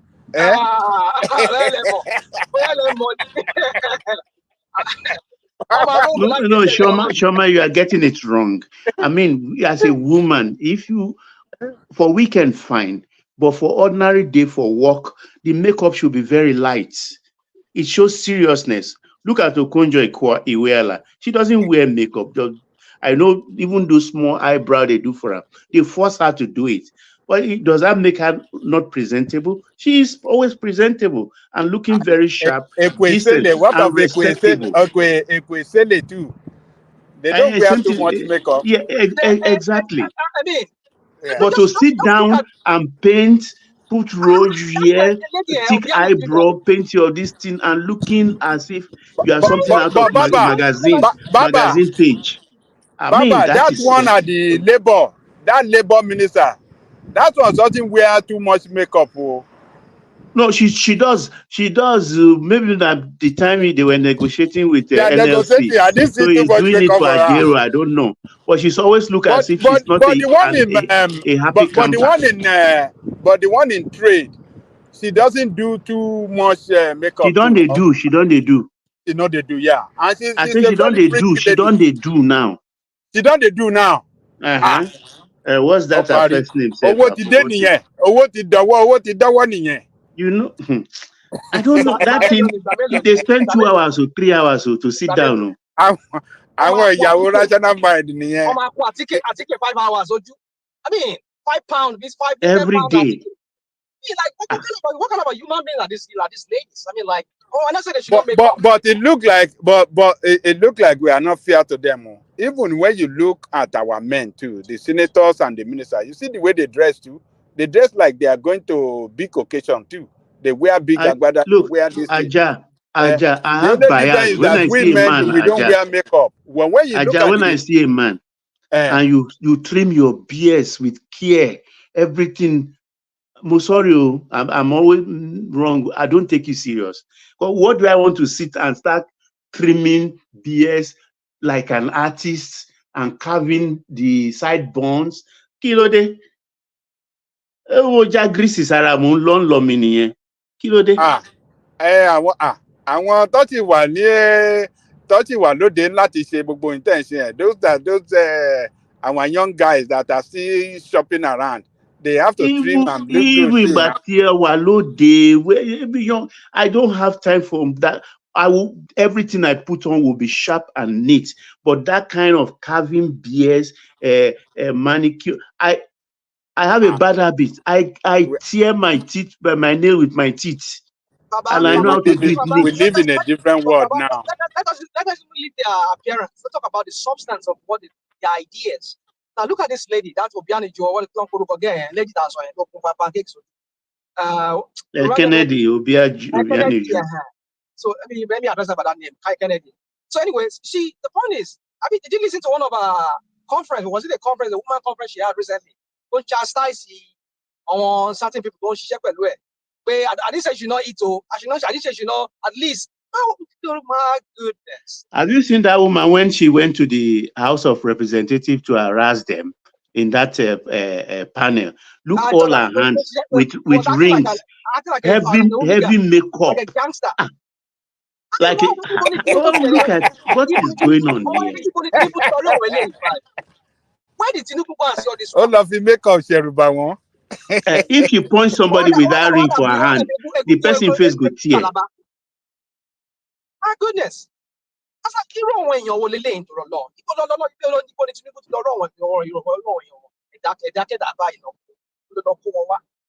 It's the constitution.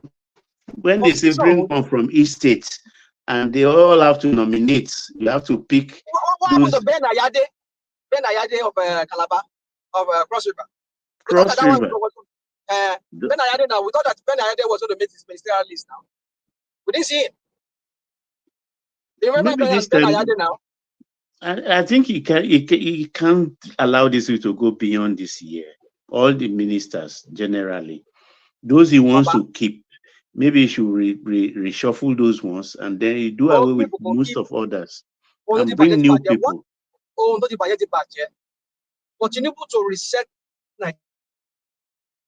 Even though he wants to reset Nigeria, I tell you, it's too time, but it's not enough. Because that guy was ill-informed from that decision he took. He should have. We're not saying he should not take. I mean, don't get me wrong. I'm not saying we should not take away that fuel subsidy. But at least you need to understand what you are getting. What happened, Baba? You got set the trap for me. For me, that's where I differ with you. Look, for that subsidy, we are litigious people.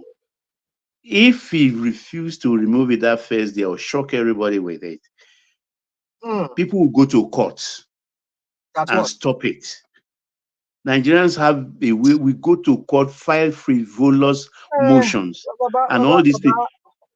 But what I think mostly rational mind is the foreign exchange. The Forex, in my own, I've thought, how would they have done that Forex thing? Not to have two windows. I'm thinking now that maybe with benefit of hindsight, maybe it should just have pegged the Naira at a certain stage, just like Abacha did, at least for the first year or thereabout, or first 15 months, so that it can stabilize a little bit, so that everybody will know exactly how much they are buying and what they will buy next time when they import. But when he allows it to flow without anything to wedge it, and the whole thing started going up and down like yo-yo, I think that's where the commotion actually came. That's where I put it more than the subsidy thing. Because if the Forex is stable, you understand, we can be able at least to determine exactly how much fuel will cost for a certain period of time. And I think they've tried all possible means to juggle ideas on the Forex window.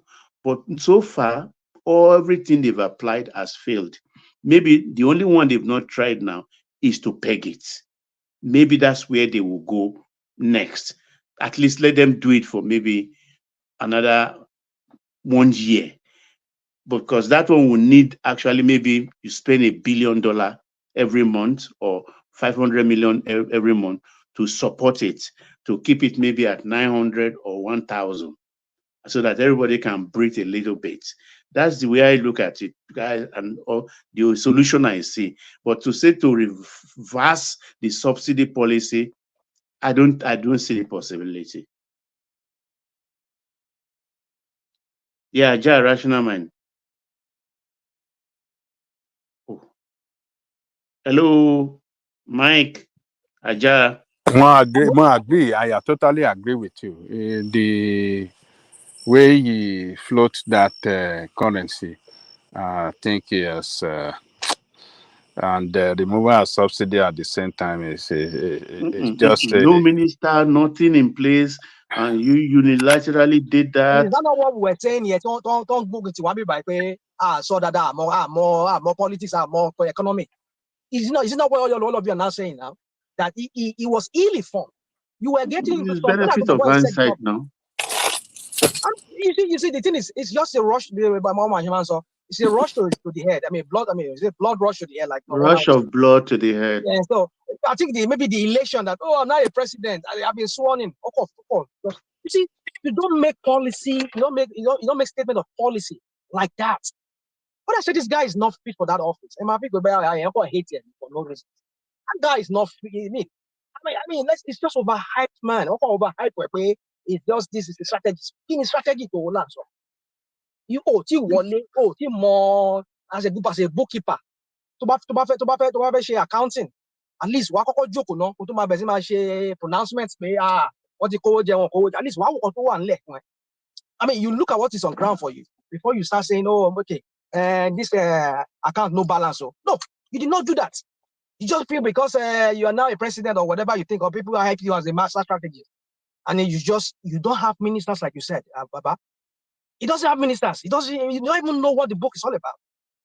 I mean, you just come on. And now his ego will not let him to reverse it back, which I don't think he's even reversing, because if he tries to reverse it now, I mean, because exactly all the whatever antidote now, whatever antidote is trying to use now to rescue the economy now, I think it's not helping, because we need production. The country is not productive. A lot of the companies that are hiring, that are employing Nigerians, a lot of them they've exited. So a lot of small businesses are folding up because they can't even keep up with interest rates anymore. So you see, these are all the multipliers. I mean, we call it multipliers. This is our English in Nigeria. Multipliers effect. For me, I just believe that this guy, he has done a lot of wrong that I don't know how we're going to get out of it. So for me now, just I know me say it is what he has started with and what is on ground for him when he came in. So it's Oshiloma backroom man. He will just do another Buhari, even worse than Buhari, and our people's life. It might reverse or change the policy, because the way it's going, at the second, so this is your first year in office, Abi. Has he done 1 year in office? We're on the second one now. He's there now. It's like yesterday to me, sir. 15 months. We're in 2027 again, Already 15 going 16 months now. So Dr. Mani, it was 2023 May. We are in 2024. Wow. So we're approaching a year and a half already. So I think at the end of his two years in office, I think he has to reassess, do the assessment of his policy, and if they are not, he has to do something about it. Otherwise, he can't go into the third year with this policy, or this, particularly the price of this crude petroleum. That's why I think there will be policy shake-up. I'm very optimistic about there that. There must be into the third year, after the end of into the third year, because it is that third year that will determine his future his re-election. Exactly. If you fail the third year, if you still have the same situation, because seeing control in the fourth year, That's why I'm optimistic that there will be a redirection of policy one way or the other. Not the type you are expecting or agitating for, but there will be something in the positive direction that will give us an indication that we are going somewhere. Particularly when it changed now, those that will be at the driving seats, because these ministers are not working. I don't know what they are doing. Honestly, I do not know. Up till now, they've not started executing the minimum wage. Up till now, nobody has received that minimum wage. And the implication here is if they start paying today, they have to pay arrears of about 4 months, because that thing starts from April, May, June, July, August, 4 months arrears. That if they manage to even pay that, that has an implication on inflation, because you have so much money at once in the hands of the workers and be chasing few goods. Even that 70,000 is meaningless now because the cost of living has even gone higher than than the time when they negotiated for 70,000. So because of the price of the petrol now, that has overrun that cost of living that on which the basis they agree on that 70,000. It's I don't know. There must be policy redirection, as you said. Baba, and going into the third year in service. If he failed to do that, that be his end, the end of his political career, because he'll be surprised. The worst of the worst, the worst pushback will come from even Yoruba land. Everybody will be shocked. No. You are making it will come. It's here already, because every 80% of the agitation is coming from the Yorubas. I'm not surprised though, because that's how we are. How do I put it? I'm surprised. The Yorubas are the ones. But the funny thing, Aja, if today the whole of the other nationalities gang up against him, it is this same Yorubas that is bringing him down that will rise up for him again. So I don't know why we are like that. Is it flip-flopping, or is it unstableness? I don't know. Because even in OBJ time, we didn't vote for him. We didn't support him. And when the not wanted to use that as an excuse to make him serve only one term, it was the same Yorubas that rose up and said, no, you can't do that. He has the constitutional right to do 2 terms. But you didn't vote for him. You don't like him. We didn't vote for him. It's not your concern. But that which is his right, let him be. And they were surprised. And that's the Yoruba for you. Because people I see that oppose him today is unbelievable. 80% are Yorubas. Who are the people that coined the word Ebin Power? The Yorubas. They are the ones that started Ebin Power. And till date, Big power people. till date, they don't stop saying that. And if in the one moment now they say, okay, you say you don't like him, we will remove him. You can't. You can't. That's what Yorubas will come to say, because I know our people. I know our people. But then the president should not take advantage of that. He has to do the needful. He has to do the needful, because the problem, I know he has good intentions, but the cemetery is filled with people with good intentions. You have to manifest it. Let everybody know. Let us see. The world only believe what they can see. Whether it's a graduate or not, let them see something. Show them shadow of success. Because all we are seeing right now is you guys are not. I don't know why he doesn't want to do that anyway. I'm surprised. I know even if he has to look, if he has to look as if he's contrived, the citizenry are easily deceived. Show us something. Ride in modest cars, cut your own salary. Even say you don't want salary, you just want to serve the country. You are bigger than that. After in Alpha Beta alone, I mean, you rake in nothing less than billions every month. Baba. Yeah. You remember when when they were having that court case?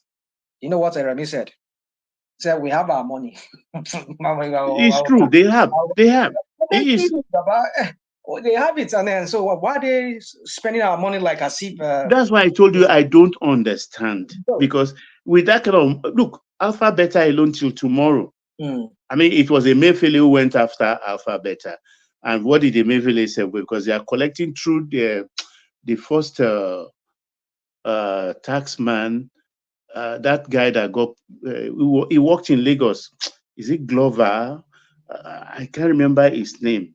He brought Alpha Beta into the federal this thing too, and they were collecting 1%. But Emefiele came back. This is the genesis of where his problem with Emefiele started. A lot of people don't know. It goes ways back, but if Emefiele played into his hands, Emefiele said no, nowhere in the world a collector can take 1%. It's always 0.01%. That's what Emefiele said. And that's what he persuaded Buhari to do before they canceled the contract entirely. The Alpha Beta was earning 1%. Are you saying Alpha Beta was supposed to be collecting tax or the Nigerian FRS? Is that what you're saying? You people don't know. He was. He was collecting. In the beginning of the Buhari regime, yes, Alpha Beta was in the works, in the mix. Is that why I sent this guy? What was his name? Mani, Lamporuko Mani. That worked on that was the FRS. That's the man I'm trying to remember his name, who had a scandal about his PhD. Yeah. I think they Fowler. Yeah, Fowler. Oh, I've just dropped that one for you. Go begin wrong with that one. You don't know anything. So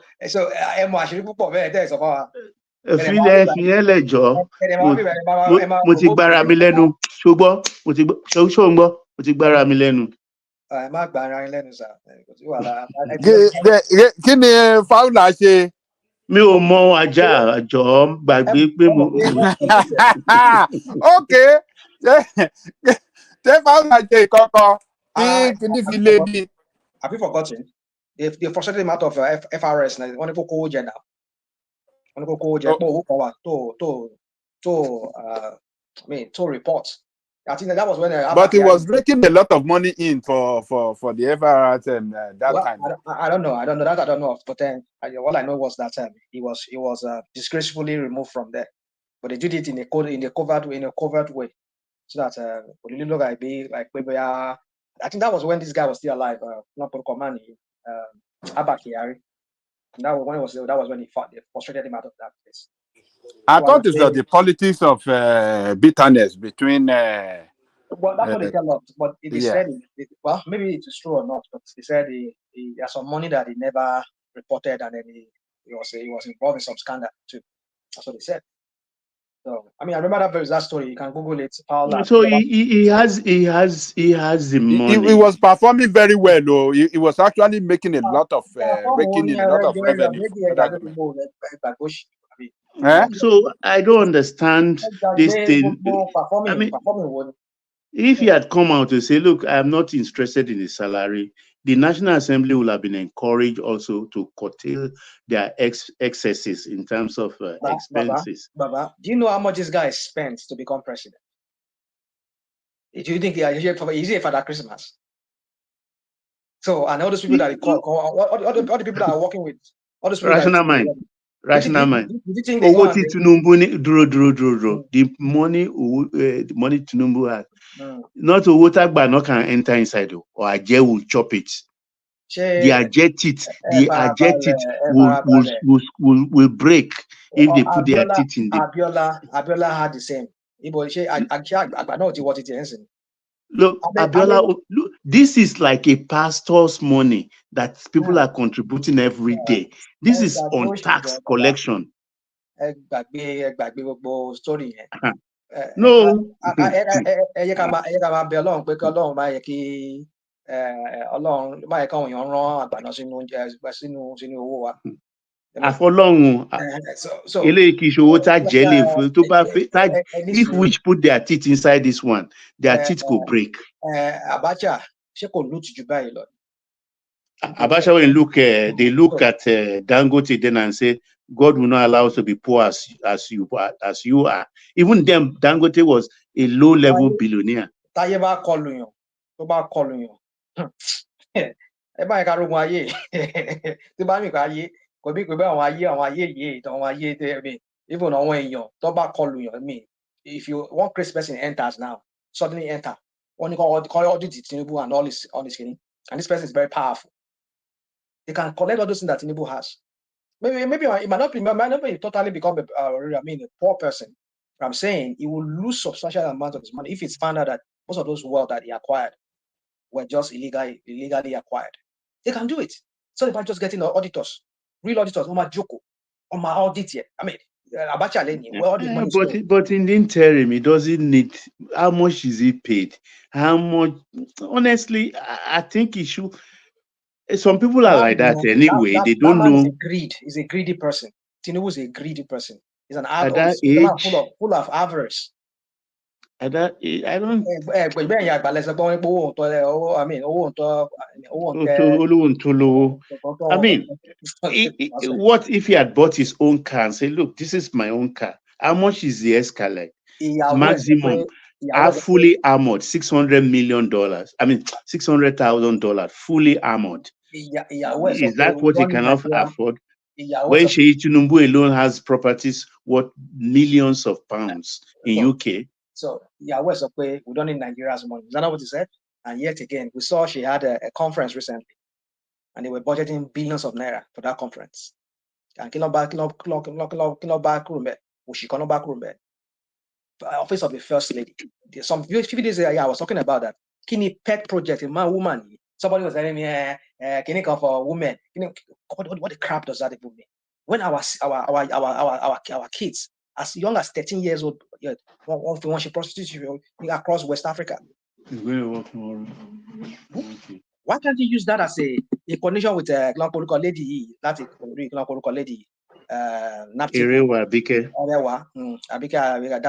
Why don't you connect with that? Mama gbin spinach sínú bucket nínú Aso Rock. Spinach tí kò lè fún Tinubu jẹ. A máa sọ wọn pé òun bí spinach, òun harvest spinach. Ṣé yẹn là bẹ́ẹ̀ sọ ni? Kí ni pet project yẹ? GD first lady. Ẹ máa ṣe paparazzi káàkiri. Mama dress business. Mama náwó, mama kún 10 pounds of àtíkè sójú. I mean, that's just what they do. This is the same lady that was telling us that we don't need Nigerian money. We are so rich. We are okay on our own. That's our word. They're okay. You just, I don't know. Honestly. Defend on people. You can't defend these criminals. Because look, I can see what you are not seeing. You get my point. If my own take is, look, the policies, if they are properly marshaled and executed, it will succeed. Because what is not matching so far is the price of the food on our table and the food we are putting in our stomach. The moment Nigerians can do that, they don't worry about anything. We are very easy to please. We are very easy to please. In the first place, when he came in and found out that maybe what they have in their head or they projected that is the state of the economy, once that thing is not there, and you find out that, look, the food security is threatened, what you do is to import. It won't kill us. is better than the palliative. How much has they spent on palliative now? Import these things, give people, you don't even have to spend, just give people a temporary license. You bring this hundred of thousands of. Baba, ẹ̀yin lẹ máa ń ṣe gbogbo ẹ máa wá bíbá ẹ máa sọ ẹ máa flesh out àwọn policy ti Tinubu ogun ẹ fúnra ọgbọ́n òní àti ogun dàtí ìpọ̀ lórí platform wọn mà ní bíbá ẹ̀yin ẹ̀gbọ́n porúkọ ẹ̀ ìtòpẹ́ rẹ̀ ní Atlanta economist ẹ̀gbọ́n porúkọ ẹ̀ kùlátà àwa bíbá wọn máa sọ wọn dógó tó rẹ́ńkì máa sọ yes kìnnìkan they open it's not dogo to renchi. It's whether you like it or not. RM, whether you like it or not. We're talking about policy, and there are policy wonks. You get my point. If this country has been saturated with produce imported, we will all not be talking about this. There wouldn't be a power mantra on the street. And then give idea. Does Tinubu and his team, do they have this idea? That's the question. Yeah, that's the question I ask myself too. That why are they not doing this? These are the simple solutions. Because what you are spending on palliative is sufficient to do this. These guys are not ready to govern. They are not ready to lead.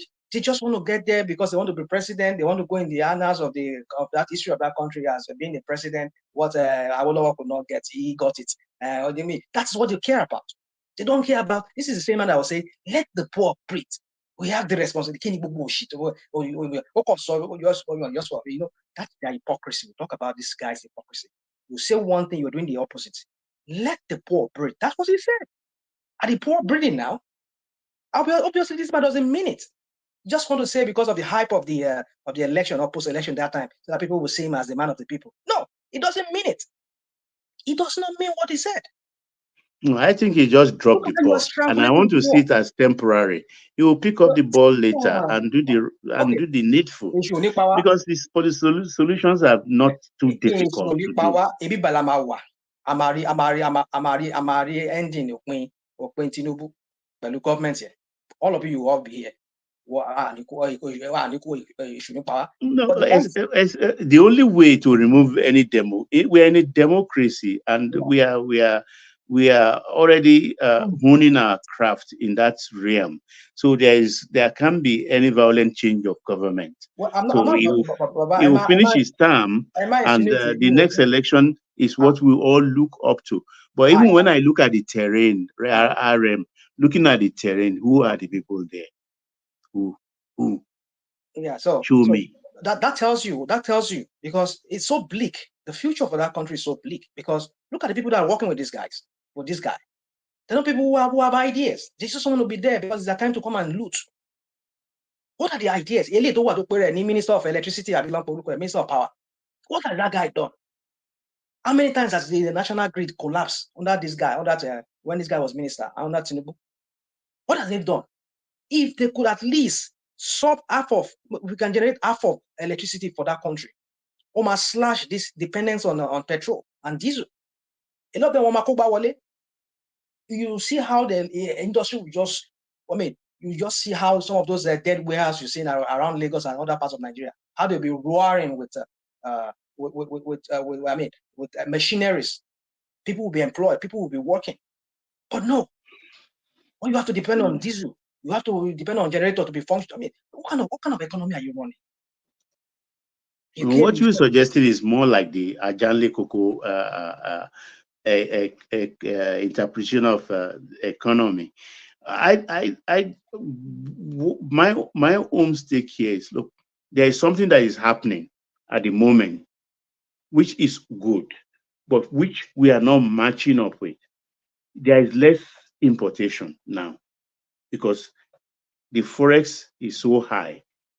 People cannot do the calculation right that if I use this so much to import this, how am I sure I can recoup my money, make some profit, and still buy forex in whatever manner of rate is going by the time I finish selling this product to import exactly the same quantity, if not more. So importation is curtailed, discouraged. So we have opportunity for our local manufacturers. But what are we doing to help these local manufacturers? Because people like Erisco, now will be kneeling down and thanking God for this breakthrough for him, because I'm sure he's smiling to the bank. What breakthrough are you talking about? You mean? What breakthrough are you saying about Erisco? It is manufacturing tomato paste and all kind of tomato things, and it's making money because people are forced So why to is it now making money? Is it patronize. because its source is No more competition. People that is sporting Heinz ketchup and all those things, they are no more in the market. Oh, really? Okay. So Erisco now is the one you are forced to now. Dangote has his own. He has his own too now. Dangote has his own. So they are all making his own. He has a farm in the north. I think the last time he wanted to resuscitate that farm too, because he closed down because of cheap importation of tomato. So he's trying to revive that right now. But then the government should put focus on our people, and they said according to they've given people money to help them. But you know our attitude to government loan.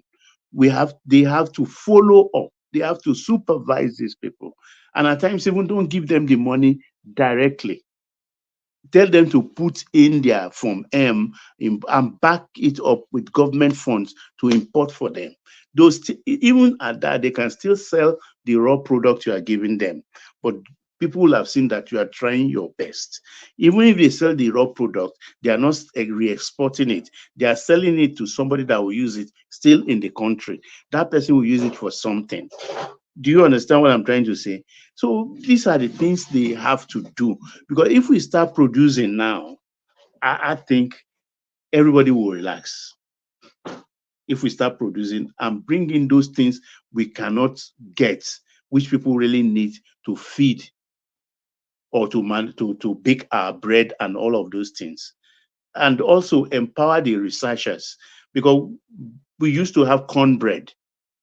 We used to have a cassava bread and things like that. I don't think they do that anymore, because we are enterprising people.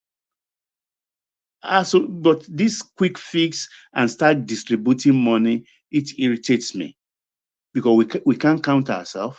We don't know how many we are. If you take 10 Nigerians now, line them up and start asking each of them what's the population of Nigeria, they will give you 10 different figures, starting from 200 million. Some people will tell you 230 million. So we don't, in a situation where we don't know how many we are, how do you give out palliatives? On what basis? Did this palliative get to people who actually need them? No, of course. Because a man who already has 6 bags in his pantry will not mind even putting more 4 free to make it 10, whereas his neighbors are suffering. They don't even have 10 kilos. No talk of you now acquiring about 600 kilos. So it's a problem for me. But if we are counted, everybody have their own national ID card. You have your national ID card, then we can actually know that, okay, these are the people that need it. Please, this person. The computers is a very veritable tool. Go to this place and collect your own bag for the month, which will contain a sizable number of red oil or granite oil, maybe 10 kilo bag, tomato, one tin or one big can of tomato and things like that. That's the palliative I know. Getting to the right people who really needs it, who are really hungry. People in the villages, people who cannot even be reached by a car. Let them come, they come out because you've counted them, they have their national ID, they are in the national data. They get these things directly, rather than give one person and they'll tell you they stand in the marketplace or they go to this place. These monies it's just waste.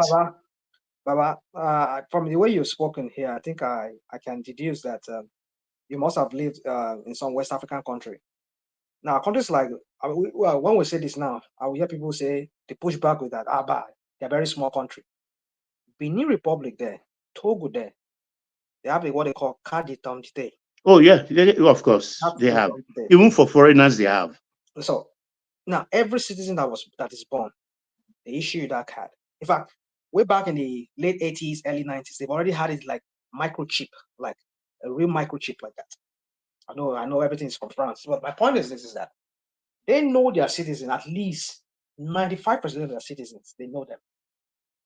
You can tell who is a Beninois or who is a Togolese or Togolese or who is not a Togolese, who is not a Beninois, Beninois. They know. So my point is this, is that what is the problem with that country that we cannot have a database of who are truly Nigerians? Because politics. a country that does not have a database, a real database of at least no less than 70% of who are true Nigerians, that country is just it's not a country. It's not a country. It's a tragedy in this age and time. We don't even can't count us. Even name card. I hear now that some people have 2 name card, NIN card. Can you imagine? So So the NIN has been bastardized already. Because some people, you see, when you allow people to compromise institution, like this guy that is there right now, he has compromised. For me, the institution, he has compromised so many institutions. I know some people can push back. That's their own. When you allow somebody to compromise, you see, even though you're not, maybe he doesn't realize he's doing it. That is just the beginning, because it only takes somebody to start something for other people to follow suit. The Nigerian institution, the other day I was hearing the police IG says, Tinubu wants help me. I was like, come on. Should we be hearing this from a police IG like? You're not there to serve Tinubu. You're there to serve Nigerian people. Make it sound like, oh, Tinubu did him a very good favor. And so therefore, I was like, what is going on? This is how we've compromised. At times they are so happy they don't even know what they are saying at times. They just say things they shouldn't be saying out. Now, the other day, I was listening to the chief of staff, chief of defense, and another thing again is that, you see, when you have a anyhow country whereby already you are compromising cases, even before the case go to court, or even before you start investigating the case. There's one guy I used to watch on one other guy's talk show or his own platform. That guy is from Delta State. He'll be bringing anybody has caught, or maybe they caught them in some kind of criminality. We'll start interviewing them live and putting the video out there. When there are other people who are still yet to be arrested, they're already compromising. Now, all this idea of bringing people to having them videoed or whatever, questioning them. What kind of country are we running? You don't interrogate a suspect and you release a video of it outside, because you are compromising the case. If there are other people who are so at large, who are also part of that case, who are accomplices in that case, they would have gotten that tip of, want to arrest you, when I'll be going to Libya, I'm on Libya here. I'm going to whatever. So you are already, so what kind of law? You see, that country, these are the things I expect people to come in with idea and all those kind of things. Apparently, this guy does not have this idea. You see, when we say this guy is not fit for that role that people are championing him to be, that propaganda that people are talking about Lagos. For me, you see, you and I will live in countries like this, and we've seen how government runs, how you run a system, because you cannot allow any system to be compromised or any institution to be compromised, because that will be the downfall of if I often talk about this guy does not have morality. He's an immoral man. So when you let somebody who is a leader, who is an immoral man, that's my own estimation. You can debate that with me. If you allow him to be the head of a country as an idea of morality, forget it. You're joking. Tinubu does not have it, and you cannot expect it to give it to us.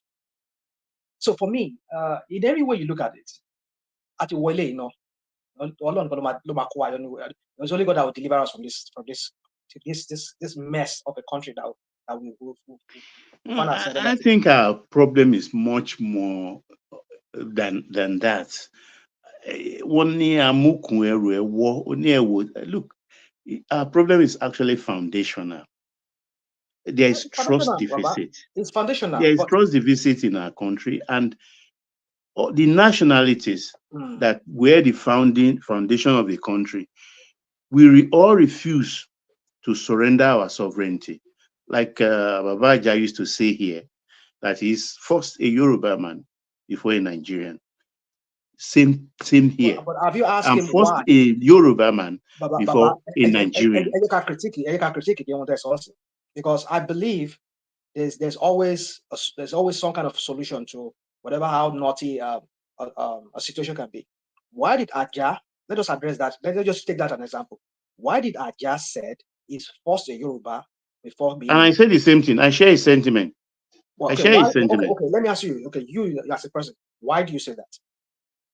I said that because Nigeria is a creation of the British. 1, 2.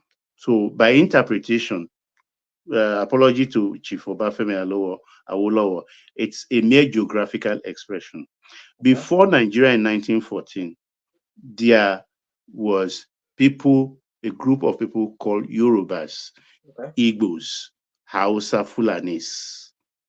We all live independently, different culture, different tradition, different people entirely.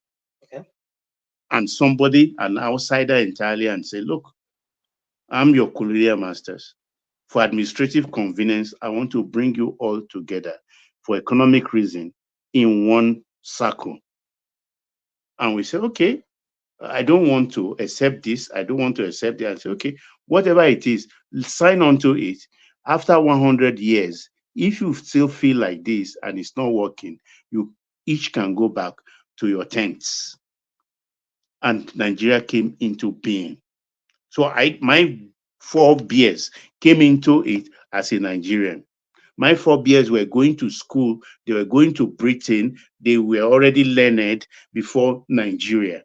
If they had birth certificates, their birth certificate did not read Nigeria as a nation. So I came into it as a Yoruba man. I was born into Nigeria as a Yoruba man. So I'm first Yoruba. As far as I'm concerned, I share Aja's sentiment. And whether we like it or not, that's how we all are today. Yeah, I agree with you. But underlining that at the very root of that sentiment that you just expressed, that, oh, I'm a Yoruba first, or because, like you said, it's the creation of the British.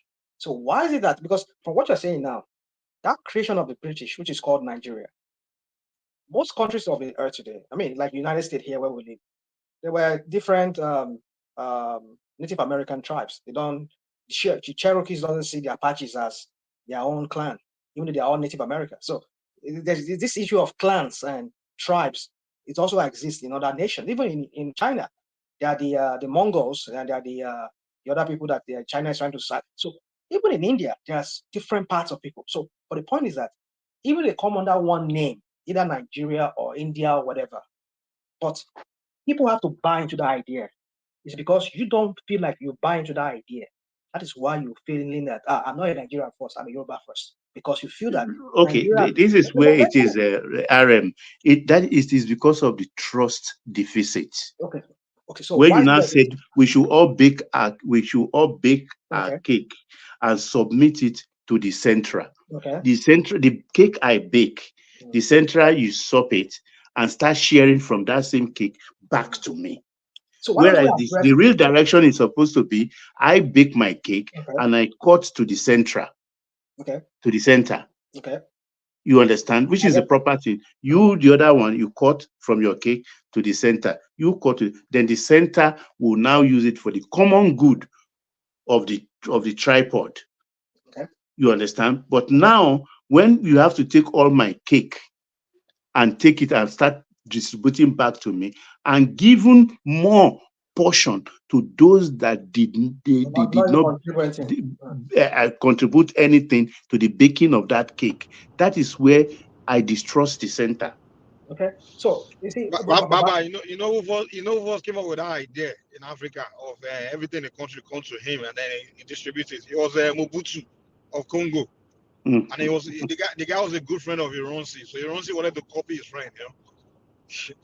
So he decided to come do the same thing in Nigeria. He didn't know that Nigeria is not Congo, where you can take over and just rule forever. So they will kill you, man. In Nigeria, you know, one man can rule Nigeria forever. So his idea was to take it to be the dictator and rule forever and control everything. You know, he wanted to be like Mobutu of Congo. You know, but that one succeeded. He ruled Congo for 40 years and he died. You know, but Ironsi didn't think twice. So when he got killed, now we all inherited that rubbish where everything just go to the center. Now they take what belongs to you and give you something and share back to you. So they take 100% from you and give you back 2%. I mean that system is terrible, man. It's terrible. Look at the oil. The people who owns oil, they can't even enjoy their oil. And you carry the money and say it's our oil. You take it to the center and you start to give them peanuts. I don't like that kind of system. I take VAT for instance. That is one of my major grudge. That is one of my major grudge. So from what you're saying, Baba, so we need to address that grudge, right? That everybody feel like, okay, we are Nigeria first. That's because the issue now we're talking about is the issue of patriotism. Now that's what we're talking about. That's the question now.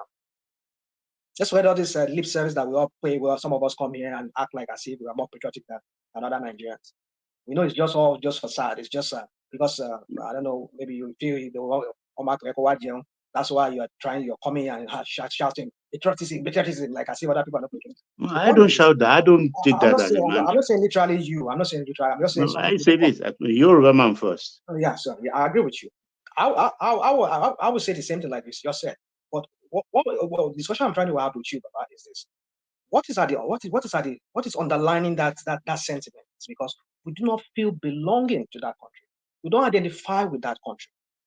Because either you understand, either you accept it or not. Every country of the world, it's a contraption, it's a contrived idea by some people. Either they are locals or they are ancient warriors or conquerors. In this case now, in the case of Nigeria, it was a British Empire. Let's just set that aside. If we want to go by that name, that okay, we want to continue to identify as a Nigerian, why don't you address the main issue of why a Yoruba man does not feel like he's a Nigerian first, or an Igbo man does not feel like he's a Nigerian first, or a Hausa man does not feel like he's a Nigerian first. That they have to talk about their tribe before talking about Nigeria. So the issue is the issue of patriotism here. I mean, being patriotic. So why are Nigerians not patriotic? I'll tell you. For me, this is my own explanation, rational mind. Okay. What belongs to me is the hard work of my region, of my people, God-given, or something we fashion out with our own hands. If we are going to work together, let me keep my thing. Tell me what I will give to the center out of what I do, I earn, and I will willingly surrender that. As far as the other people contribute the same measure to the center, it will not be a case of monkey they walk, baboon they chop. I cannot, for the life of me, have my oil in my region and I'll surrender it to the center totally. And the center will now apportion to me or appropriate to me a certain amount. That they decide that. And I would now take it willingly. Meanwhile, my land is being degraded environmentally, degraded environmentally, spoiling. My fishes are dying. I can't swim in my river. Our lungs are dying on us. And you say, I should be happy? I cannot be happy. Because I'm not. Baba, Yes, sir. a quick question. So, when the British handed over Nigeria to the Nigerians, what was the sharing formula for revenue? Was it the same as it is today, or was it different? No, it's different. We have 3 regions, of which politically the Midwestern region was carved out of the Western region. So that made it 4. Each of these 4 regions have their specialties and gift, natural gift from God. We have cotton, granules. Yeah, they control the region, control their wealth. They just contribute they something to the center. everybody control their wealth. Even small Midwest. Wonderful. So another word, Prince Daddy, another word, like the state that have the oil today, they will own it, they will control it, they will just contribute to the center. That would how it would have been today. So then if we return back, if we return to exactly, if we return to that system, would you still buy into the idea of a Nigeria as a country? Good question. Willingly, Prince Daddy. Willingly, I will You have surrender. no reason to have any beef with Nigeria now. What's Nigeria done to you? If Nigeria leave you alone to be yourself, you understand? When Nigeria is not robbing you, so what beef do you have with Nigeria? Prince Daddy, that system so worked that the Western region had surplus money and borrowing the center. So at the end of the day, just like most things, the British really, I mean, nobody wants to be under colonial rule or master. But at the end of the day, it appears that the British actually, they did okay. So the bastardization of Nigeria as it is today was in the hands of Nigerians themselves. Am I wrong? It was Nigeria that created the problem, not the No, British. it was Nigeria. It's we that created the problem. It was not our problem. It was not Nigerians. It was not Nigerians that it was certain people that create the problem. Okay, we put it as who are the people from Ghana or Togo? the people who are Nigerians now, they come from one part, but they are still Nigerians. You know, you don't see it's a Nigerian man, so we can't say Exactly.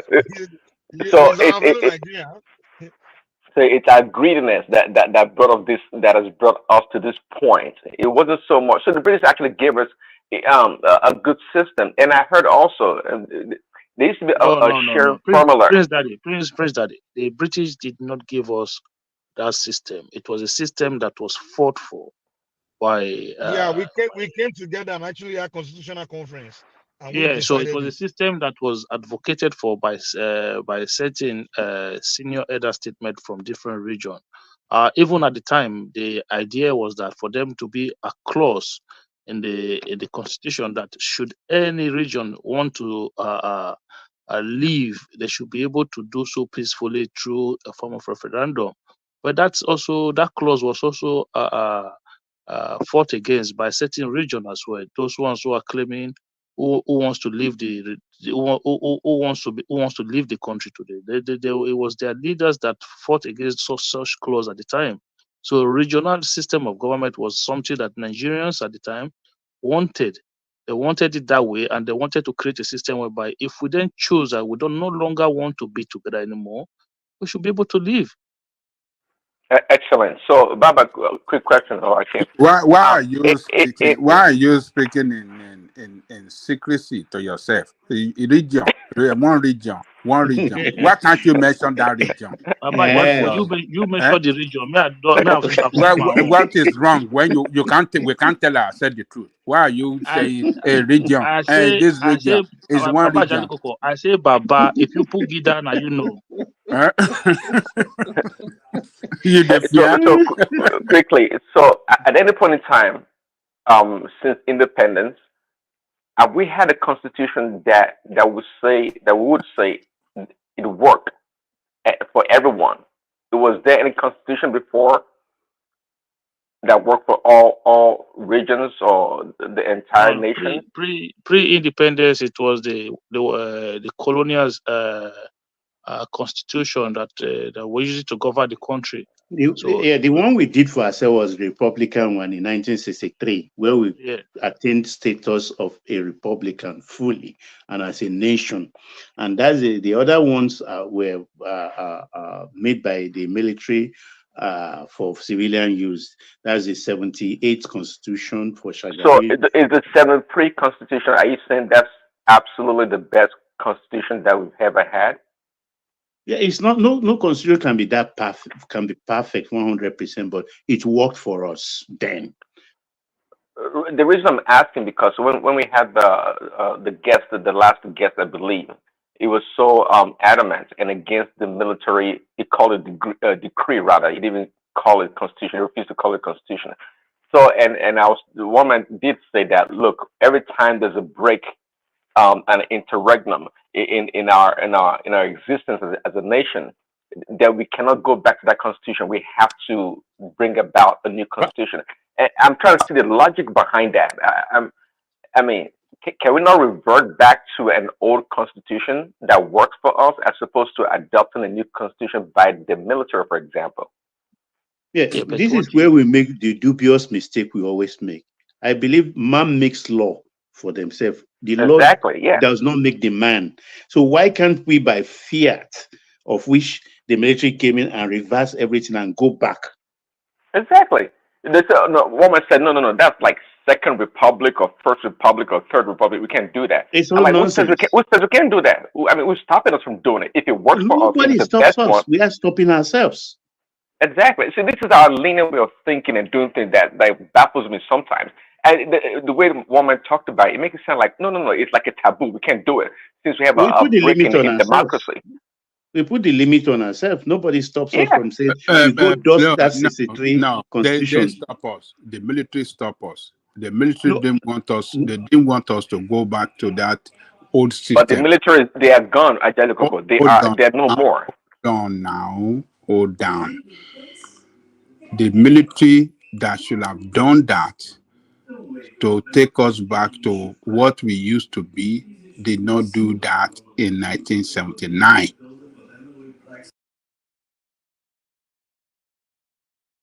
But is it not the same constitution, the American type constitution they gave us in 79 is been what we've been copying and copying till date?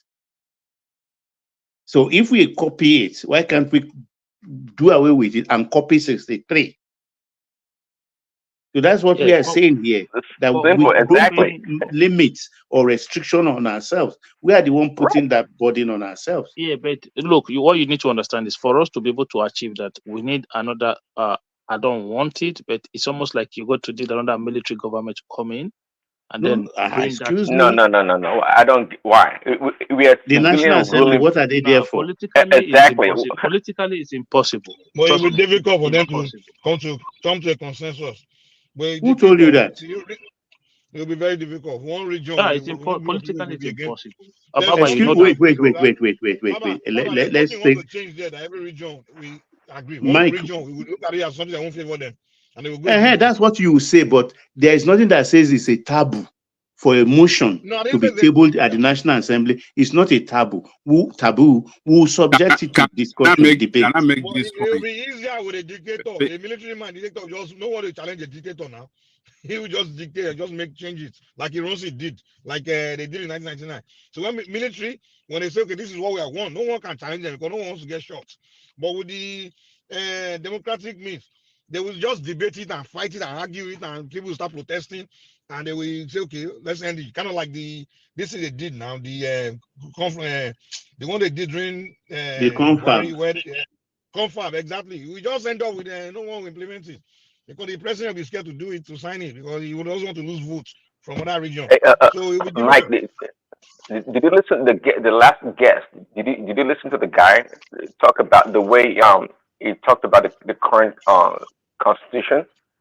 And you right now you're saying that if we get the military in again, then they can make the change or changes. No, I don't want military. No. We're just saying that the power to easily make these things the way they should be could only come from a military. It's not like we're advocating for them. I hear you, but if you know the guest I'm talking about, progressive. So I mean, somebody like that guest would never accept such a constitution when it's already damning the one we have right now. So what will be the structure or the framework to actually have the civilian in democracy system, democratic system to write their own constitution that works for everyone? So this is what happened, right? We had that constitution whereby each region was called almost kind of a sub-country on its own, whereby they have certain level of independence, whereby the central has very little powers at the time. Just the army, I think immigration, a certain level of government that was at the center. So a lot of other form of government, agriculture and everything, education policy was on the regional side. It was good at the time. That was what the people said. So what happened was that when the first military coup happened, right? So those people, because they felt at the time that they were more dominant in the military, in the army at the time, and they had more men in the civil service. So they thought if they dissolve such system and centralize power, it will greatly enrich their people. So, but what happened was there was a revolt, and that is why you see today we have a lot of Northerners. That was how the Northerners start enlisting high numbers into the military. So they have the upper hand now. They're not going to give it up.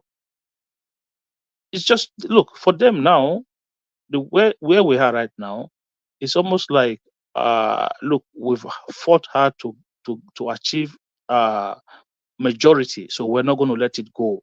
So if you go to an average Northerner today to tell them about let's come and sit down for one, and then they tell you, guys, leave that thing. It's good like this. Even though they are poor, but they just don't see the sincerity in the Southern people to do what is right. Because I think people, if we want to be honest, we the South, we've always betrayed the North. It's the other way around. Those guys have always been faithful to whatever template that is put on the ground, but we've always turned around and say, no, it shouldn't be like this. How are the South betrayed the North? What are you saying? I just told you the first coup that happened. That was the southern coup that took out that tried to take out the North from power. Not try, completely eradicate the North from power. Then when they came back in 1999, had an arrangement that it's going to be shared between North and South. Then they had a Southern president. Another president came, he died in office. Instead of Goodluck Jonathan to allow the North to continue their term, oh no, he refused. How will you allow them to continue? Then even the arrangement that you are talking about, was it a written agreement or was it all these party This is the problem. That time I thought was PDP. That was PDP. Yeah, but this agreement too. I don't know how it became. Was Jonathan a member of the APC? No, what do you mean by that so-called Tombai? I know what you're saying. Well, you can say no. First of all, it's not even like the party. It's not. You cannot even be talking about progressive. Sorry, Mike. You can't be talking about such a thing now. It was a party arrangement within a party. Now it's not the constitution of the country. Do you understand what it means to have trust? They were just talking about it within the party. Do you understand what it was means? not even within the party. It's not a written say. Okay, we'll be rotating between North and South. And Jonathan wasn't a member of the party. It's not in their manifesto. Okay, so it's just something. They just deceiving each other. Even that thing they say is just to deceive each other. Even Atiku did it during the that 2019 election. If Atiku had won, Mike, let us even use APC for example. This is important. Even Atiku used it to trick everybody in our PDP during the 2019. Oh, let it be not to. Then after this, it will be South. And then guess what? He ran. He deceived them. So they just deceive each other without turn by turn. Trust me. Listen. Turn by turn, every election there will be a Southerner campaigning. When Buhari was leaving office, did the Northern governors come out openly and say is the son of the South? The APC Northern governors. He's only APC all of them. now.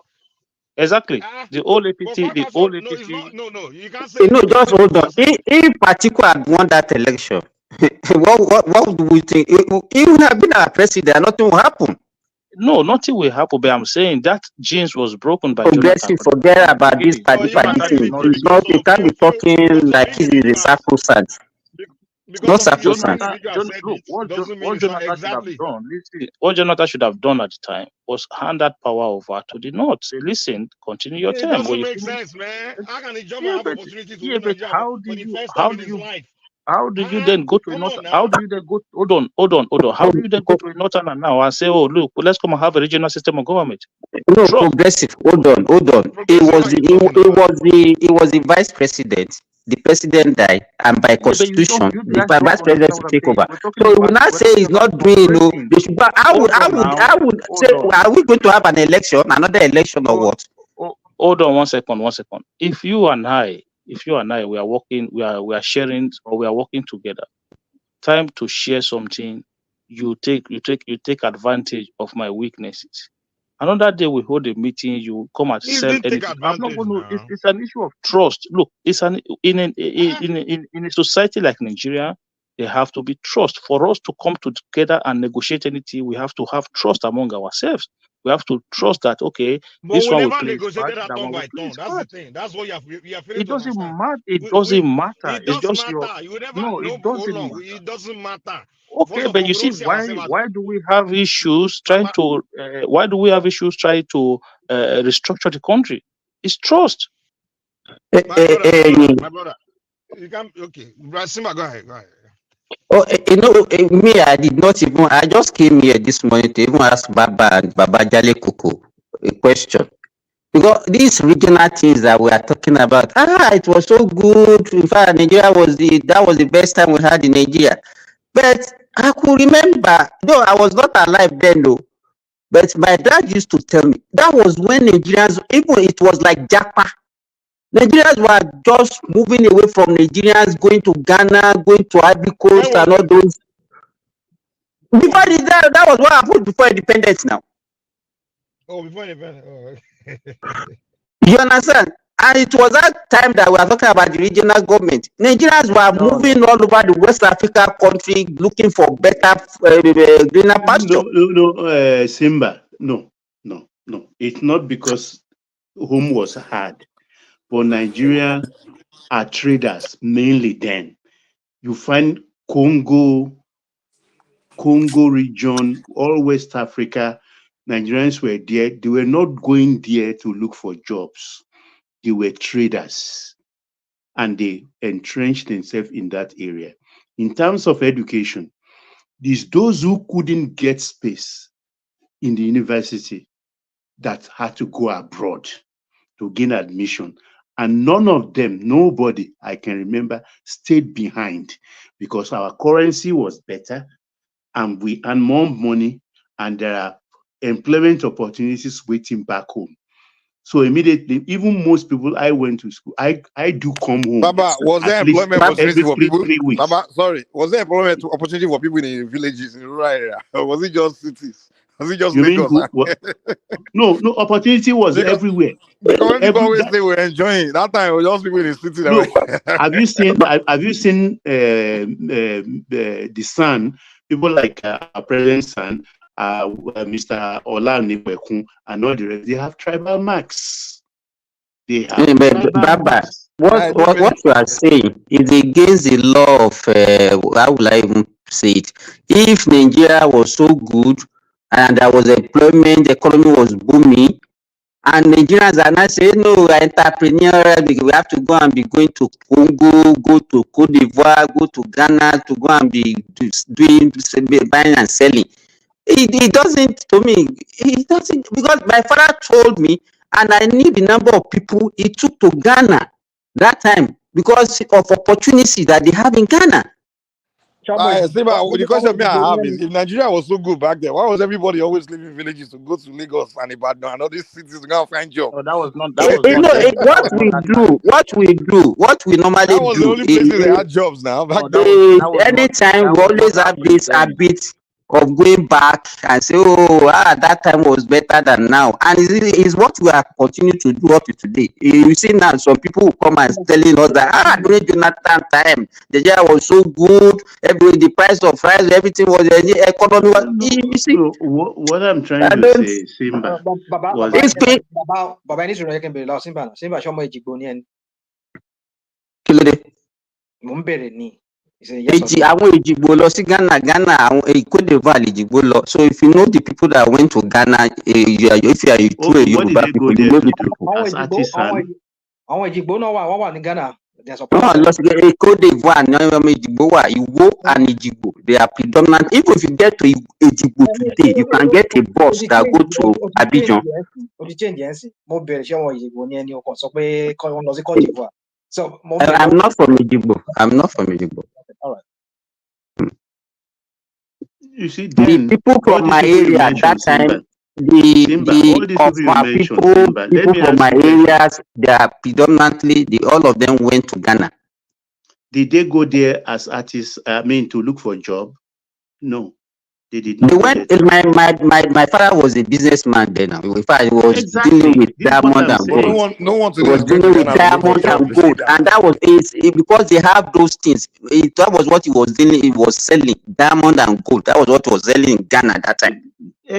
That's what I'm saying here, Simba. Nigerians we have Iya Saru, we have Iya Senegal.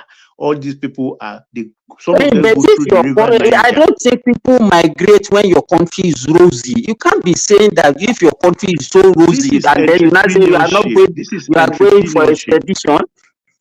No, this is entrepreneurship. Simba, calm down. It's for entrepreneurial adventure. They go there to trade in the Congo, in Ghana, even Gabon, the Igbos are very many in Gabon that time. The Igbos. And today they are established. But today, no one is going to Gabon and Ghana to look for a job. Today, and say because they want to go and to trade. do the same thing, trade. It's the same thing. So no, I don't think anything changed, man. We see Nigeria still Japan to okay, let me put it again, Simba. When Ghanaians came to Nigeria, what were they doing? They were doing shoe repair work. All this small artisan job. That's what they are doing now. That is where we are different. Is it Mike that said he doesn't think anything changed? What are you talking? Listen, what are you talking about, bro? Like we had in public schools, foreign teachers, Indians teaching our public schools in Nigeria at that time. Yeah, but that was what are you talking about? Okay. Which public school was he? Was he in a village? Was he not in Lagos? What are you talking about? Is in the village? Even village, yeah. Some villages. Which India are going to be teaching village in Africa? You're talking about this. The thing is, Lagos back then wasn't so No, Mike, it was true because I even they were still there till when they now started chasing that war was not even during when those people came to Nigeria. It was not even during the regional government. It was in the 70s. It was in the 70s. So don't come there, Kim, and be telling you it was in the 70s. It was in the 70s, not during the regional government. Akim just put that to tell you that when those people came, it was a different thing entirely they came for. But when we went until today, even when they sent us packing in Ghana, for instance, is because we are not giving their people chance to compete with us. And even in Ghana till today, that is the case. That is the grudge. That we undersell most of these things so that we can gain advantage. Yes, Simba máa ń ṣe kinní kan tá a bá ń sọ̀rọ̀ a kò máa mọ ọ̀rọ̀ kan tí mo mọ mo máa tó pààtàn fún ìtàn tó pa fún ẹ tó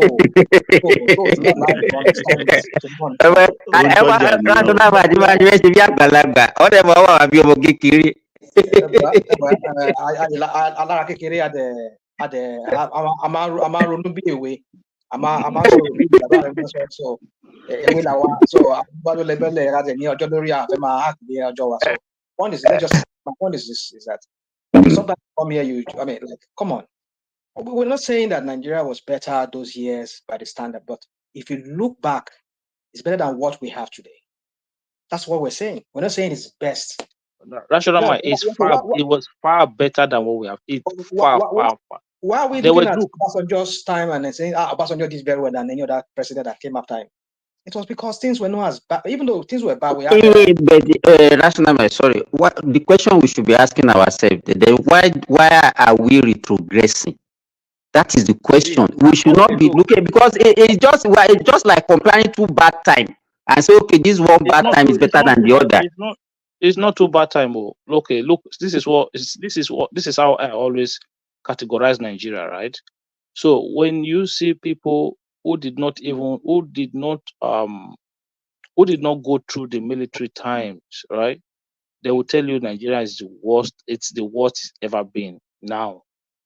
Then people who also witness that early years of the good Nigeria will tell you, oh, this is the time. So people have different perspective of this Progressive. country. Hold on. Let me tell you No, what no, changed. no, let me Let me tell just you say guys this. what changed. Let me tell you guys what Sorry, changed. Mike, give me 1 minute.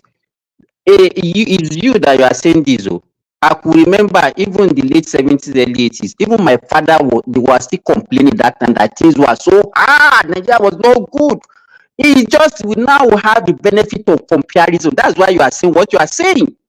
There was no time that Nigeria was saying this country was so good, everything I was know. When my fine. mother told me how poor they were growing up, how poverty was so, they used to be hungry. Everybody's. I've never seen a time in Nigeria I remember where in people didn't complain, 1979 didn't when they cry about started hunger free and education suffering. back. Wait, I Fela, remember listen to Fela song. Now, in even Fela was showing in poverty, old thinking about Oyo State. poverty.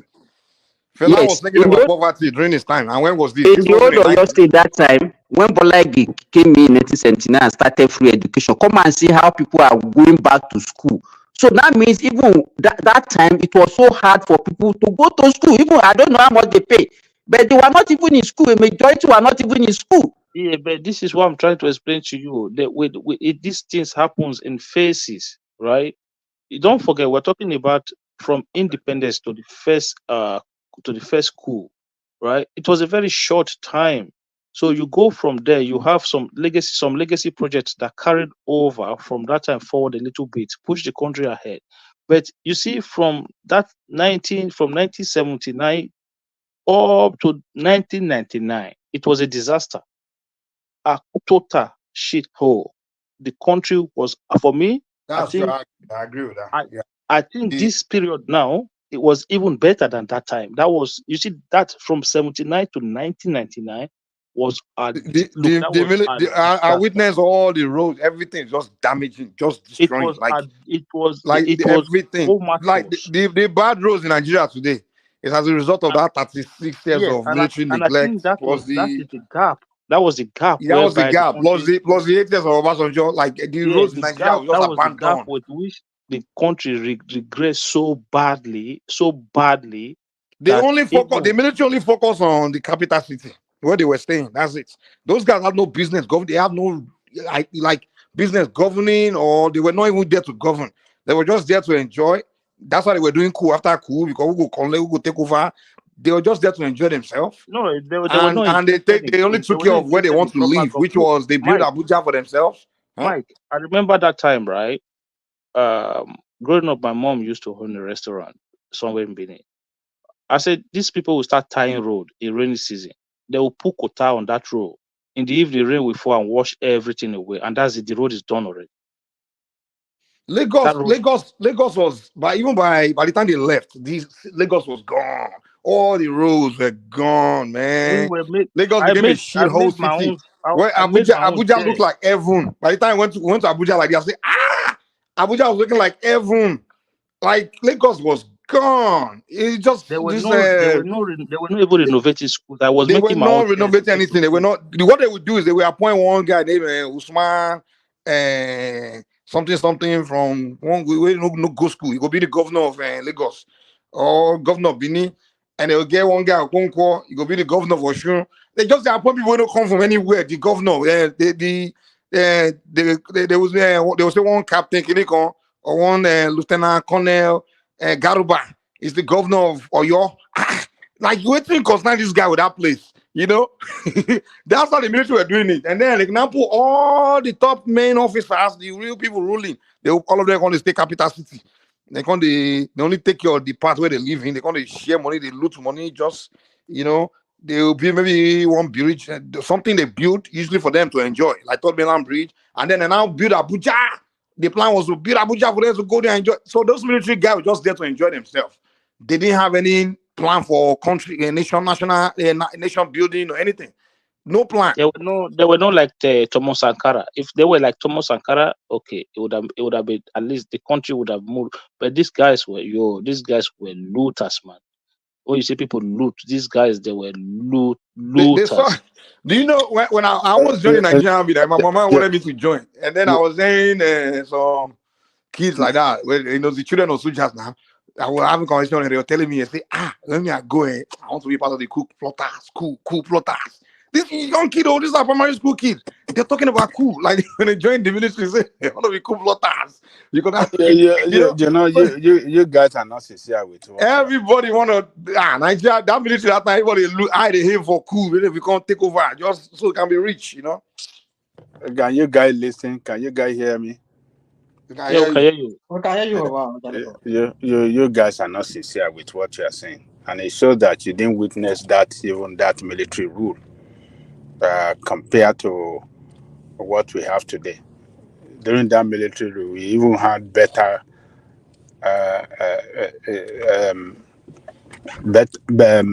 we had good governance, better than what we have today. You can disagree with it. I disagree Yes. on my own part. In terms of what, Baba? Tell us now. In terms of is it infrastructure? I will tell you. Yes, we had good governance back then than what we have today. Okay, can you explain? The local government authority was functioning. Hold on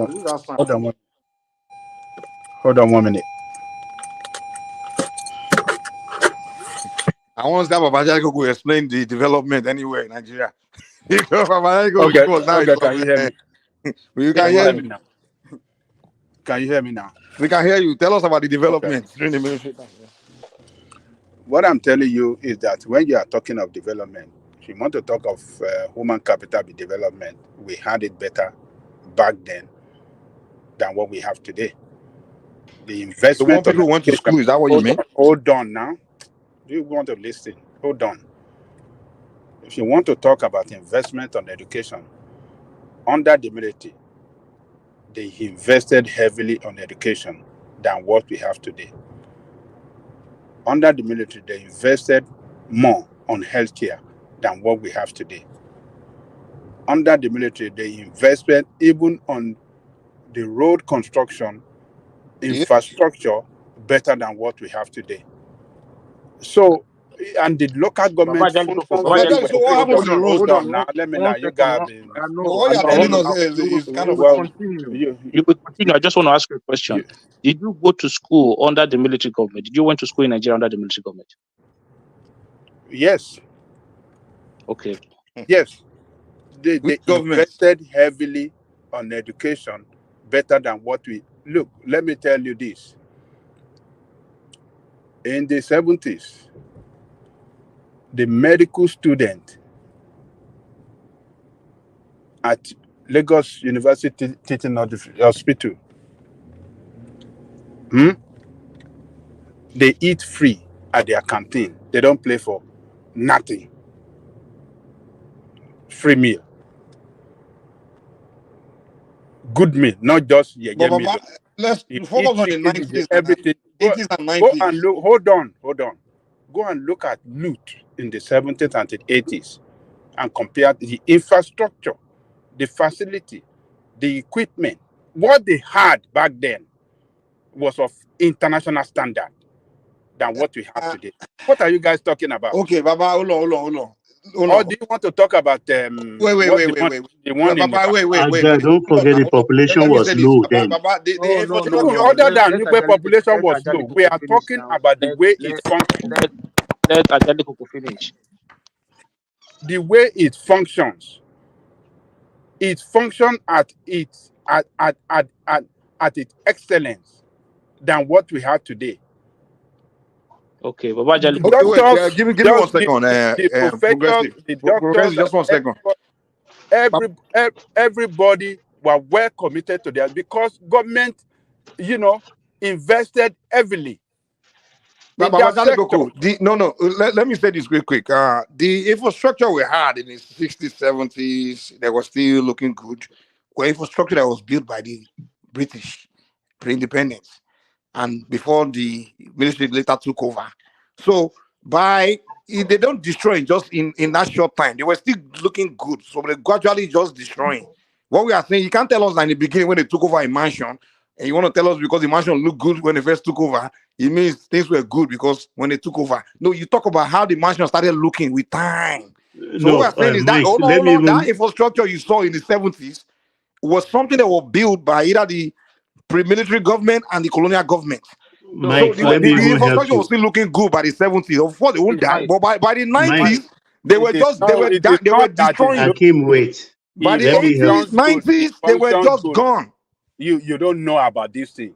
It's not that it just looks These all it those structures you're functions talking good. about were not built by the military. They were things that It's were not that maybe whether some. it looks good. We are talking about the way it functions. So, Obajali Koko, Compared to what we hear today, when you cannot even Obajali, build, you cannot even Obajali build Koko, anything. Talk less of Obajali even Koko make it now. function. Babajali Koko, please hold on 1 second. So, whenever I have a conversation here with you, I always use my own personal experience, right? And that is why I was so specific. Time frame 1979 to 1999. That was the time frame I put. I did not say 72, 73, 70. I said from 1979 to 1999. So what And I I was saying, disagree with you. I hold disagree on. with you too. What I was saying was from 79, it started going down. So That is not true. hold on. Baba Jali Koko, the primary school I went to, Olua Primary School, is in the heart of Benin City, right? In that school, most of the time at school, we didn't have chairs in the classroom.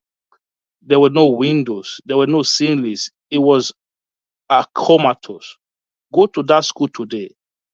It's been completely renovated, fenced, everything looking smart. I'm not saying it is better overall, but I'm saying it is better than that time when I was there. It was a disaster. My secondary Even me school, too this now. one, When I go to hold on Nigeria now. today, the You schools are see, looking better than when I was there. I attended a grammar school, right? In Benin. It's still in the heart of Benin City, Ewosa Grammar School, 20 minutes walk from my primary school. That school was a missionary school. So you need to understand the level now that it was not even a government school, it was a missionary school that the handover that the military took over from the missionaries. You could see the infrastructure inside where you have teachers, where the houses where teachers stays and everything. Before I left school, I was in secondary school during the military. Everything was already coming down. Everything was coming. They were Progressive. I think what when you say they Babajali were Koko is making looking. big budget. Progressive, When they were sorry. making big budget on education, they were putting those budgets in their pocket. We never Yeah, saw it in they were our focused on the classroom. capital city. Yeah, I think where Babajali Koko is looking at Lagos during that time. We He's looking at never he's saw looking it at the in our military government, classroom. maybe the military government in the capital city. But what Babajali Koko is not paying attention to is the governors, the military governors in other states like Benin It was or a York. Those disaster. guys were not doing anything. So you can't tell me that the military governors were performing better than the civilian governors we have today. At least the civilian governors today, some of they chase them up and down. Like people like chasing Obaseki now. Say, come, do something. Like they chasing Weekend Rivers, he's doing something. During the military time, it was one Garuba guy that will be the governor of Rivers State. Nobody there near him go to even say his name on it. So those guys are not doing anything. So No, you I have to said look it you was have to look at the whole country. You can't just look at Lagos and maybe Abuja where you were, where the head of state was staying. Of course, they will do something good around near the head of state now. But we are talking about the whole country. You need to travel around Nigeria today. The governors are doing few things, though they may be stealing, but they are still doing something. Look, what you are saying are doing, they are not doing nothing. They are not doing fadding. You need to travel Under around Nigeria. that, You under see that, some. You see at least you fly over. You see something. in that 79 to 99 that Akim was referring to, I want to tell you that in 1979, between 1979 till that time, that even under the military, most of the cities were having pipe-borne water. Where are the pipe-borne water today? Where are The your one British pipe-borne? built. Where is the pipe-borne water in the city? Where did you live? Where did you Hold live on. in Nigeria? Where did you live in Hold on, man. Oh, you had to go live in the Keja. There was pipe-borne water in Lagos. There was pipe-borne water in Ogun State. There was pipe-borne water in Ibadan. There was pipe-borne in most of the West. And even in that Edo you are talking, Benin City, I believe there will be pipe-borne water in Benin City? Yeah, there was pipe, but there was no water. When was that? When The there water was don't no dry water? up When was by that? the 80s. All There those was water, you pipe. In remember that? They were all 1979, dry. there was no water. In There was 1979, pipe. there was no water. No, In I'm the not talking 80s, about They 1979. were I'm talking gradually about eh? drying the up, 80s. but those pipe bombs you were are built by you the are British, the colonial master. the polytechnic and what is it that Ambrose Ali built then, and all the teaching hospital he built then, was it the military that built them? Were they built by this present this thing? All the infrastructure that you saw today in terms of education, Was Ambrose Ali most of military them governor? were, Was were, Ambrose? were, were built during the 79 to 84 No, when the UPN were ruling their place. but that wasn't the So military 79. government now. So Eh? That wasn't the military government now. It was part of the years he mentioned. No, we are talking about the military government. The military, even military in government from even under 79.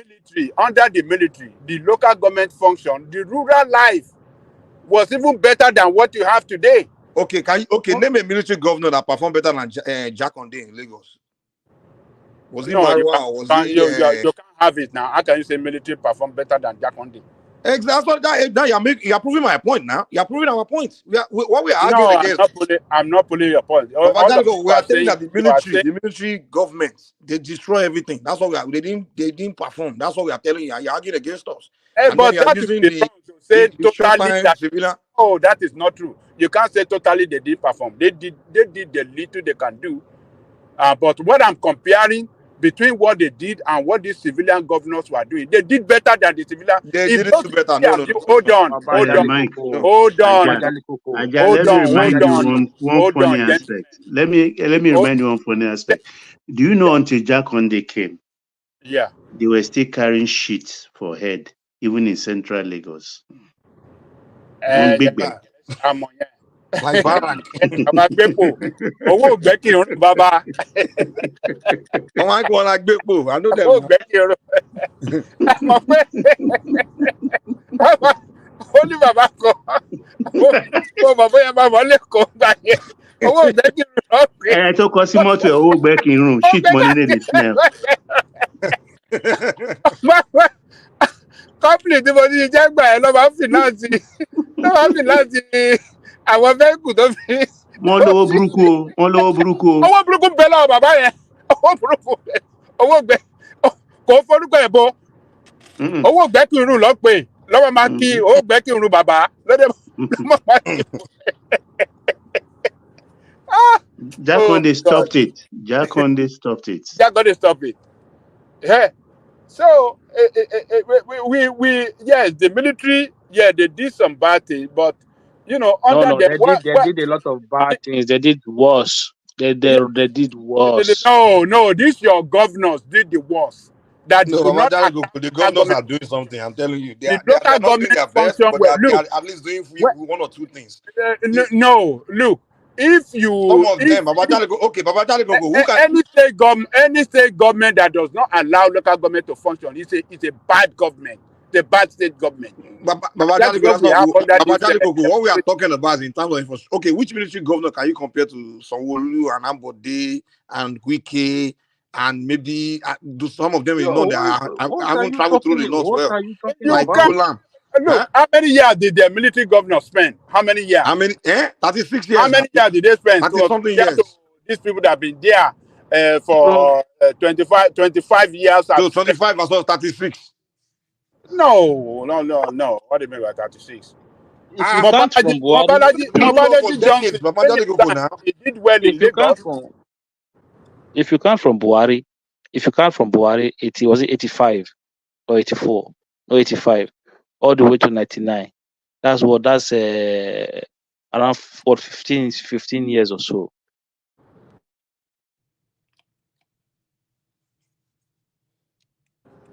All I'm trying to say is that these governors should have done better anyway, but they have failed us. They ruined, they mismanaged the resources. They destroyed the society, you know, Babajale, we some could of have them perform. developed better Some of them, than Babajale, where we are today. some of them perform. I'm telling you, just travel to Nigeria, go to some of these states. In fact, I'm telling you, you prefer to live in some of those states than in Lagos. Some of them perform. Like I saw what Aregbesola did in Osun. The guy literally built the road, new roads, a lot of them, brand new roads. And Like Aregbesola try, he the tried. guy did a good job. Babajale, I'm telling you, you want to live, you go He through tried, Oshogbo, you but want to stay there. he almost bankrupt the state now. Yeah, yeah, but what we are saying is you see, Ajali He Coco, bankrupted it. he was following your whereas socialist, he someone was like following your the military socialist government, ideas. all That's those why. states, I couldn't even go there. The only place you want to stay during the military government was in Lagos and Abuja. That's it. Every other Ajali state, no Coco, one go. Ajali Coco, Aregbesola nearly bankrupt the state because he was following your socialist ideas. That's why. Which ideas was he following? Your socialist ideas, giving everything for free. Free this, free that. Well, I don't think so. He Yeah, didn't manage giving Okmoifa everything for free. free. he School didn't manage free. it well. Did you see the school? Okmoimo, I say Okmoimo, free he distributed. Yeah, so going full socialist idea in a state, in a civil service state, that they don't have any form of any industrial base. You know, they say they have to cancel that program because man, they realize that one woman will bring like 8 children. Of course, now they don't say Nigerian women is born. Under Adebayola was the first time I saw. You will see families take their children out of private school and put them into public school. They were getting free school meal in school. They had this, like, if you see the school this man was building, like private school could not even uniform. Hakim, that is what we should have in Nigeria. Of course, You see, yeah, that is you what go bankrupt now. you have a system Said it now. where You bankrupt the country.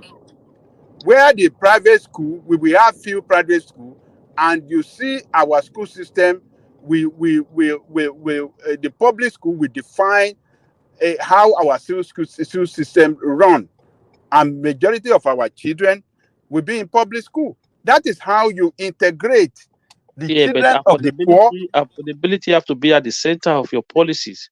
Yes, the children of the poor and the rich and the middle class, they meet at that public school and they know each other and they develop together, having the same mindset and sense of. In America here, the children of the poor and the rich, and are they all in the same school? What are you saying? The children of the rich, the poor and the middle class, they all in the same school in America. Okay, Mike, listen to There's this nowhere now. in the world they do that, Mike, man. listen to this.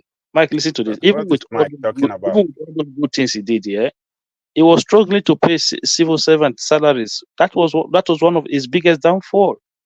Not people forgot about all those schools, road, and everything that he was doing. You know, even at the time, Aregbesola was paying 13 months salary. He was paid 13 months salary. Progressive. You people are just arguing points out of context. Aregbesola and APC in Osun State, they looted heavily. Stop that nonsense. Hold on. They looted heavily. They did. Do you even know who Aregbesola is? Do you even know who he is? I beg you, for spare me that. Who is he? Who is Aregbesola? You tell me. Who's Aregbesola? No, you go ahead. I don't know. No, they looted. It was a template of Lagos they used. Oh, come on. Now, what do you mean? Come on. If you don't know the story, say you don't know the story. Okay, tell us. Tell us. Okay, I will tell you. What made them remove Ambode? Was Aregbesola not part of those people? Hold on now. Okay, can I land? So go ahead. My point is this: is that it is chop by chop. They will give an impression of doing something.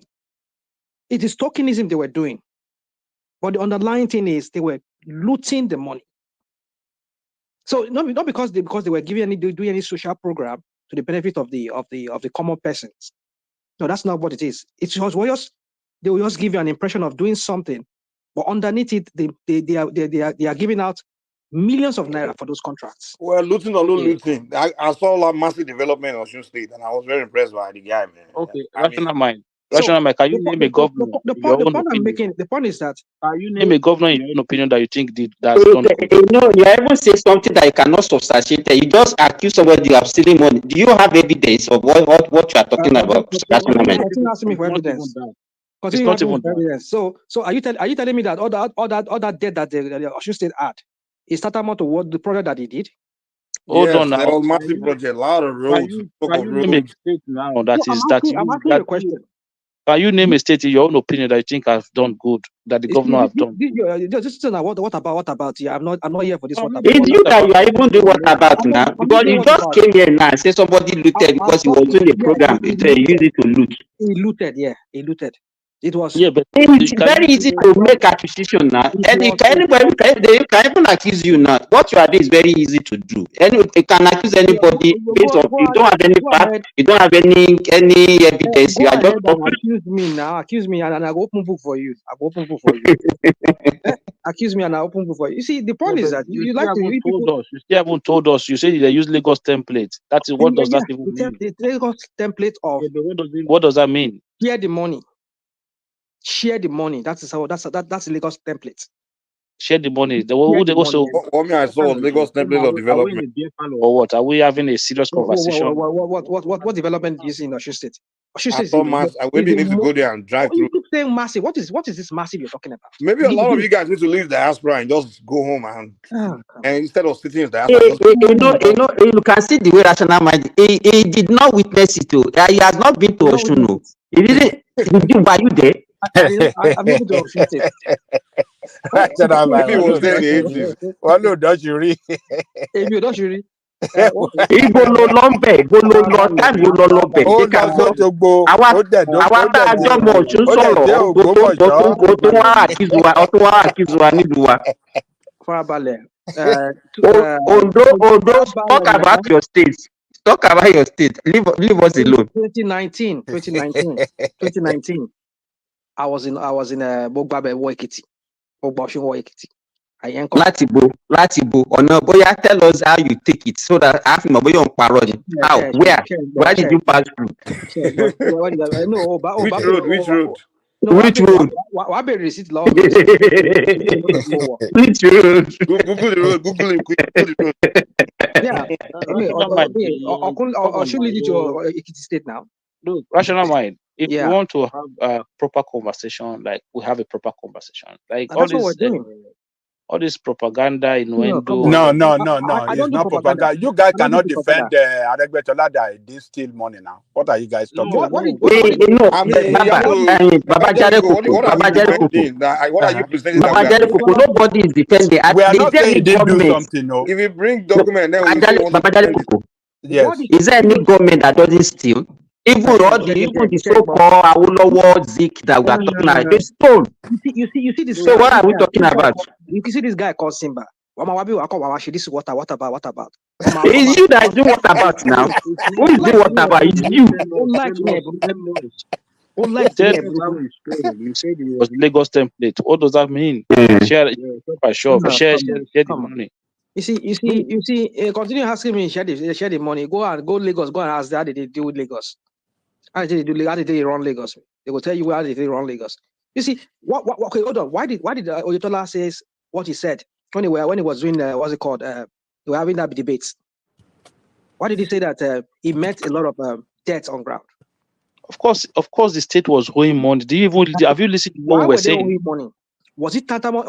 Does it equal what the project that this guy said he did? Did you listen to what we are saying? How do you measure that? That's a point more, whatever crap he was talking. Did you listen to what we have been saying? No, I wasn't there. Because I was sleeping. Okay, so I'm going to explain to you again. I'm going to explain to you. Adegbeshola built primary schools that were better than secondary school in some states. Come on. Save me that thing. Save me that. I mean, you know what they call tokenism? Have you heard that word, tokenism? Do small things. Show say you do work. But the overall picture of the money that was budgeted out for those things, is it equal to those things that they said they did? That's the question. Okay, you can't. He did it in only the capital, not across all the local government. No, Baba Jericho. No. Oh It yeah, oh was yeah. even in my village.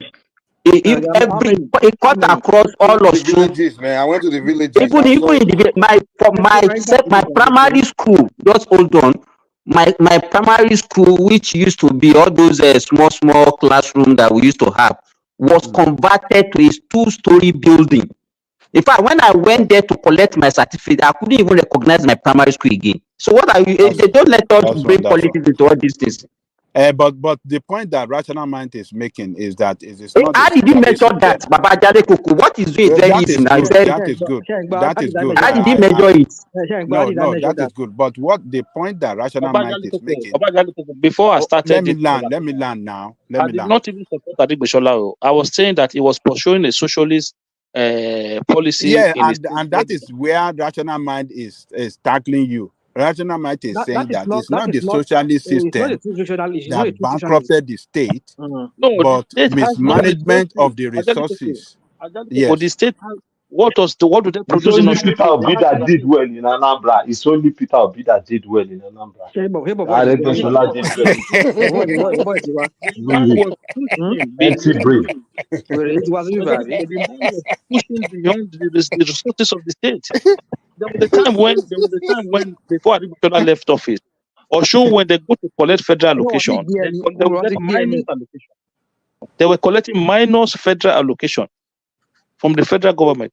Adegbeshola was the governor that when allocation came, we call head of civil service and say, look, this is the amount of money that came in, like openly and transparently.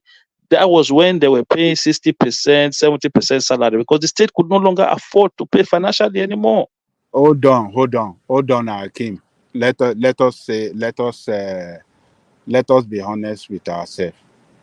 He was not a prudent manager of resources. Look, when the governor that took over after him came in, or Tedola, or Yetola, Yetola did not borrow one dime, and yet he was able to do a lot of things. The only thing that he No, did, Etola didn't do anything close to Aregbesola. hold on now. Oyetola is a capitalist. He revised a lot of those policies. Hold on. I'm not. I don't know whether he reversed Yes. a lot of fraud The policy. template But of school what feeding, he the did, template of school what he feeding did. started from Let the me hold on now. He didn't borrow a dime. Try to speed up. He was able to pay off a lot of loan that this guy, you know, what do you call, Adegbeshola. Adegbeshola left behind. Baba Jale Koko, Yes. how did states pay their debt? Do you know how they pay their debt? I can't say. Okay, let me tell you, though you can't give any credit to anybody. You know, when we are talking about debt in Nigeria, even this national debt that you are talking about, Nigeria is owing, majority of the debt are being held by the states. I hope you know. You understand that I will be castigating the president that as if it's only the president that are taking the loan. Most majority of this loan were taken by the state. Now, what they normally do is this. It's not as if they will be the one to be raising money to go and pay their debt to. The problem that also had that time, most states also had it. You know, during the Jonathan regime, when there was all this oil windfall, they are sharing the excess crude, whatever. That was when he embarked on all these big projects. And as the progressive said, up to 2013, Aregbesola was still paying 13 months salary to Osun State civil servants. But when the oil price started dwindling by 2013, 2014, that was when it started having problem, and the allocation started reducing. We all witnessed what happened that time. No, they will not listen to that. He stole money. That's what they will say. They are So that was I can say that he miscalculated. He thought that money would keep on flowing, but what he was even getting after the I beg you. That is lack of capacity. Do he lack resourcefulness? So, to improve on internal but revenue what you are generation. saying, Babajare Koko, How that can you that the depend on guy federal paid. government? No. So what they are now doing is that whenever they want to share the allocation, they will remove the debt, some of the debt, the way from the allocation before it gets to the state. And that was why even before he left, because he was still there until 2018 or 2019 as the governor.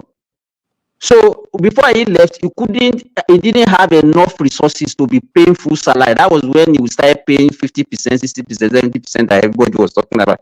But up to today, I'm not his fan, but we have to be sincere. Go to Osun today, move around Osun, you still see all those infrastructure. Osogbo used to be like a glorified village. It's Aregbesola that made Osogbo to look like a state capital.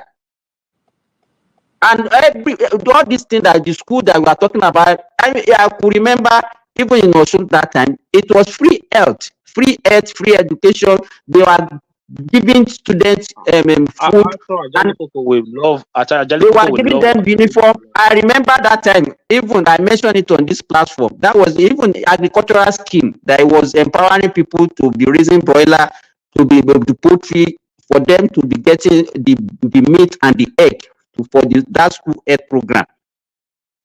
So this guy developed Osho to the point where foreigners are moving there. If you go there, you see Black Americans moving there. Like the guy developed that. All these things that we are doing, like rational mind, we know that na bad belle, anything APC, na bad belle, rational mind they do. It's not saying anything very tangible. It's just bad belle. Look, we have to look at it this way. Look, want to talk about rational mind. Want to talk about Peter Obi and Tinubu. That's where it's going. Empty brain, rational mind. He went to Baba my poke rational mind. He went to borrow so much, and he lacked the foresight that look, this revenue, this allocation from the federal is not fixed. It's not fixed. It can go up, it can come down. So, and he failed. And he failed to develop revenue generation base in a state that can sustain that state in times of crisis. That's a bad leadership. And you went to borrow so much, you pump it into gigantic project. So if not for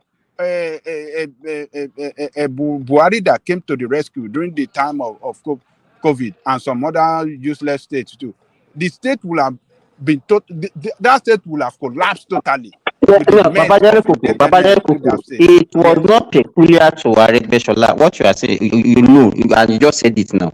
You remember even when Buhari came in by 20, and it was not even, it's a national disaster. You remember that time, even Obasanjo was saying it. Even federal government, Babajare Koko, even federal government were borrowing money to pay salary. Federal government, they were borrowing money to pay salary. Yes, you are right. Yes, it was worse in so we cannot just isolate somebody and say, okay, no. In fact, that was when we started hearing bailout. You remember that time, 2016, 2017. Why has to be giving them money to be able to offset their backlog? Some states could not even pay salary at all. Look, Baba Jali Koko. So why are we now isolating him as if he was the only one? No, we are not isolating. What I'm saying is that he borrowed more than he can pay on his own. Yeah, Jali Koko, see 1 second, right? He was relying on federal allocation. Baba Jali, is that the governor you like at all? I can't think of. I don't used to like Obi at one time, long time ago. You know the. No, look. If we really, I don't know any governor you like in that country. No, if we really want to say the truth, look, Obi was a prudent manager of resources. He prudently managed the resources of Anambra State. He didn't bring so much infrastructure, but when it comes to when it comes to the management of resources, when it comes to investment of the state fund, it did well. I'm not saying that it's not corrupt, that it did it. I'm not saying it didn't do what do you call it? What do you call this thing? When he invested in his company, what do you call that? What is that thing?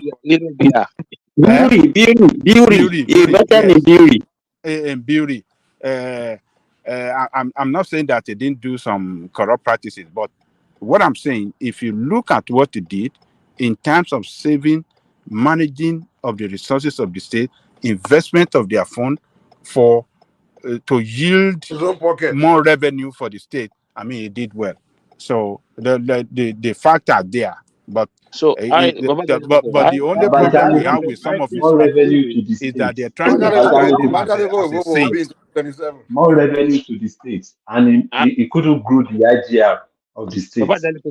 I would think What are you saying? you will naturally accept somebody like Aribishola because everything that you stand for, what he was doing in government, as a governor. What did you say? I said I would have think that you will naturally align with somebody like Aribishola because it was everything that you advocate for that he did when he was a governor. No, he did well, but I'm saying he shouldn't bankrupt the state. I mean, all during the Second Republic. Hold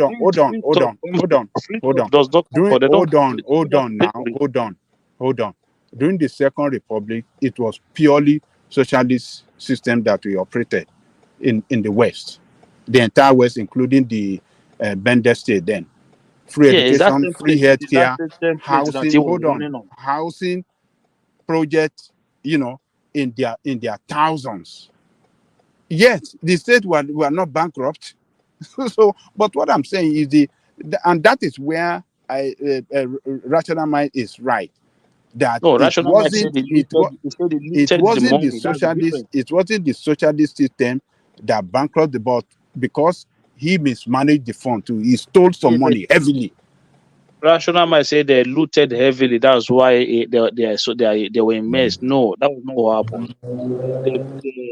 They got caught up with the dwindling oil revenue because they borrowed a lot of money to carry out a lot of those capital projects. So what these people were doing, what you need to understand in Babajalikoko is this: it's like you have a job today, right?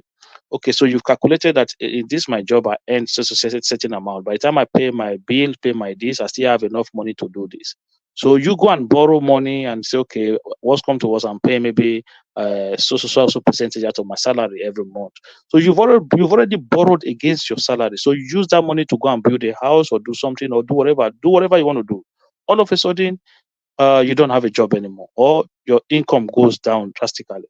You're going to struggle to meet up to that loan repayment or whatever expenses that you need to meet. That is how government. That was exactly what happened. How do you need to explain this? These people go and borrow money. You can say, okay, part of the money borrowed maybe by giving contract and something like that. It was eating some of those money. They were stealing some of those money, but that is not the reason why why this whole thing happened. This whole thing happened because the non-anticipation of fall in the revenue of the state happens. So if somebody who want to openly steal is not going to start a school feeding program, giving free even great country they go into recession. They go into recession. Even America go into recession. So it's just an economic problem, and it's not even peculiar to Osun. Even the country had it. Nigeria had it. Nigeria even went to recession. Look, for me, I think he overdid his own socialist policy to the point he was giving free uniform to students. For me, I think he in some ways he went too far.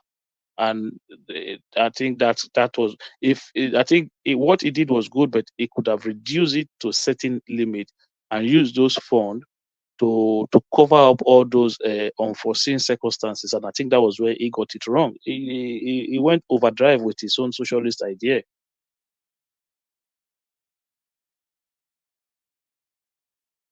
Me, I won't lie to you guys. Me, all I want built in Nigeria is infrastructure. All this other crap about anything, I don't care, man. Build roads and give electricity. That's what I care about. All this other extra shit. The only difference between now and when all those times that Babajeku was talking about in the 70s, it's just the population and the resources that were available to that population that time. That was all. It's not as if they did anything very ingenious or whatever. Because all these things that he was mentioning, So when when people they start were praising Obasanjo, every time when during Obasanjo time, every rule was just bad. He was just a miserable I governor. used to You say see, it, no, Mike, and he hasn't Babajeku fixed any also road, nothing. alluded to that one today. Obasanjo, if not because he was a toothless head of state between 1876 and 1879, he had all the opportunities, the so-called regional government that they were talking about. And Babajeku alluded to it, that when he was about to hand over to civilian government, that was when he's supposed to revert back to that regional government. If he was really a patriot, but he didn't do so because he was just there like a figurehead. He was a figurehead head of state. Danjuma and Yaradua, they were the one ruling during that period. They just put him there. This guy, what Muritala wanted to do when he took over from Gowon was to hand over to a civilian government. So do our bidding, and that was what he did. Ọlọ́tẹ̀ ni Simba Ọlọ́run you just looking for a way to attack Obasanjo He's just looking for opportunity. Oh, opportunity come! I have to go after Obasanjo. Look, you see, Baba Jali Koko, you see, No, actually, what you see, what Simba will say, you see, I was saying it earlier. We should have returned to that parliamentary system in 1979. But a lot of political people in the political class, and particularly in the north, they believe that if we should go back to that system, what happened that resulted uh, um, in the war. it resulted to civil war could repeat itself. So in order to prevent it, they said, okay, let us have presidential system of government, and create different state, federal government where all of us we look up to federal government and stuff like that. So Babajeku, who was the president, American president that time? I couldn't remember his name. He was the friend. He was the friend of it was Obasanjo. Carter now. It was Jimmy Carter now. So that was why he brought the American destiny to us, Jerry. Because of Carter. He was his friend. No. Look, okay. Let's be honest about ourselves and still try to see from the area of these people. Look, so these people, you can complain about the system for as much as you want, right? These people themselves did not envisage the level of corrupt leaders that we have today, that we're going to have this level of corrupt leaders. So the system, yes, it's a problem for us because it is just too expensive to run the kind of system that we have financially, too much. But then on top of that, you now have this satanic corrupt leaders. These guys are their level of corruption. No, it has no boundaries. These guys can look if you key into money tomorrow, you see every single Nigerian. That is how corrupt a lot of these people are. So look, I don't think they did it with the wrong intention. Maybe they thought it was a good way, but come on now, the guys that are there now, give life to their countrymen. Some of these people, you, it's only in Nigeria. Like, I always ask myself one question: like, how many British or American government officials you will see that will have houses in another man's Again, it country? looks like your system is having problem. Can you hear me? Yeah, we are hearing you, but it's cracking somehow. But you can continue. Okay, maybe it's my network. So how many of these American or British politicians you will see that they will have properties in another country, or they even have bank accounts in other people's country? But our own, every little opportunity they have to take resources out of that country, they don't even need a second invitation. They go on straight away. And this Akim, I think it's our mentality. Even people that are not politicians, they do the same thing. Believe me, it's not peculiar to politicians. Any rich Nigerians, tell me, once the people are, it's a status symbol. It's a status symbol, Akim. It's our mentality. It is not a status No, they symbol. are following the footsteps of politicians. No, following the footsteps. They saw, okay, if our leader does not even believe in the system, so I have money too. Let me go and put my money in bank account overseas, and anytime I'm bringing it back, I can make more money. So it's an investment. Mentality. This is why I say for Nigeria to get better, that mentality need to be reversed. Like it need to change. We've lost a lot of resources outside of Nigeria that this politician will just take out, and those resources never come back into the country. And the level of poverty you see today can be traced to this looting and freight of our common resources among this what you call the elite. For me, I think that trend need to reverse. Our leaders need to start having this mindset that okay, even if you want to loot the money, put it inside the country. Stop taking it out of the country. You know, the only way you can have something like that is to have the institution have to be stronger than the men. Meaning the institution will be stronger than every person. So if someone like violate the institution can punish that person.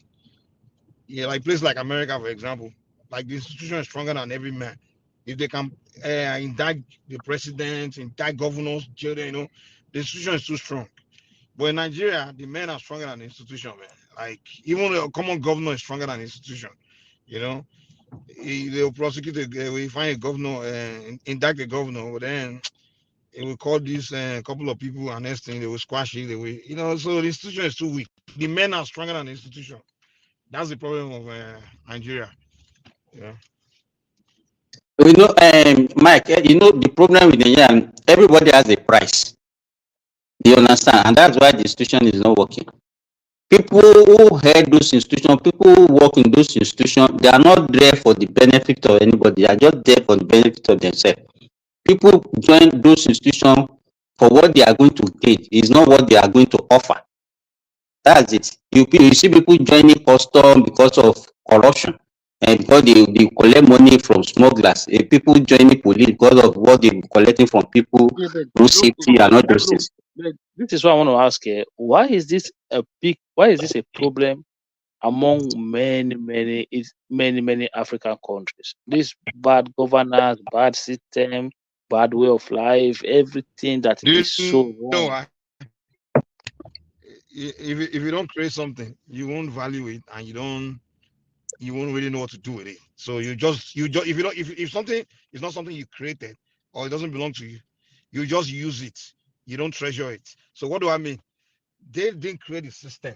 You understand? It was a system created to them by colonial people, and those people just left it, and the Africans saw that place, those institutions, a place to go and use to better themselves. You understand? It wasn't like they sat down and said, Mike, look at what I'm trying to say to you. You see, like our president now, when they want to treatment everything, they will be running abroad. So you ask yourself a question, right? Why can't these people just say, okay, next budget, whether we're going to die, 200 billion, we're going to build a medical estate. Even if it's in Abuja, somewhere whereby it will be good enough for us as leaders. Any governor, any president, that want to take. I'll be honest with you. The reason I think these guys leave is because they believe the Oyinbo doctors are just better doctors. Okay, if you ask me. Mike, that might be, but the major reason, let me tell you, is because of lack of. It is not because of facilities or maybe they have better doctors abroad. The trust, that confidentiality. You understand? You want to tell me that if Tinubu's doctor is one Nigerian doctor, everything will have been leaked. Everything about it will have been leaked. You're going to tell his friends. You're going to tell. You go home and say, "I treated the president, and this is what's wrong with it," and that one will share it. He will sell it. He will sell the copy. He will sell the document. Hold on now, hold on. So did Oshibajo did not have a knee surgery in Nigeria not long ago? Well, you can't compare knee surgery with your whole body. Yeah, I but mean, did he not have a surgery? Did he not have a surgery in Nigeria? Okay, Akim, what does that one tell you? It's not as if we don't have the technical know-how. You understand? Yeah, but why did they not leak all the What they information are out? doing for him in France or wherever he's going, he can get it in Nigeria. He can even Yeah, move everything that they are doing for him. hold on. Before Tinubu became president, before he even became president, he also had a knee, because he said it with his mouth. He had a knee replacement, but he did his own abroad. But Oshibajo did his own while he was a city. Another one you need to also understand. A lot of these ones that are rich before they came, they already had their own personal doctors. You understand? You know, like it's not like Tinubu probably already had his. He always go to France. I don't know why. I think he had a home in France. He already has a personal doctor there, so he kind of like just follow up with his personal doctor. I think that's what it is, to be honest. Because your personal doctor always keep your record. They know your medical record. You keep following up with them every year. If you have your primary care doctor, you follow up every year. They keep your record. They know your body. You're using the same doctor for years. And people always recommend that you keep the same doctor for a while because the doctor has been following your body for so long. So a new doctor won't know what your body was like 5 years ago. You understand? Compared to the one that has been treating you for 20 years and knows like, okay, this man here. The doctor does not go inside your body. Everything is documented about your medical record. So the new doctor Yeah, just but looks which your doctor file. will start reading 20 years of documents? They won't do that now. But the one that's been following you for 20 years will remember that 5 years ago, I remember you had a mini stroke or something like that. He knows you. Or 5 years ago, I know you have blood pressure. So your doctor that you've been following up with would know That you more. country, So let me by the tell you time something is something. happening, he will even remind you, like, remember. That country need a Showore, somebody like a Showore, so an ordinary person to come around that country. That's all. And the very ordinary, one of the very ordinary people, you just need an ordinary person to come in and dismantle the whole system. Yeah, That's all. and that's the problem. No ordinary person can run that country. That's the problem. You can't just go. You can't discount the people that have spent time to be part of the system, rightfully or not. And you think you're gonna bring in an outsider like Shore. Let me tell you, if Shore became the president today, he can't run Nigeria. It's impossible. Sure, I suspect. Sure, the guy has to convince me that he's not a CIA agent, man. Because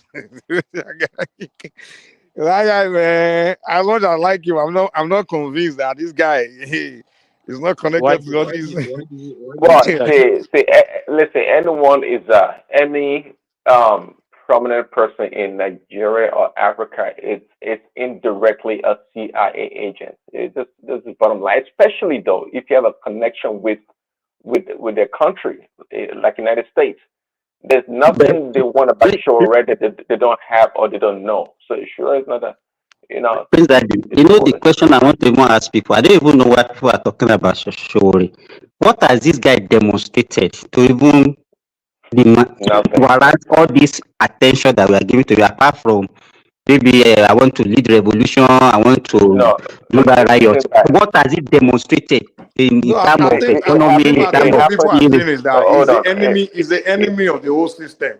That's what it people are happens saying. in most countries and most society. Anytime they want a change, it doesn't matter what the change looks like.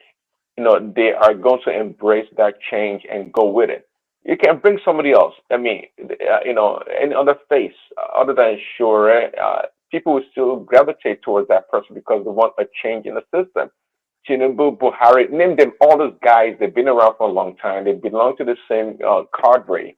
Essentially, Nigerians see them as the same people, regardless of the party that they belong to. So it makes sense.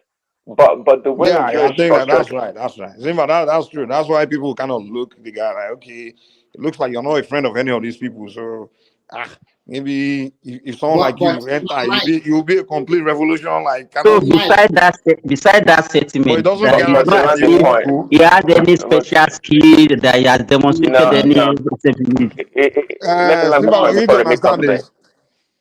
It's not the one thing people need to understand is this. It's not really the a leader that should have the skills. It's really that I understand to involve people that have the skills. You understand? And Shure does I, not have. You're right. Hold on, Renee. uh, Mike is right on that point. I accept that point. And Shure has not displayed that skill or ability. He doesn't have it. Okay, I don't think he does. Maybe I'm wrong. So and Baba, sorry, Prince Daddy. Let me tell you why sometimes I consider the guy. Like I actually went to a meeting. The guy came to here in the US because there was a time the guy was coming to different cities, and he came to the city I was living at that time. And someone said, "Sure, there." He was trying to meet up with Nigeria, so I went there, and the guy was literally he was engaging like manager. One time he engaged the manager of this airport in New York. He was a Nigerian guy, the airport manager. And he said, if you become president, that the guy will hire the guy to manage Lagos airports like that. You understand? And then we also met with some Nigerians that are sheriffs, sheriffs now, working sheriff's departments. And it was kind of, I was there, was exchanging ideas, and they had long conversation. Even engaged a guy as a tunnel engineer, and they were exchanging ideas. So I'm like, this guy here look like if he become president, he's just going to bring he's going to like kind of involve a lot of Nigerians that have really advanced in different areas. And when I go to okay. Nigeria, one of the problems I see is the people they are managing things. Like they hire to, like if you go to Lagos Airport, it's just the area is so disorganized, and I'm like, dude, who's managing this place? That kind of those basic things. So that's why I was like, you know what? I think if this kind of guy become president, those basic things, he can take care of it. He can, Mike, Shure is a showboat kind of a person. See, you guys, So hold do on, you think? Okay, hold on a based second, on what hold I on. told you just now, do you think if he become president, that hotel, that airport manager, the Nigerian guy that was managing that airport in New York, he won't hire the guy over the current manager of Lagos Airport? Hold on. See. I heard what you said, but here's the thing. Shure is trying to manage Nigeria from outside in.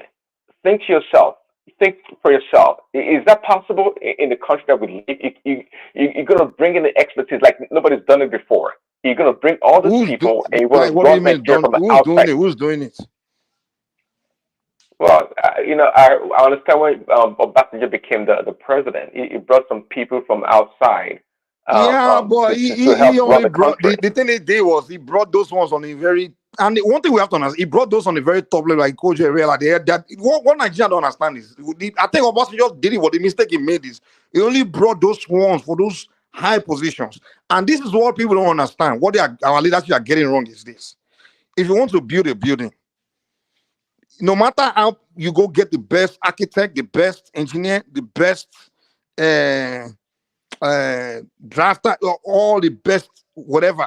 If you don't hire the right guys that will lay the bricks, that structure will collapse.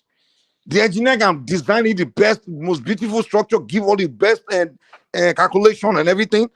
But the main guys, the foreman, if you don't hire the right foreman or the right bricklayers, and those guys are doing shitty job, they lay rubbish bricks, that So, Mike, structure will collapse. And that's where we got it wrong in Nigeria. We will go and Mike, bring Obasanjo. That's where but those Obasanjo had it wrong. people, Hold on.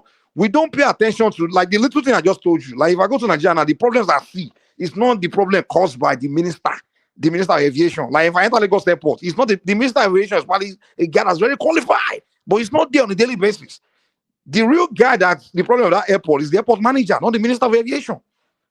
So that's the area they are those ignoring. They will hire one elite, one guy that's not competent to be managing, or even if you go to a Nigerian embassy, the okay. person that's working there, they're so disorganized.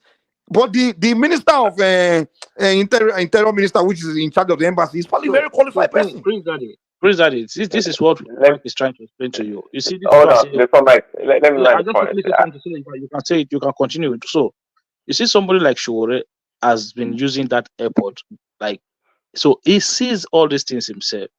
So the elite, like Tinubu now, when Tinubu land, like from a long time, they have their own VIP section which they go through. Yeah, a lot of the things that you will see in that airport, he's probably never seen them in a They long don't time. see them exactly.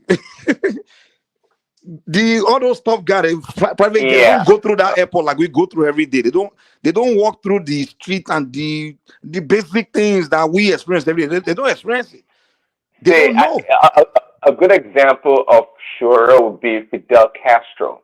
Fidel Castro was the man of the people. He walked the street. He ate with the people on the street. He did everything like a commoner. But what Another became person is of him? Gaddafi. Gaddafi was the same person. Okay, what became of him at the end of the day? You know the story. So What do you sure, mean? yeah. But what do you mean? What became of who? What became of Fidel Castro? He did best for his people. If they were not, if America was not sanctioning his country, put an embargo on him, despite all that, he did better than all the Nigerian leaders. What are you talking about? Gaddafi, Well, do you know? Let me tell you what Gaddafi did. listen. When Well, do you know that's what? the Do you know story. when? No, Hold on, do let you me know tell how you much this. they embezzle? Hold on. Do you know how much embezzle? Do you know how much corruption So you Fidel guys stop Castro all these and his brother? embezzle. Do you have evidence? Mike, You guys Mike, I like want to ask you. I going want to to straight put a up saying question out. corruption, I want to corruption, put a corruption. Let's question talk out now. about the actual work they do for their people. Let's Did the not be talking Castro about this. embezzle, or what is Prince Daddy saying? Don't mind him. You know Yes, what? I'm That's not what they will saying that. always say. Where do they have the Well, record that the Castro at has the a end, bank hold account on. At outside the end of the Cuba? day, Castro was just like, and it's not unique to Castro, just like every other leader. His You position don't know what you're separated. talking about, man. You are Castro did following best for his all people. His this position crap. separated You him from listen the to all common this people. crap in that your what do you call it? Western All media. this mainstream media. Those are Well, the and crap you I listen think to. you guys are punishing yourselves. Let's So put the it that point way. you're making about What do Prince you think Daddy is about that Castro? Castro Is an was. angel? No, Gaddafi is an angel. do you Is know that what you're saying? that education? Wait, Do you what know are you saying that about Gaddafi? education? Do you know that No, education is free? don't tell me what Do you I know know. that Yeah, education is free? the Cuban Hold on, doctors and hold on, Hold on, hold on, let Baba land. hold on. Do you don't know repeat the that story. I education? know those stories too. Let See, me I know tell what you know, you. but You you say don't know it's a what I know. failure. But Prince Daddy, You let him don't land know. now. At I least never let said. him hear what he Hold has on. to say. I need to lie. I never said it was a failure. Free I never said it was education a failure. to any level in Cuba, I know you like wherever that you want. socialist stuff. And the health Yeah. management, the health system is even better than many countries in this world.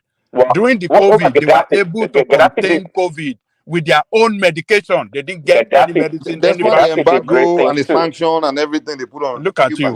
you just want to Gaddafi say, did great things too, but you don't see what you're saying is very common knowledge. Ajelokoko, and I know all those which is things. I common know as much as knowledge. you do. Which common? Yes, that a lot of Cuba sends a lot of doctors or nurses around the world to help mostly third world countries that they are well educated or funded in the medical field. This is And common stuff. who you think that did that? Who did that? Is it not Well, Castro? I'm not, but I'm not questioning that. I didn't say he didn't do anything that was good. I didn't say that. So what is your But at argument? the same, Okay, but at the what's your same argument time, now? but I'm making a submission that you don't know, but you rather shut it down because you think All right, Castro is let's an And know. what angel. is Let it? us What know. is it? What Let us exactly know. is it? Okay, let Castro us is know. not an angel, nor is brother Rahul Castro. They're But not nobody angels. came here and say it was angel now. We just say Well, he walked the that's what street. I'm trying to say. But I'm trying to make it. Let's go back to Shore. I'm saying that Shore is the common guy right now. He has nothing. Essentially, when he was detained, he said he has BlackBerry and a couple other stuff as his assets. My point here is that eventually, when Shore gets to a power of a presidency or a top position, by the nature of his position, he will be separated from the common people. It's just normal because he's not going to be But walking we the don't street know. and We don't doing. know until it gets there, though. That's the thing. We can't just Well, say it's someone. just We don't know it's until it gets there. common But sense. the point One we're leader. making to you, Prince, that is, hold on, calm down. The point I think Progressive was making to you is that he walks through that airport every day, and he walks through certain regular spaces where the people that are currently dead don't even really experience. So he's more likely to fix those small problems than these other people. That's the point we are making to you. We're not saying he's Yeah, going to. I heard We that don't point, know, and but we're not saying it's going to. We don't know. I okay, mean, I don't know who will okay, do what well, until they do it, but we're just saying that someone that okay, walks through a place, and the fact that I told you that when he was here, I when he got it. was meeting, calm down now, let me learn now. When he was meeting with the airport manager, the Nigerian guy that was managing airports in New York, I think it was JFK, that JFK or LaGuardia, one of these two airports. And he was asking the guy question how to do it and things. And the guy was like, in Lagos, like the airport is just like they wish they can hire a manager like that. But then he told the guys to do, if I win this election, you get ready to quit your job here because whatever they're Okay, paying, you I'll already pay said you the more. story. I got that story. You don't have So to repeat the story. I'm not Do hold you on now. I'm remember, not saying he's going to do it, but he's Mike, likely going to do it. That's what I'm Mike, do saying. you remember, Let me land that that. short time? I'm glad he Do said you that. remember that I'm short glad he time? said that. Please, daddy, 1 second. Hold on. Do you remember I'm that glad he short said. time when Oshibajo was Let me land. I'm glad he said that, Mike. That we don't know he's going to do it, but he's likely to do it or whatever. Before sure, right? other people too that rise all the way to the top. They start from the bottom. Most of them start from the bottom. So there's nothing unique about what you're saying, anyways. I mean, well, big deal. Most people that right now on the top with all the money in the world, they started from the bottom. They walk the street also. They went through what do you call it? They didn't fly first class to start with. So what you're saying is, let's get back to the main point. The main point I'm trying to make is that look, sure, rich can't fix Nigeria from the outside in. It has to be just like you said. What is outside in? You explain what outside in means. I don't understand. Well, bringing, for example, the guy at the airport that's managing the airport at a Heathrow or JFK, one person, and this and that. Okay, fine. You can so the bring guy, those won't be people. able to wait. The guy that's managing JFK won't be able to manage Lagos Let better me than the way finish they're my managing it point. right now. That's irrelevant. I'm not making that point. No, The it point is I'm making is relevant. that It's a relevant argument. I'm sorry, it's a relevant question. A guy that's managing LaGuardia Airport, I mean JFK in New York, and do you know how hard it is? You're telling me that if you now take over the Lagos to manage Lagos Airport, you won't do a Mike, better job than let me hold on, land wait that now, point. do. You won't do a better job than the at least I'm not saying he do the best, but he will do way better. I mean, look at it's guaranteed that the guy will do a better job than whoever is Okay, let me managing land right that now. point. Let me land that point. I'm not making a point about You're just moving goalposts, man. I don't even know what point you're making. You make one point or debunk you, say that's not the point you're making. It's time to shift to something else. So come on, you still stand on your point now. Stand on your argument, my brother. What's going on? So, do you Let me land remember? that point. Do you I'm trying to make a remember point here. You don't understand. If you don't understand, you ask questions. Okay, That's why I'm asking the question now. I said, you're what is making from a point outside in? about. You answer You're the making a. Can I talk, man? God damn it! You're making a Praise Daddy, point I want to about. quickly ask you a question if it's okay. Oh, okay, guys. Later. Bye. I was going to ask you, do you think your man will make it to the election? The way they Who's that? Trump now, do you think he will make it to the election? You get locked in prison as the only for Russia or that one. I don't know why they're trying to kill Trump, man.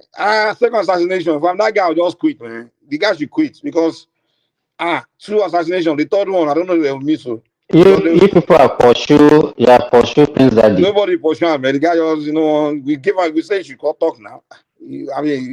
Nobody pursue Prince Daddy, man. I know the guy. When the guy won't lose argument with Jack, he go right. Prince Daddy is a soft person. He doesn't like struggling with people. Where's Baba T? Baba T go work now. Okay. Hello, guys. Good morning. Yeah, I've been listening to you. You talk about Showara and the rest, blah blah blah, like that. And Mike was making emphasis that if Now, which one is blah blah blah again? Who said blah blah blah? I'm just kidding. Just don't worry too much about that. Okay, and Mike was saying that if you brought somebody from New York, blah blah blah, that person can do magic or make it better. No, every country have their own antecedent, and the people the way they do. If you brought this man, it's not going to just change it easily like that. And you should remember that the airport in Nigeria still belong to the Nigerian Airport Authority. It's not privately owned, or it's not being privatized or commercialized so that a company can come and run it. It's under the federal government, right?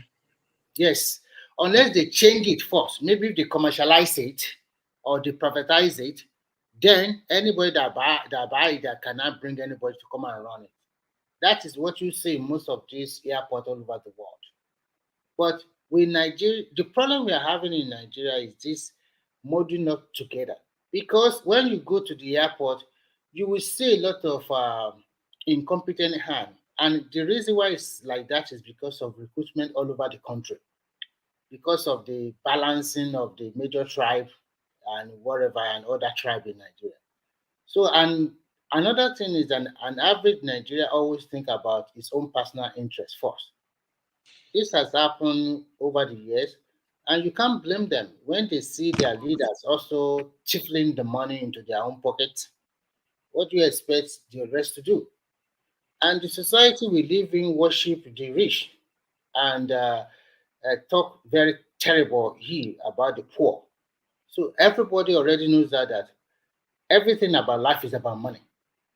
They don't care about principle or name or whatever anymore. And the people let me you see, on that airport, let's talk about that for just a few seconds. I swear to God, I don't care what anybody say. If they tell me to manage that Lagos airport, just a manager, no like the minister or anything like that. Too. You know, the job of a manager is like someone managing a restaurant. It's like you open a restaurant, you hire a manager to just. The job of a manager is to make sure everyone is working and every department or whoever is doing their job. That's the job of a manager. That's the job of that guy in LaGuardia, the GFK. I understand you. Hold on, but wait now, wait. So you can't tell me that a guy that his job in JFK Airport is to make sure the cleaners is cleaning, he know how to set up their schedule, the whoever is supposed to be in his counter is doing his job. There's no sitting around. The guy that has to clean the restroom, this is the protocol, this is how he has to clean it. The guy that, like, he's been managing that kind of airport. You telling me now, if you now come to manage I will tell you, Mohammed, he won't be able to do that. I will tell you why he's going to fail. I will tell you why he's going to fail. Tell me. First and foremost, I told you in just a few minutes ago that airport belonged to Nigerian Port Authority. They are civil servants, and they were recruited all over through Nigeria with various interests. So if he comes and he wants to be like a manager, I want to do my job, that means he's ready to fire a lot of people. And when you fire them, all those people working there, they're under civil servant. So you cannot fire them that way. Remy, you're getting it wrong, man. You're getting it no, wrong. no. What, let me So finish. are you saying the civil servant can be fired? Is that what you're telling us in Nigeria? No. So if the civil servant break the rule, they don't fire them. I'm not saying they cannot be fired. There's a process. Oh, say can they be fired or not? I said they can be fired, but there's a process. So if they don't do their job, can they be fired? Can you just give me some 10 seconds to finish and then you come back again? So what I'm trying to say is that there is union there. And if it comes very high and then because these people are lazy and they're not doing their job at the right time, and then you want to like suspend some of them or maybe fire some of them, it can only come to Nigeria if this airport is being commercialized or privatized. What the hell is Remy talking about real long? What I'm trying to tell you is that if it comes the way Nigeria is, let's keep it simple. Let's keep it. Let me use one simple, just a simple area. Progressive. Wait. Okay, when I go to Lagos Airport, I will see a group of guys where their job is clean. They will just sit there by the toilet. They will sit there. They're not doing anything. Now, what they do is just ask anyone, passengers who are trying to use the toilet, they ask you for money. Oh, God, give me money now, give me money now. So you're telling me that he won't be able to stop them from doing that? He won't be able to tell them, make them do their work? Mike, explain how he will not be. Can you just explain how he will not be able to do that? Just make them do first their and foremost, let me tell you something. Those ones you are seeing them sitting down, asking you for money, they are not civil servants. Those jobs are contract job. Okay, they gave it to another company to help them manage the toilet. So you fire that company now? You are talking. That one is different. But I'm talking about the it's civil the same thing now. Okay, I'm talking about the civil because not the listeners you are talking about is not only the people washing the toilet. What about those other custom immigration that all what they know is just to collect money or ask for money? What about all the other people that are there that are working in the offices? Are they doing the right thing? Year in, year out over the years. These are people. Okay. Do you know the job of a manager? The job of a manager is to make sure every employee is doing their job, right? So if a president hire airport manager to make sure everyone is doing their job and organized manner, in a structural manner, you're telling me that some people will say, we are not doing our job because we are civil servants. I don't even know what this argument is. That guy, no, that's not a terrible argument. If you are telling me that guy will come in and will be like a contract manager or a manager to the company that they gave the job to manage the toilet, sweeping of the floor or mopping of the floor, then I can agree with you. But if you are telling me he come as a manager, the floor manager of the entire Murtala Mohammed International Airport to control the customer, can you hear me? Can you hear me, Remy? Remy is not happy because you are saying it's Showore that is bringing that guy to come and manage the airport. That is his problem. No. Baba Jali Koko. Because he Baba Jali doesn't Koko. like his Showore at all. Anything that has to do with he doesn't want to hear it. Baba Jali Koko, listen to this. Like this, the country Showore where met- he live, as if they don't manage, somebody is not in charge of the airport there, and they are not managing it well. You know? It's not even that. It's almost like he's telling me that Nigeria cannot be fixed. It cannot work. Nothing can That work. anything cannot work in Nigeria anymore. That is what he's telling us now. It's because of the Showore's name that is making him to talk like that. If you say it's one of the APC now, oh yes, if we say yes, everything is going to work. It's not about Showore name. What I'm trying to say is this: everybody, we are in abroad. We know how they commercialize or privatize this airport. If you do something like that in Nigeria, that would be Remy, hold on. Remy, hold on now. Remy, hold on 1 second. Remy, hold on. Remy, hold on 1 second. See, Showore met that guy, right, at the airport, right? He met the guy who was in charge at the airport. Probably the guy in charge in that Lagos airport, you will go there 1 month, you will not see him.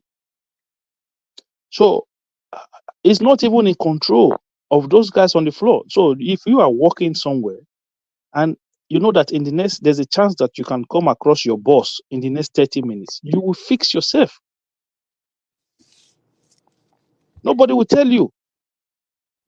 Can you answer this question? What is the airport in most European cities? Is it being controlled by the state or is it being privatized or commercialized? It depends on the country. It's not relevant. Whether whoever is controlling it is still the airport manager that will manage the airport. Whether it was employed by a company, by state or by federal, the airport manager is the one that will still manage the airport. Go to that Lagos airport. You'll be there one day. You might not even see that airport manager in your 1 week. If you will not see him there, how are the people there not going to misbehave? When he doesn't even turn up at work. Progressive, I didn't know what working is all about until I came to America. I understand that when you're on a clock, you're supposed to be working. Every minute, every second, you're supposed to be moving and doing something. You gotta be moving. Bro, the man that owns your company, if you work for a company, the man will be there. If the company opens 7 o'clock, he will be there 6 o'clock. Your guy is moving. So you are not talking. So when your guy, your own boss is moving, you can sit down. You are talking now. Talk of a Nigerian mentality that has been bastardized or whatever. That most of the civil servants that they don't go to work on time because they are just copying. They are copying their Oga. Remy, this is what I said. They are just copying Remy, when we came to America, if our Oga was sitting around, we too will sit around now. But we came to America, we see Oga working. So I when Oga they work. When I first came to America, Remy, let me tell you, when I first came to America, the first day I worked was a restaurant. Remember when I entered like this, the manager, he shake my hand back. Next thing, he said, okay, he show me what to do. Next thing, the manager himself did my job. He was doing it with me. Hold on, the way the guy, they flip the burger, they flip the fries, they put them back, they move. I had no choice to start moving, following him. You understand? From there, like my guy, that's why they didn't tell me that this is how you walk. I just saw it and I started walking too. You understand? Because there's no way I can see my guy walking like that. Me, I'll come there, I say, okay, how do I walk? I already, the manager in that Lagos airport, you will not even see him. You will not see him at all. Mike and Midwest, you are not even working in America. I live in China. I can tell you I've worked for 60 days non-stop every day. And I'm surprised you're talking like this then. Yeah, I'm telling you the truth. I'm telling you the truth. You guys, I'm telling you, I know what I'm talking about. Those guys are workaholic. Boss and workers, we are both working together non-stop for 60 days. When Nigeria, people just sit around. So when you now compare, when I see the way these people, the hours they are putting into work, how this country will be great. There's no even a woman or a lady, the way she put in a shift of more than 15 hours, 12 hours. Just go home, sleep, come back again and continue it. So we can agree that maybe the problem in Nigeria is just we work. became so lazy The way because people, there's so many things given to us free of charge. Okay, but when they don't give you a lot of things free of charge, you have to work for it by yourself. Here, even in Europe, I know that work pieces are probably, I don't know whether it's in Europe or in Japan. I don't know where you are. But if you are in Japan, he will also tell you the work ethics of Japanese. And here in the white man's, if they tell you 1 hour, you are going to put that an hour work off. They will calculate it. They already measure it. You are not going to escape. And if you are telling them you are sick, they are not going to pay you because they pay per hour. So if you don't go to work, Remy, this is how you get. This is what you call efficiency. They are efficient. Hakim. Yeah, I can hear you. Let me say this. Let me just say the problem Remy is talking about. Let me give you. At least when I was working in Nigeria, I rose to a high level in my profession, and I knew the work ethics of another Nigeria. I think I mentioned it on this platform before. Nigerians are so used to not working, and anybody that will bring change, you will see what they will do to you. Look at what the civil servant and the work ministry of work did to the minister. They will do everything to frustrate you. They will give you names. They will, no matter, they will just say, look at this one. He want to carry government work on his head as if it's his family business. Where our mentality is so bastardized that anything government, people don't see it as you have to work hard, that this thing belongs to us. The Nigerians don't see anything belongs to the government as their own. But in those places where they work, do they not have clocking? Do they have? I said there was I'll give you instances. As a doctor, I was the deputy medical director of a hospital. You put doctors on duty, they will not come. But several times I will be the one that will come and stand up for them. I would want to do anything for them. You see all these people, Oba will come, one politician will come from somewhere and say, hey, leave him alone. Those are the problems that. Simba, where's Simba? He left. He dropped off now. I don't know. I was going to ask him something. His network was bad. Yes, network. I don't know how it is in Europe, or I'm very sure it's the same thing, or in Saudi Arabia where Simba is. But in America here, when they employ you in a company, the first thing you go through is something called orientation. You understand? Orientation. They'll first play video, and in that orientation is basically they're showing you what the expectation is, what the company culture is, the kind of work ethic they're expecting from you, what they are trying to achieve from you, what they are trying to achieve with you, so everything is laid out clear, what you are there for. So the moment you start working, and the moment you start falling short of any of those things that they went through in your orientation, they will look at you, and everybody start looking. So you know already. But in the case of Nigeria, when they hire people, they don't go through orientation now. You understand? There's no orientation. This is what you're here for. It's just okay. Most jobs in Nigeria are just through connection. My brother, they work there, don't connect me, make me say enter there. You know. I don't know if Simba.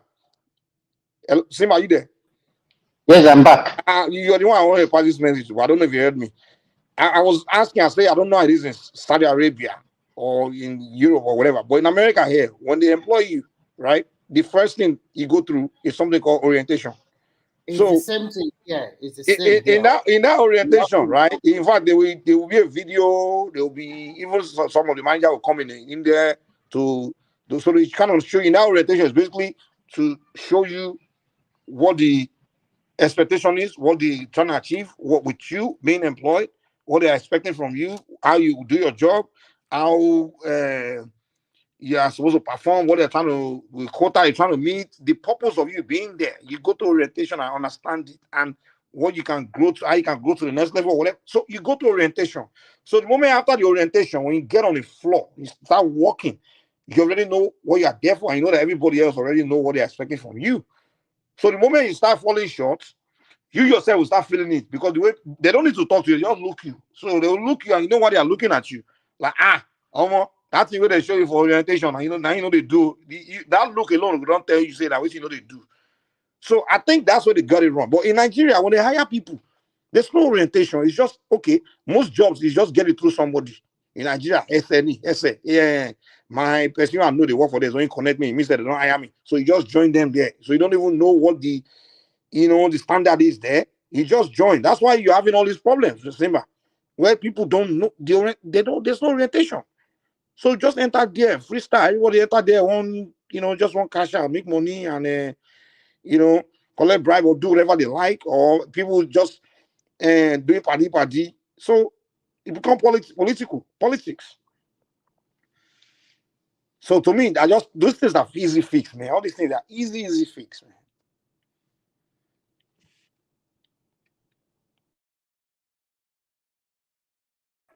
Akin, where are there? Akin, Yeah, I'm still there. progressive. Yeah, I did. Okay, yeah. Yeah, well, yes, we don't have a year. Bon, ça. Ouais, I'm going to out there. Always there. Saturday is victory is ours. So victory is ours. So what I hope piece so. concept today? Nah, me, my Simba, Okay. No tell me. No, that's I they ask him what how they prepare for Saturday election. You know, saying opposite man now. Saturday is the election at this Saturday. Yes, yeah. So by Monday we know we new governor. No, yeah, but Sunday we don't know who be the new governor by Sunday anyway. Sunday will be the next governor. I hope make peace day the town because the way they're doing IPC already run PDP out of town with federal might. I just hope make peace come. So now Labour go win, abi na. The Labour. I mean, I don't know. Labour state to Labour. No. The way LP. No, the way APC they go right now with federal might. They don't almost back it up as a strong men. Yeah, on the run. When I say voters go decide now, you can bring all your Yeah. Voters go decide. But this time around, before was 2 ways, none are 3 ways. So like before. But let's see how it goes. You don't say PDP don't really stand chance to do. If not be that last time we Oshomola Obaseki just fight, Obaseki just use PDP platform. You understand? What you say? Come again. I say PDP be not get grant for a donor. If it's not be No. PDP now. I don't have PDP stronghold. PDP. No, but what I'm saying was the how PDP enter power was that thing that happened between Oshomola. Yeah. They were out of power. Yeah, you are right. They were out of power for 8 years. Before for 12 years. When they were out, actually, you are right. They were out of power for 12 years. Then oppositely, all just decamp. Yeah, exactly. That's what I'm trying to say. If it's not that decamp, you're right. And it wasn't really because of the reason people voted Obaseki. It wasn't because he was PDP. It was just because they were siding with him. It didn't really matter which party the guy would have used. He just didn't have that plan. It wasn't the platform that people voted for. It was him that they voted for. That made PDP. PDP is strong. It's a strong party in Edo. PDP is a strong party in Edo. Yeah, but PDP is a very strong party in Edo. But PDP, I just think is one of their stronghold. Mostly again, Edo Central is one of their stronghold. But they were out of power for 12 years. Mike, you are right. And it wasn't. It wasn't been 16 years now. If that didn't happen. Yeah. Before the camp was 12 years. Before the camp, because Oshomole did 8 years. Obviously, did 4 years. That was 12 years. So then he now the camp at this thing. And as you said, I agree with you. It wasn't the PDP they voted for. They voted for Obaseki because of the sympathy vote and protest vote against Oshomole and for Obaseki. But right now, he's going to test his popularity. But it's not on the ballot box. It's after the likable person, no doubt. Just that people are trying to use the scene of Obaseki to rob us when. No. The APC. So who you support? What piece? APC. I don't support anybody. You know, say me. I present my own show now, so me I did neutral. So I did look everybody. APC in this election, if election is free and fair by 12 o'clock in the afternoon, they lose the election already. They presented one of the worst governorship candidate in the history of the state. Like, are you common, man? Like, even them themselves know that there's no way they're winning that election if they don't rig it. There's no way they go to Who? APC, Who? especially in the South. If Who be APC that? get 15%, they should thank God. APC, talking about APC. So APC don't get chance. He's saying they don't have chance because their candidate is not up to tax. Yes, the guy is not. The guy have is questionable character. In a free and fair election, APC by 12 o'clock, they would that election they would have lost already. So now Labour get out. You know. Which Labour forget that thing? Oh, We never know, Mike. We never know. Leave you want I can talk, so we never know who get to. Because right now, you know, I tell you say. Akim, let me ask you a good question. Who is the current? Is it this guy that is APC? Is he not the current senator? Oh, yeah, he's the current senator. What are you talking? Yeah, it's the current senator of. Is it Edo Central or what? Yeah, Edo Central. Yeah, Edo Central. I'm just waving it away like that. What do you mean? What are you talking about? If you don't like him, why do you vote for him to be the even under that when Labour was so strong in Edo State, they voted him ahead of other people. If you guys don't have the background to the story, you ask questions that they will explain to you. Okay? This guy is APC and is representing Edo Central. Edo Central is as pure PDP. Even when you say Edo State is PDP, Edo Central is even worse. Is PDP enshrined them? Tony Anini, all of them came from Edo Central. Edo Central. So what happened was the people voted against the sitting senator, Senator Odia. They said he cannot go for a third term. The man refused. He wanted to go by all means. So the people voted against him. That was how people won that election. It's not because he was popular. No. The people just revolt against that incumbent senator. So why don't they pick Labour candidate ahead of him? Do you know if Labour have candidates in Edo Central at the time? Labour, don't forget, Labour did not fit candidates everywhere, you know. Do they have candidates for Edo Central? I don't know. I'm not sure. Really? But Remy, what you know where I think you Edo people are making mistake. Yeah. See, you guys need to understand that the party that's ruling the country, when the candidate of that party rule a state, he go favor that state. Because I don't know why when you guys turned against Oshiomhole, I was like, I think that's a big mistake because Oshiomhole is a big man in the APC. You understand? He's right there with the Tinubu and the Buharis. He's like a big man in that APC. So whatever Edo would have needed from the center during that Buhari era, when you know, if for the favor Edo State, you understand? You go to represent now for there for Edo, maybe one federal project now for Edo. You understand? If for they make sure say Buhari send down, you know, make it happen for Edo. You understand? But when you know, I was like, well, that time when you guys decided with your boss, I'm like, well, you guys, I don't think you guys are, you know, thinking it through, man. Like because Oshiomhole a big man for APC. You understand? The guy, if you walk out enter president office anytime and tell us say, come for Edo here, we need this federal, like the way they build the second Niger bridge, that kind of project. If you say need that for Edo, and it go make it happen. Oshiomhole had the same power with when Buhari was president, right? They even made him national chairman of APC. There's Binia Ochiro. Go and look at that Binia Ochiro. Why did he not bring Obasanjo is turned against the guy now. Obasanjo is the governor now. So you want me to fix a road for under another governor? We no like him. If you know where Oshiomhole house is in Iyamo, it's along the road. Go. It not go inside street now. Along the road now. Along Federal Road. I'm telling you that Federal Road is a shit. Let's break it down to 3 senatorial districts. Edo North. The current senator is Adam Oshiomhole. Can we say APC have that one indicated? Yeah. APC is going to win Edo North. That's not that. Okay, thank you. Edo Central. The current senator is the gubernatorial candidate of APC. Can we say 50-50? Can we say 50-50? No. No, I'm just asking you because you can tell me your opinion. You are from that state. Can we say 50-50 or can we say 60-30 against the APC candidate? It's going to be like 60-40 or 50-50. 50-50, okay. Edo Central. Let's go to Edo South, where we have majority of the people, right? So what can you say about that? Is that the I battleground? just thought it's going to be very decisive. Oh, God. Right now, let me tell you the way it is.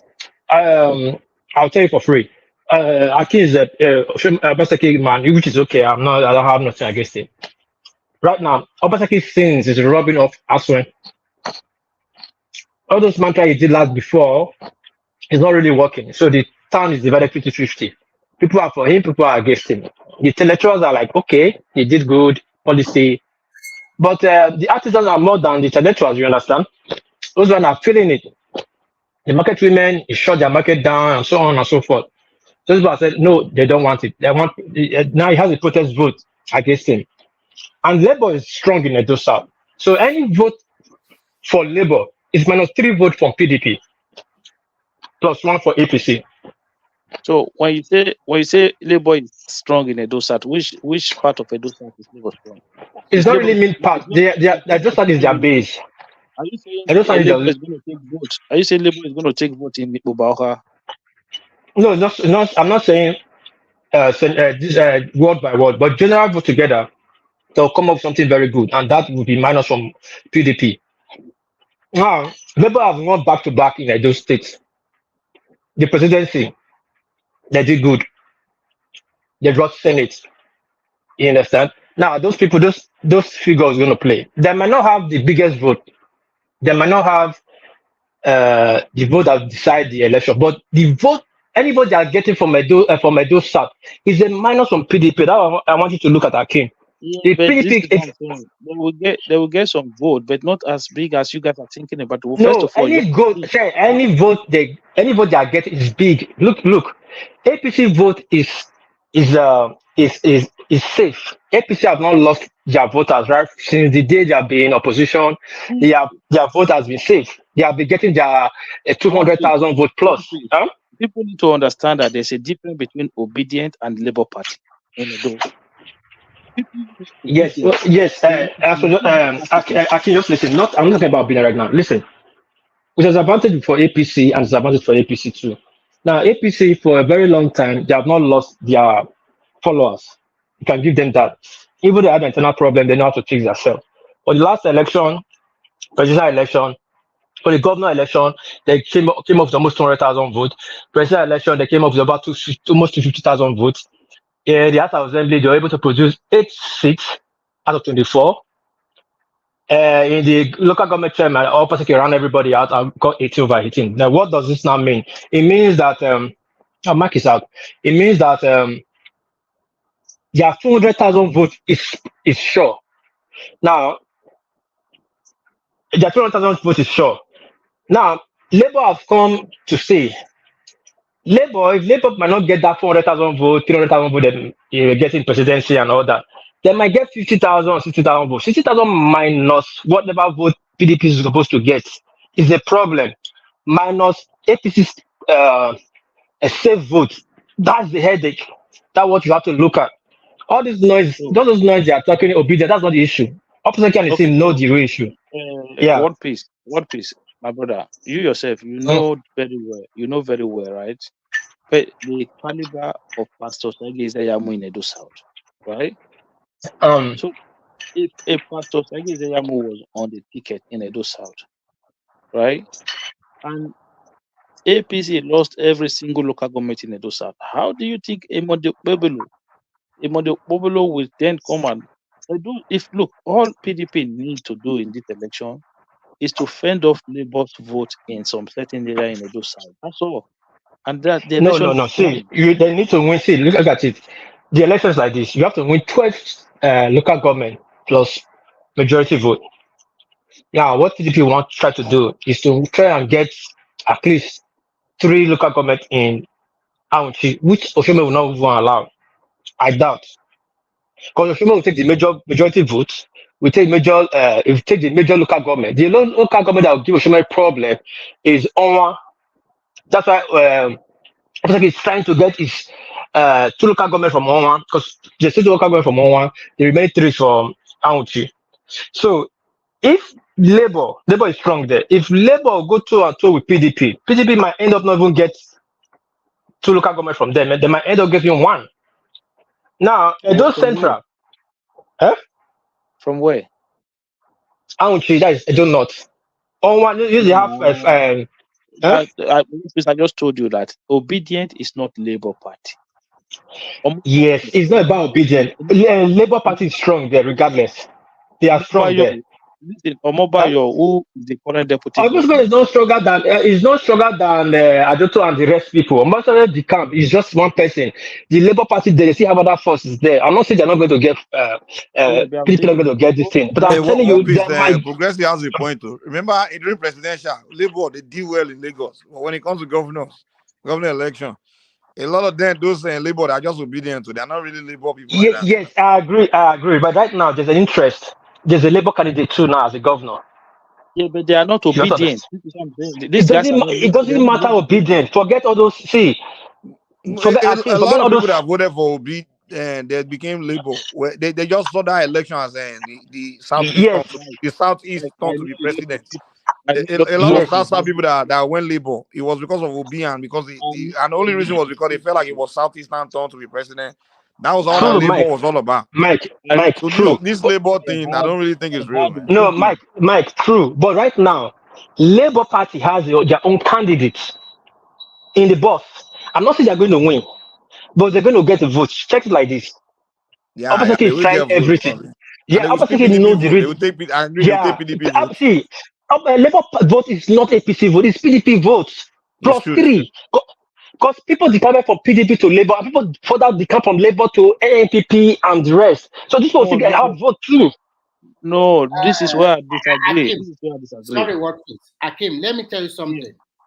When election is about to take place, you look at the local politician, how they are swinging. The party they are swinging to, they already know what is going to happen. The party they are swinging to, that party have an edge over the rest. Go and check your Edo, check your local politician or those ones that have name. See the way they are decamping. See where their grassroots movement is going. Then you know the winner of the government. So who is decamping now? Can you tell us who is decamping to where? I won't tell you. You are.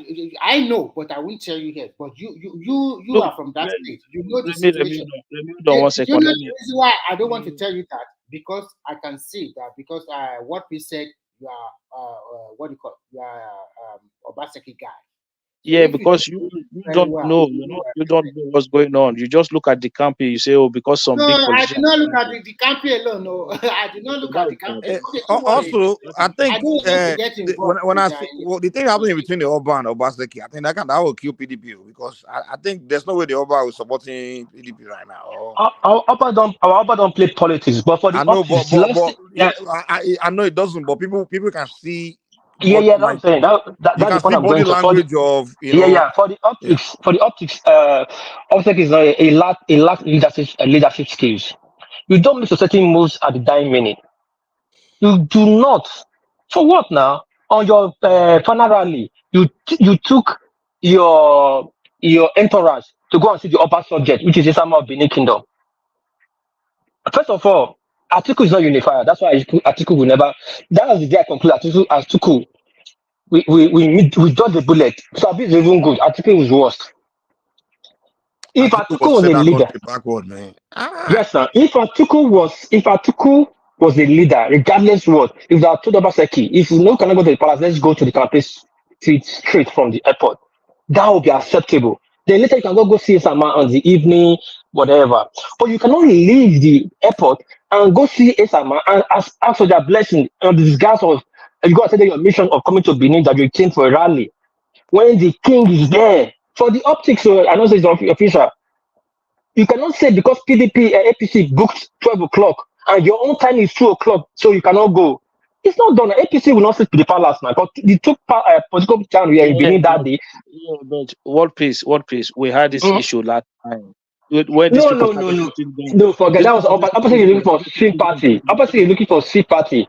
Opposite like a drowning man. See, I'm not telling you I'd like you to come to my show. See, I've done the spreadsheet on my show and you see it there. But I don't bring politics to my tradition to my show anyway. But it's like this, it's clear to our face. We might not want to say it, but it's in our face. We are humans. These guys had the same issue last time, 4 years ago, when Wiki and all of them came. Obaseki took them to the palace. What happened? These guys came and started shooting guns. Leave 4 years ago. You cannot use what about. Come on, man. Alone. No. I can listen. No. You are bigger than this. Leave that alone. That's why people always look at us and say, why are we trying to progress at all? Like Donald Trump, they are saying this trying to assassinate him, but he's still campaigning. But let's put that aside. See, hold on now. See, hold on. I beg, hold on. What Obasanjo have done is that he will not go see anybody. He will just go to the campaign ground. That is your excuse to be valid. From the airport, they'll go to Gareth Memorial and do their campaign. They'll say, why didn't you go to the palace? Because last time when they went, they almost fought them. Please listen to me, my brother. Listen to me. Look. No. Aki, you need to listen to me. No, Aki, you need to listen to me. You drop bias. You need to listen because I'm free on. I don't have a dog in this fight. I'm independent, and so being independent in a state election is worse than being a party member. Everybody will bully you. APC will bully you. PDP will bully you. Labour will bully you. Even my own side will bully me all the time, but I just keep quiet. But I'm saying what's going on. You do not. Please, anybody should take this and drop your say. Mike, Remy, just drop bias. You cannot leave a airport, take your entourage, go and see the king's subject, and display your loyalty and tell them you go and tell the king's subject that the reason why you are here is to inform me about your campaign in the state. Please, Mike, help me make that make sense. Or Remy, can anybody hear me? No, look, what you are saying, I can hear you. So you are trying to tell us that they went. Sorry, Akim. They went to Edo and they did not pay homage to the Oba. They went to the Esama, the Oba subjects, to pay homage to that one because on the guys that one has a birthday. But you went there to from the campaign from this airport with your campaign regalia. You went to that one's place and visit him and tell him the mission why you guys are in Benin because he go have your final rally and that guy is a PDP man and he's having his birthday. How does that make sense? So you mean they did not pay me to the Oba at all? No, at all. For the optics. That's a mistake. And Fatima, the vice president was in Benin. The vice president was in Benin. He went to see the Oba, and the vice president was scheduled for 12 o'clock, while Atiku was scheduled for 2 o'clock, so that they will not meet. So what happened before will not happen. Yet you are having a excuse. I don't know what about that thing. It's just answering badly. Can I speak now, please? So you see, let me listen to this. 4 years ago, right? When the campaign was going on, them Wiki, all of them came to Benin. Obaseki took them to Palace. That same day, the Palace also had an appointment for an APC shifting to come to the Palace, right? So when you are doing a calendar, a timetable for things for an event like this, as an institution, right, you should at least say, okay, if APC is coming today, PDP, you come tomorrow. If PDP is coming today, APC, you come the following day.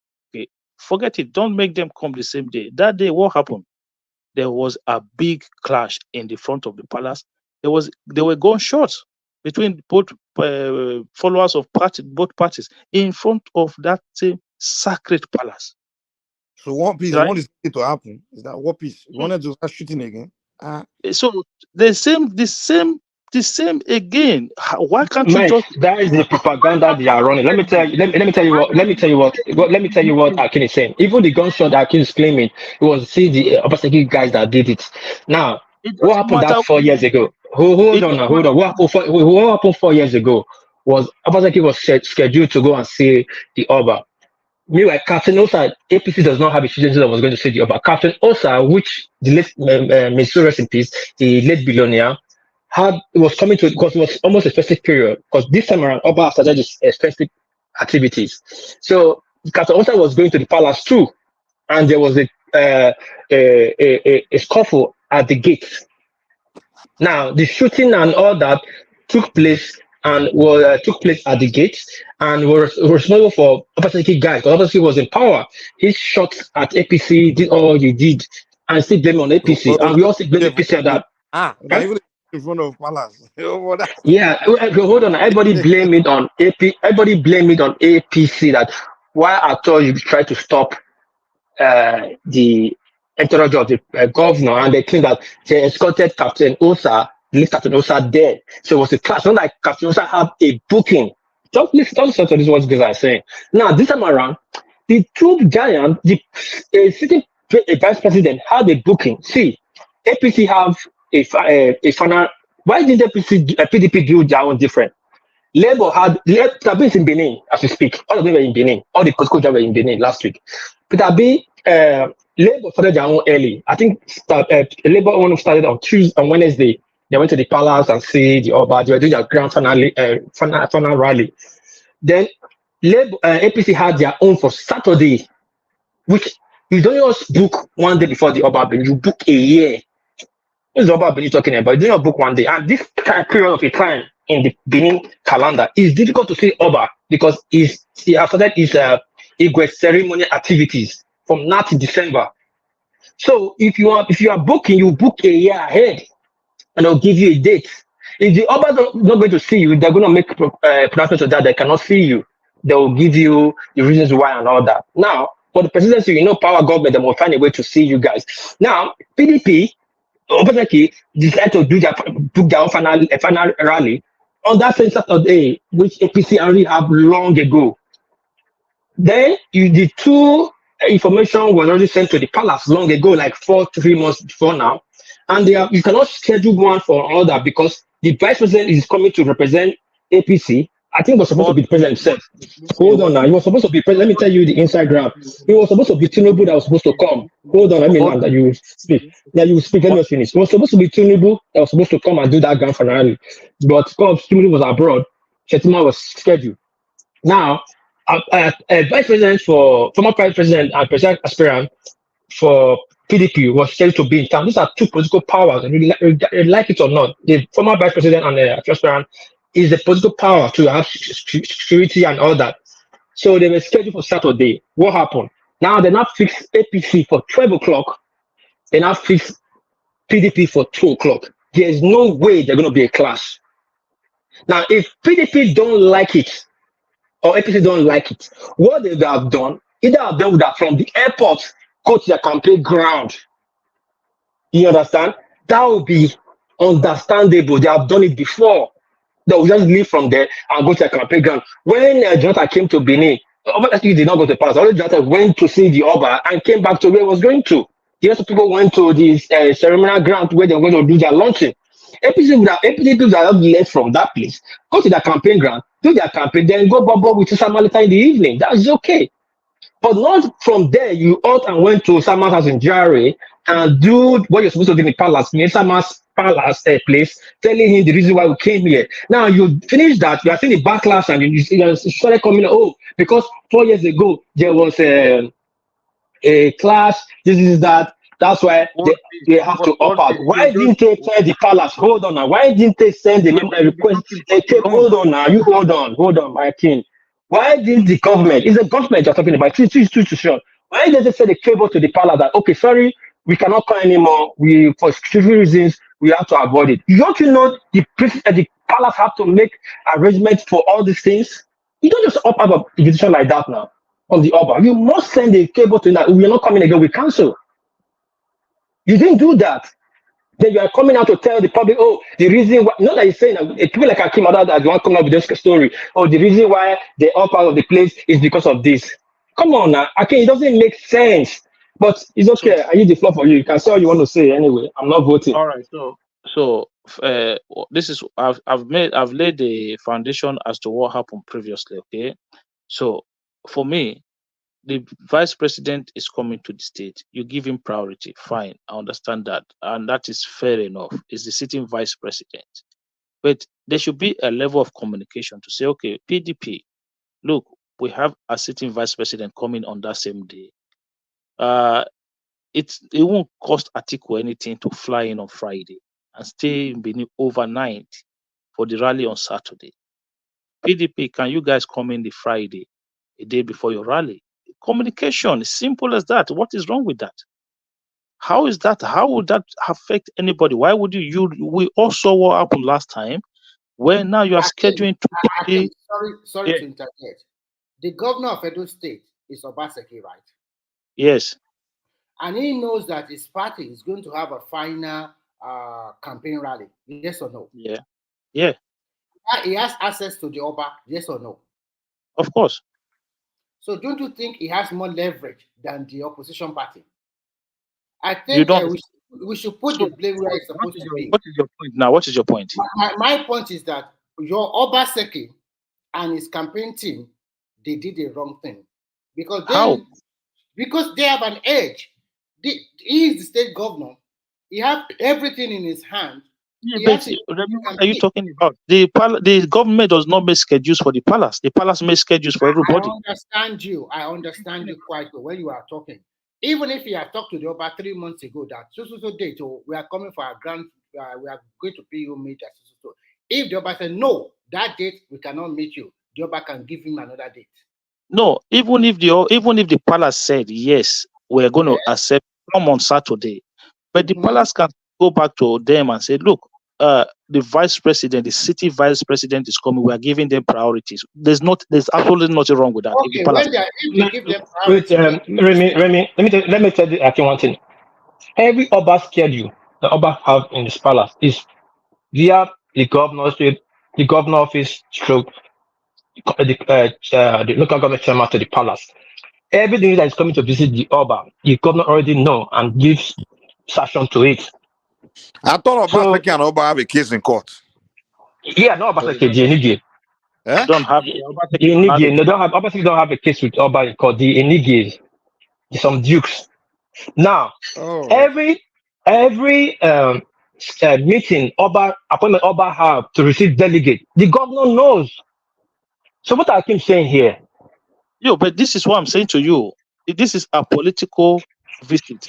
The palace should have rescheduled the one for PDP to Friday. Simple as that. I'm trying to do something on nothing. I just told you, every political appointment, every dignitary that's coming to the palace to visit the king, Yoba of Benin, it goes through BTC. Hold on now. It goes through BTC under the Commissioner of Art and Culture, under the governor. So the governor knows everybody that's coming to Benin knows Oba schedule. Leaving the town, you have to approve it. Coming to the town, you have to approve it. People that's coming to see the Oba, he already knows. So he knew that Oba has a political power power wind that is coming on that was scheduled for 12 o'clock, 1 hour meeting. Then they put 2 o'clock for PDP. That's an hour for them to clear out. The space of that must have been cleared out before PDP will come. That same day, the OB of Agbo came. You know how many people came that day on a different hour schedule? So what is Obaseki excuse? That's not an excuse, man. Don't make excuse where you make mistakes. You just accept it. Okay, it just show that his feud with the palace is obvious, and everything have a repercussion for the optics. So I'm saying for the optics, in this kind of time, you don't, even though they are rubbing you on your face, you try to wash it away. Like no, I don't have an issue with the palace. You don't make that such thing now. Aston have not officially come to the palace to declare he's running for the governorship election ticket. You can imagine that. He has not officially gone to the palace, where the rest candidates have gone twice for the beginning and the closing. And you think the people that to the truth. So you think Aswa has not been to the palace? He has not think. I'm telling you, Aswa has not been to the palace officially to declare I'm going to run. You are talking about the one in front of camera. That's what you call officially, right? Yes, that's officially. Do you think Obaseki don't go to the palace? Obaseki goes to the palace almost every Friday. You think Obaseki don't go to the palace? Obaseki was in palace on Tuesday. Hold on, Obaseki was in palace on Tuesday with the Oyogo. I'm telling you, we're nearly down begging. You think Obaseki don't go to the palace? Think of what he does on the front, just that what he do at the back. He'll do whatever he do at the back and come back and be showing stubbornness. Like he's begging Tinubu now. That should call off the easy on his part.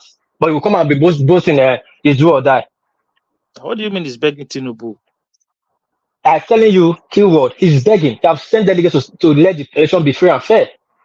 All his points is I'm telling you, my cousin is on the run. He's Obaseki boy. My cousin is in Obaseki. They are all on the run. They're looking for them, which I don't support. Yeah, they are look. packed. What's the year? Look, Obaseki is like this now. He cannot even give you commissioner. He cannot give DPO command and they will respond to him. He's He doesn't totally naked. need to give DPO. Election will No, come. so what are you not talking about? He doesn't have his boys to work with. He doesn't have what are you talking about right now? What is going on just is not fair. What is going on to Obaseki is not fair. But people is not taking it, the people are not showing room. I don't know, people is not buying into his sympathy anymore. The things you have done to people buy into his party is making it worse. He's too stubborn. People don't need to. He lacks leadership skills. He's gonna rule himself. People don't need to buy into his sympathy. Obaseki, And when he finished, he's not in the pilot boss. That's the problem. He's got a problem for who is the pilot boss. Also, he's not that popular apart from the paid popularity. when If you don't know, Obaseki finishes the term, he's going to go. Okay, it's not going to. He doesn't even have a home in Benin. I don't think he's going to go back he to doesn't Lagos. have. He doesn't have. Yeah, he doesn't have a home in Benin. He has an equipment when he bought when he came to Benin. He was residing from Lagos. We all know that. But anyway, He's going to go back to Lagos where he live. Guess the people that's going to suffer the bad governance. there's something like bad governance. Let me tell you one thing. Forget all those bamboozling. Either thing of that and win. Nothing will change. As well, nothing will change. It'll still be bad. If APC Well, win, the question I have is, how do people see Obaseki's performance? They see him as someone that perform well. I mean, this. Depend on the area you're looking at. In policy reform, he did good. In institutional reform, So he did I great. think it will come down to his performance. How people will vote. Yeah, that's what I'm saying. If It people depends feel on like the he did area. well and they want, Depends on the area you're looking at. In policy reform, he did very good. In institutional reform, he did very good. But when it comes to infrastructure, he did poorly. How can you really? lock up? Yeah, how can you lock up women's markets? And you're telling them now that they should vote the next person will build the market. How can you be destroying people's buildings? Took their buildings. When I call to election, I send them to come. We destroy people's buildings with COO. And I tell them to come. If you look at this. Midwest, I just need to ask a simple question. Comparing Obaseki with Adam Oshiomhole rule, who do you think performed better? None of them is good. Just that Oshomole did a key project in the key area that you can see as catching. Oshomole left Edo State indebted. Now basically make it worse. Basically took it from 200 billion to 600 billion naira in debt. And look at flood just came in which day here. The state was flooded. We understand flood is a natural phenomenon, but the keep occurrence is another bad thing. That's a show signal of nothing's there. Look at the Edo State is flooded. So, So okay, let's go. Let's take it one by one now. So can we say election is 50-50 between APC and it's 50-50. Well, let's say progressive opinion on it. Let's take it one by one, right? So Oshiomhole did road. Oshiomhole renovated schools. Okay, Oshiomhole built what do you call it, a university in front of his house in Yamo. He built one central hospital. That's it. That's what Oshiomhole did. Finish. There was no. If you look at the civil service state in Edo State when Oshiomhole was a governor, it was a comatose. It was a disaster. Akim, Oshiomhole constructed a lot of road. We all see it that time. Did I say Oshiomhole constructed just now? Remy, you didn't listen to him. I don't think you listened to what he said. Did I say Oshiomhole constructed just now? So, and what you need to understand, Remy, is that when Oshiomhole came in, Edo was at rock bottom. It was at the 8 years of Igbine of Lucky was in terms of road wise, it made the work that Oshiomhole did look like some marvelous job. It make it look better than what it should be. It's not like Oshiomhole performed some miracle. It was just that what he came into was a shit hole. So when he started constructing roads, it was like, oh, yes. Go ask what peace that is here today now, right? Since Obaseki became governor, right? The level of expansion that you see, especially in Edo South in Benin. Benin City used to be 3 local government. Today, Benin City cover nearly 6 local government. The level of expansion when Obaseki is doing road, there are strategic roads that open up communities. Those areas where WordPress is saying Obaseki was demolishing houses. 10 years ago, if they dash you land in those communities, you will not take it.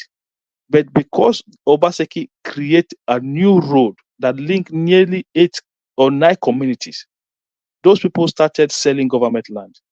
That was what happened in that community, in those places. They went there and started to sell government land. People started. That's not true. No, that is not true. That's not true. Yes, most of the things you said here, yes, far as in most of what you said, no, but it's not. That's not the totality. What happened? Those areas Obaseki opened up. Go and check properly. Obaseki have interest in those areas. What's the interest? He has brought private company like Saros and others, Saros Farm and others to come and build or do whatever in that area. So you need logistics to get to that place. That's why this area was tied and it was opened up. And Obaseki took their land. What causes the Nige problem? It's because one of the Nige have sold one of the lands to Presco in totality.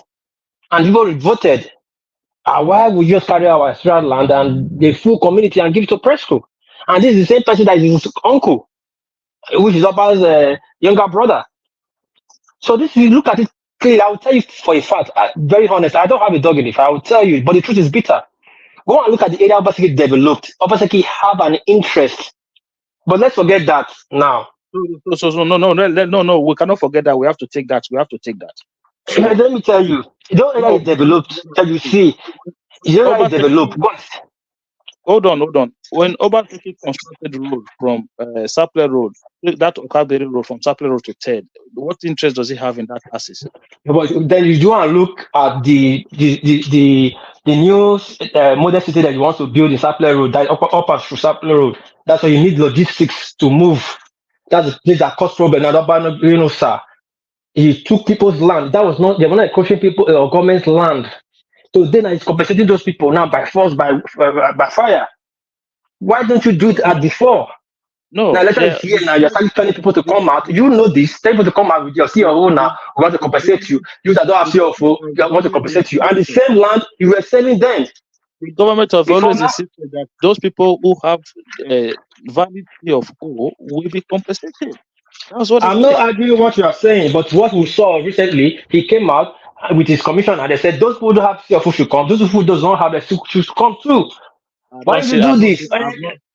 Okay, I can send you the video, but that's not the problem. That's not the problem.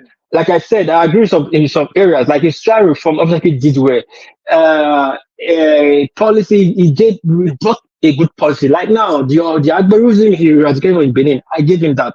Junior Bakisky regime, political assassination stopped. And this is what I feel for APC. There was no political assassination. It's talk your talk my own. You can campaign now, you can insult anybody. There was no political threat. Not like before, you cannot talk against one governor or one chairman. No, Obaseki reduced that. It turned so many things to digital. The Agberism turned to digital. You collect money digitally. Before you don't go to ring road because Kabaka and his boss are controlling ring road. I give him kudos for that. That's what Showman messed up. Showman empowered these people for to mess up ring road. Is that not why they're fighting Obaseki from the war? No, that's not why they're fighting Obaseki. No, that's not why they're fighting Obaseki. That's why I don't want Obaseki tell you. See, the division of in those states. How can Obaseki go to a political season, go to Irua and say go to Ekpoma and Uromi and say the reason why Oshoma is fighting him is not about money again, it's not about Agberu. The reason Oshoma is fighting is because he used state money to do state burial for Aneni. What kind of division of the country in that state? Many of the reasons. No, not many of the reasons. You don't say such in. You are the most history officer of the state to de-escalate situation. You know what that means? Why can you not say it? When you can't. You don't. You are just because this thing there. No, there's nothing. So there's not. See, I don't have anybody in this platform that is neutral. But if I ask Remy, you feel I'm actually running because Remy is APC. You cannot go to. No, listen. Let me tell you something. If somebody comes to your house now and tell you your son, hold on. Comment there and just cover it up. When Obaseki made that No. Obaseki, that statement is wrong. This is the problem I have with Obaseki people. You always see everything Obaseki do is right. Nobody. When he stole rice, when he stole the public rice, just rice here they sent during the epidemic, people are still coming out to defend until national nation news. People talk. One person actually agree that they're selling rice. I'm going to say this one. What you said just now is not right because what Obaseki said. No. What Obaseki said is not right. Can I just finish, please? What Obaseki said. He said Oshomole did not agree with him to give Aneni state burial because Aneni was not an elected official. He did not even use anything about whether it doesn't matter. That's a tribal. You're with no tribal sentiment. You don't say those things. No. Listen. Let me tell you something. Let me tell you something. When Obaseki was doing that, it was APC. You've done it. You've passed. That's what national leader will do. Unity. You have done. You pass. You don't come back again. Now you are PDP. You are campaigning on a dead man. This thing on a mass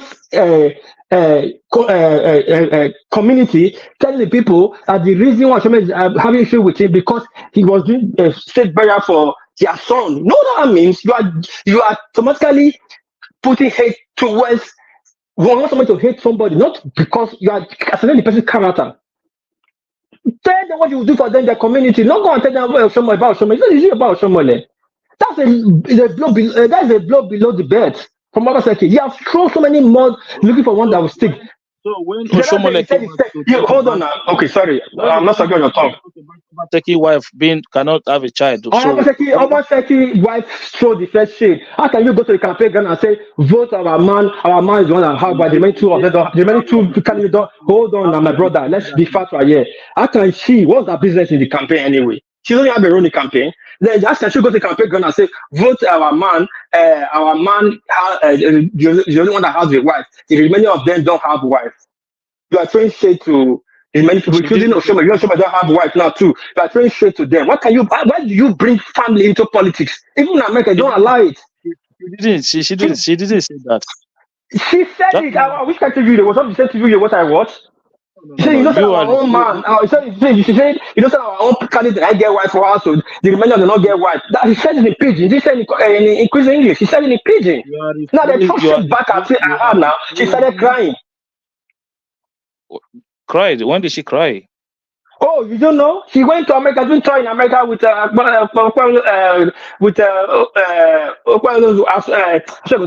saying I'm barren. They are accusing me of being barren. She just came out to state her position. She was not crying. She came out to state her position. That's crying. What's her business there? It's not her business. No. She's not Asogotalo's wife. She's not the ballot boss. She's leaving. This is the problem. This is the problem. When you want to talk about Obaseki, they'll say, don't talk about Obaseki. He's not on the ballot boss. But when Obaseki makes mistake, you want to defend him. Obaseki is not a saint. Like calling the woman barren. So is she not a barren? Why would she go there and start? Why would she not go there and start telling people? Why would she not go there and start telling people they don't have a wife? Mom, did you know what they passed through to their wife when they were left there? But you know the word you'll be saying to me since you come here. What is wrong is wrong. That is what you'll be saying to me. What is wrong is wrong. Wrong is wrong. Yeah, but you're trying to justify Obaseki's wife. You don't see any problem. You don't see any problem with Obaseki's wife. She did. No, hold on now. No. I don't like being one-sided. You don't see any problem in what Obaseki's wife said, but you want to lay all manner of problem in what Oshomole said. Oshomole was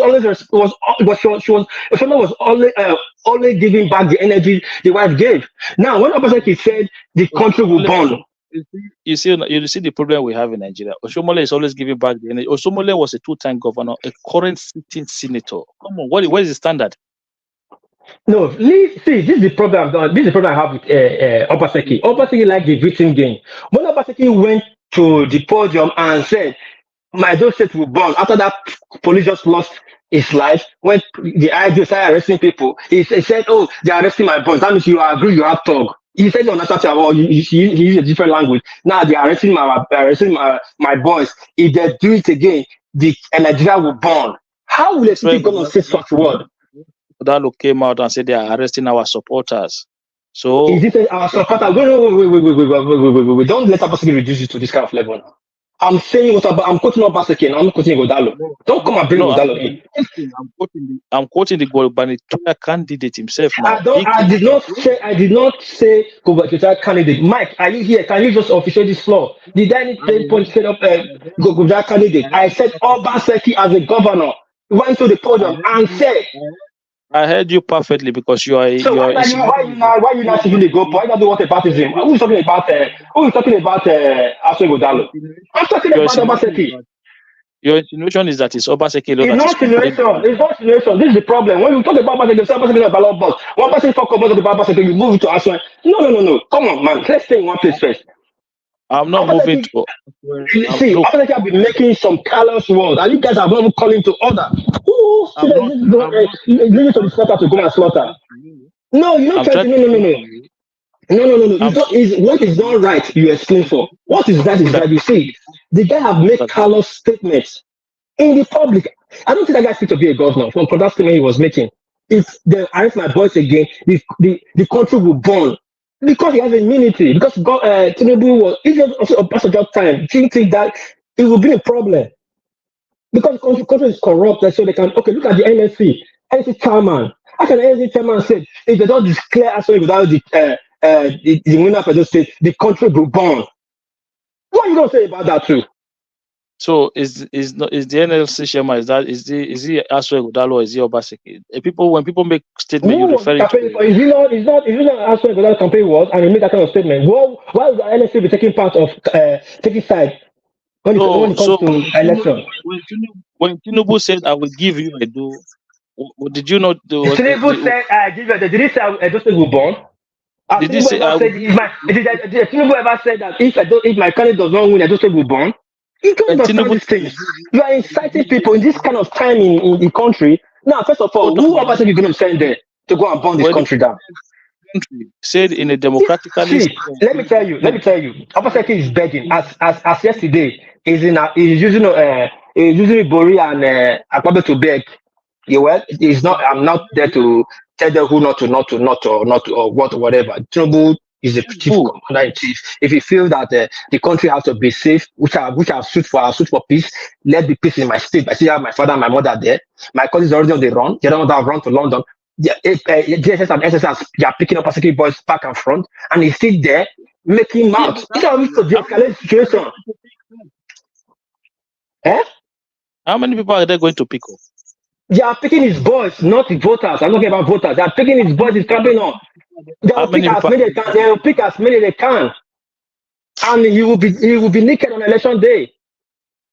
Now again, I don't think Obaseki wants to win. Like I've said it before, I don't think Obaseki wants Aswan to win. I think he already saw the card, the picture on the wall, so he's trying to look for the place to he's trying to look for an excuse to hold on to. So this is because I lost. But you are making this man to lose. Generally, people like Aswan on his own. Yes, I give that to Aswan. People like Aswan on his own. I've interviewed Aswan now. People like him on his own.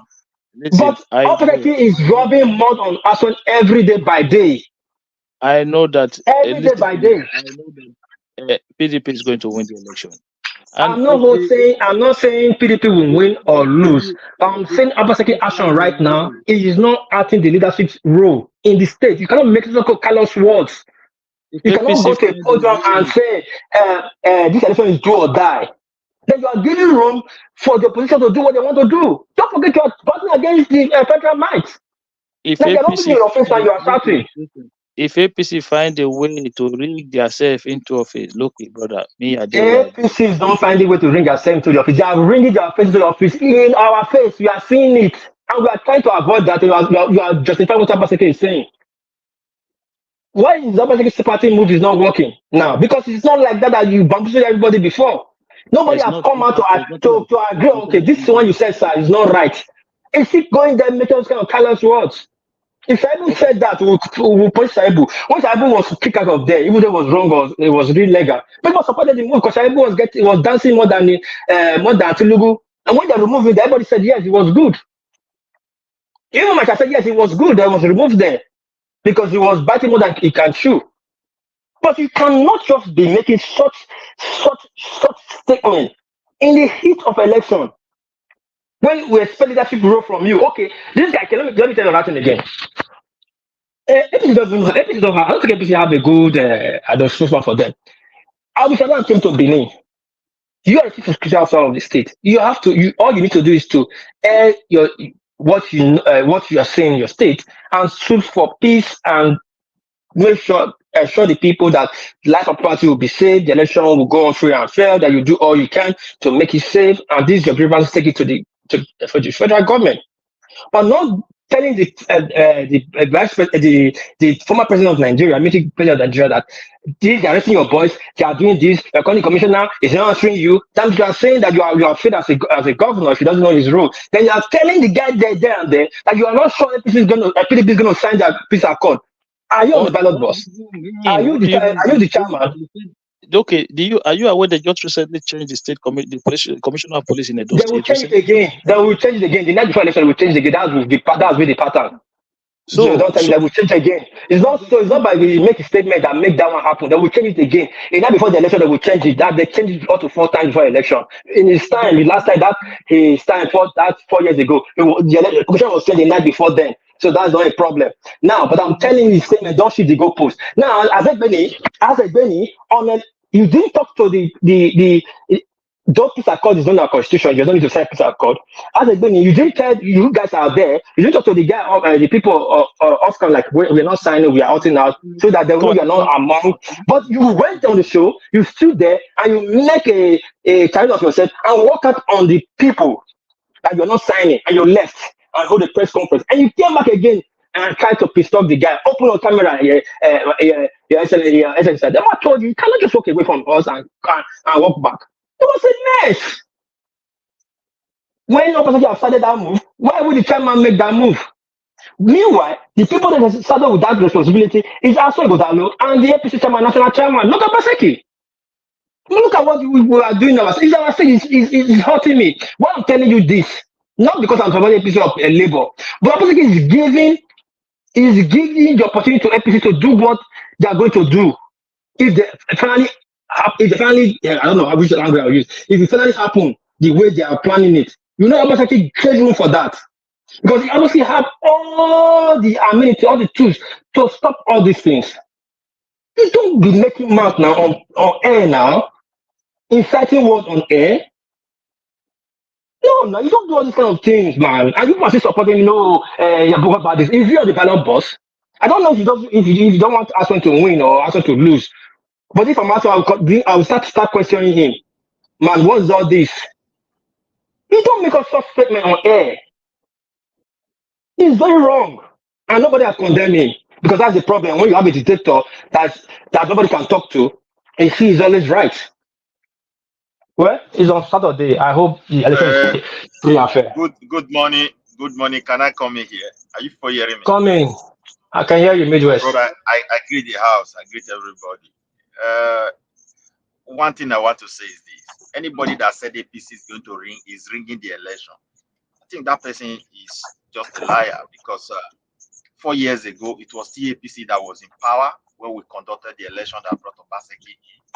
4 years ago, Buhari was in power. He has no stake. Now it's Tinubu. He needs 2027. We should not deceive ourselves. Wait. It was the same APC. You did not even say Tinubu, or maybe you said APC. So that's why I replied to that space. And again, people try to, just accuse other people without any single evidence. If you look at the person that has ever run an election in Edo State, it's Obaseki. The local government chairman election they conducted defined the man in Obaseki. What was the man in Obaseki? My Midwest, hold on. Don't come and tell us what he did 18 over 18. 18 over 18 and round everybody out. Let us not put it in argument. No. See, this is what I don't like. That's why I say opposition is a difficult part to play in Edo State right now. You cannot just come here in a public place and tell everybody that Obaseki did 18 over 18. I don't know if people can hear me. My hand touched my Bluetooth. Can you hear me? Yeah, we are hearing you. You cannot come and tell me Obaseki ran an election 18 over 18. The most worst local government chairman election in the history, because APC people pulled out before that time. They almost treat all the labor people neck to death. And you are telling me that that defined him as what? As an emperor or as a what? Please tell me. It defines him as an undemocratic person, election ringer, and somebody that doesn't have value, iota of value for the rule of law. It defines him like that. So now, what is the pain of PDP and Obaseki? Obaseki is so desperate to make sure Aswen is elected because he has done a lot of harm economically and financially to the people of Edo State. Now, he is looking for someone that want to cover it. Why are they complaining? They understand that they don't have anything to campaign upon apart from their candidate can speak English. That's all. He's very fluent when he's talking. That's all. Nothing to campaign with. And as a result of that, since he cannot run it like local government chairman system, that's why they are complaining. They understand they are not going to win, but they were hoping with the vigilante, with all those tools on ground, they definitely, even if you require them to buy anybody, they will do. Let's go to ordinary B-board. If you look at Obaseki attitude towards B-board, you will even know this man. Is he a dope people that really brought this man to power through a democratic process? That's what you're going to ask. So for people to say APC is going to wait, APC, I support Okpewo. I'm not an APC man. The thing is this: the only people APC is afraid of is Olumide Akpata, but to some extent they know how to handle. Not these PDP of a thing. People who believe PDP will come and win an election, they do say are just dreaming. They cannot win. They can't win Edo North. They can't win Edo Central, and Edo South. Everybody will divide it, and that is why I'm very confident APC will win this election, whether they like it or not. We are tired of those who know how to talk. It is time for those who will work. Since 1998, if Edo people even want to praise any governor that have ruled us, it's Adam Soshomole. I'm not saying he's perfect.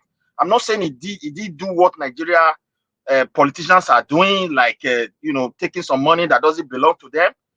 But at least the Edo people were able to see some impact of development in their land, whether Edo North, Edo Central to some degree, Edo South to some degree. Not like this one. As we speak today, our people cannot farm. He has confiscated the land of the people, give it to so-called mechanization farming, to a companies that doesn't have a history of agriculture.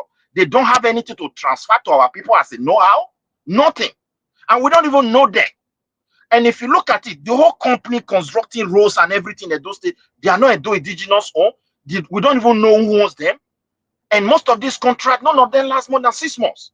So for me, if anybody is saying they want to ring election, it's Obaseki that has made up his mind that do or die. We must get it. There's no other way around. But it's very unfortunate for them. The local vigilante, those ones who get too head, make it come out that day. It's very clear. Because he has abused them, he has attacked them. They are no longer there for the people. And they have to sit in their houses. This is just my submission. There is nothing. Okay, look at Aswen. They are praising Aswen will be a free man. Why is it that Obaseki was the one speaking for Aswen not to sign peace accord? The purpose of peace accord is between Aswen and the rest candidates. Partially even the party chairman, not Obaseki. I did see Oshomole saying whether this one will sign or will not sign. That is not his position. His position is to market his candidate, the candidate of APC, his party, political party candidate. So likewise, Obaseki can campaign for Aswen, but coming out to say, hey, Edo State police is doing this, is doing that. My brother, a lot is going on in our state. Police where they buy. We don't know where they go on, but investigation is going on because if they start to bring that case come out. Midwest. Well, I will not say APC going to win. I'll stand and say again, my opinion, APC wants to ring themselves in, and Obaseki is making it possible for them. They are going to ring because people love him. They love the man. They have done what they need to. I'm not. Well, that's your opinion. This is my opinion. They are able to do what they need to do on grassroots. So I think you guys should bet, man. I think you guys should put money on this election. Akin will tell you people will win, and which I agree to. Midwest Republic. So you, our damn facility, you now come here and you're telling us that Monday Okpewo Bakomiza is popular in Edo. Is that what you know? Is that what you're trying to tell us now? Like wait, he's highly recommendable, and people they know him and he's highly popular. Not only beside popularity, he's the only candidate among the three that have an antecedent of good art practically. When the Fulani were killing our people in the state. Wait, Aswe was with Governor Obaseki. Obaseki was receiving 900 million. He turned a blind eye. This man was not a politician. He governs his people. So, He said, even when we are small, people must go to this forest. So the S-men that were attacking people, the person. Hold on now, hold on. So the S-men that were attacking people in Yokoriomo, it was Pebolo that went to go and stop those ones. He didn't go there because that was not his area. You see, when you guys are talking, sometimes you have to. You have to know that you're talking to people who are not. In Orion, where I come from, I just want to answer you. The village people, headers, decided to go. The governor didn't even visit that place. He didn't pay any condolence to the family. They did not care. So that's what happened. And as the time goes on, everything started going down. They form a vigilante. The vigilante, it was we from here who was even sending money. The governor didn't pay them. Even speak, he's still owing them for 4 months or 5 months. Don't forget, we have people back home.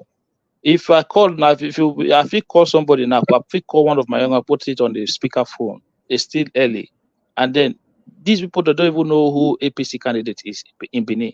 Many people don't even know who is APC candidate. Wait. You can criticize somebody to that point of saying, I don't know Pata, I don't know Aswe, I don't know APC. People know Aswe, they know Pata. They don't even know who people. They don't know who is representing APC in Benin. That is what you will say. People who doesn't support the other one can say anything. No, I'm talking about neutral people now. Neutral people. There on the street, even on the street, neutral people. Okay, let me tell you one thing. The one I know, neutral people will tell you they don't know Aswen. In a salon, that Ewoimi, they will tell you they don't know him. But there are those who will also tell you, to be honest, I know this man. It's just like that in politics. So don't say they don't know. You know the popular pastor Egodalo, the popular pastor Egodalo. I don't know him. I don't know which pastor is Egodalo. Okay, that tells me everything.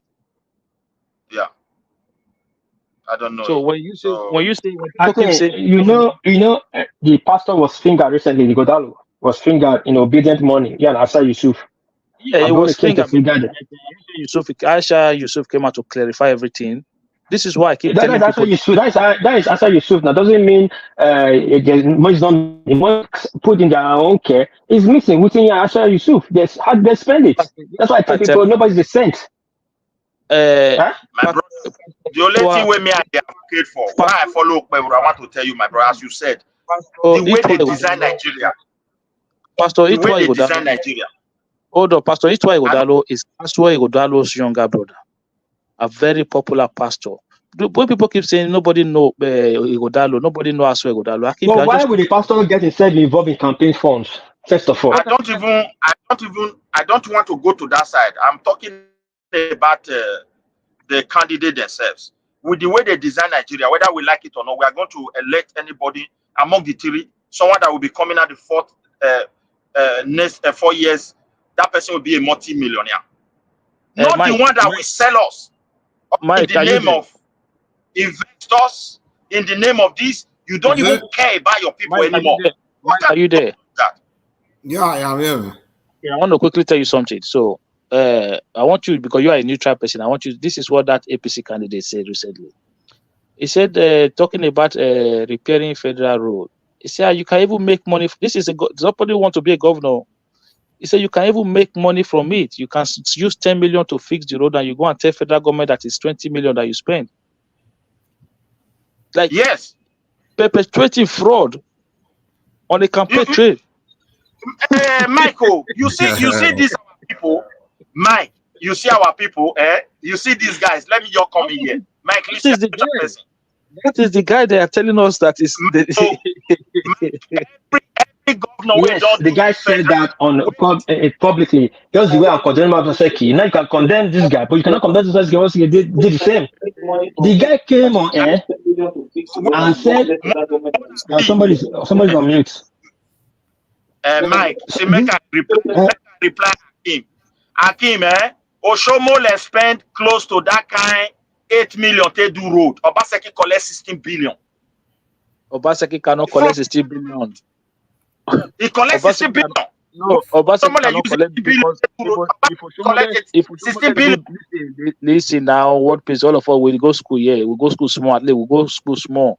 If Oshomole do Not be road me talk finish, that one. Not be me talk that one. And I Midwest talk that one. Same. not be what pays this thing, Midwest Republic. If Oshomole do road finish, now Oshomole go still submit claim, say to federal government. The federal government feel later can go pay the money to Obaseki, but Oshomole don already submit the claim to federal government.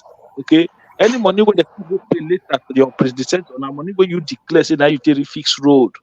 Now they go come go pay later. Not be Obaseki declare that money. Now Oshomole declare that money. So now what Oshomole declare, they go later pay to the next governor because now I do state money. So Oshomole not go use Yes, money. I agree with you. Midwest, wait. This is my problem with Akin. You're able to run to which me I condemn on my show badly. That's outside corruption. You've never been a governor. You're already telling us you are going to loot. You cannot do a road for 10 billion and go and tell the federal government 20 billion. That's outside corruption.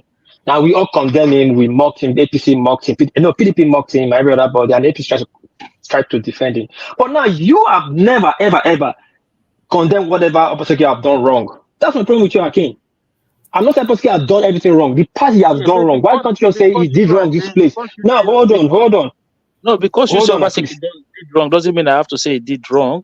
No, not because the obvious. Now, the obvious APC people came out for the obvious. The obvious Obasanjo did our rights that was shared inside this end back government.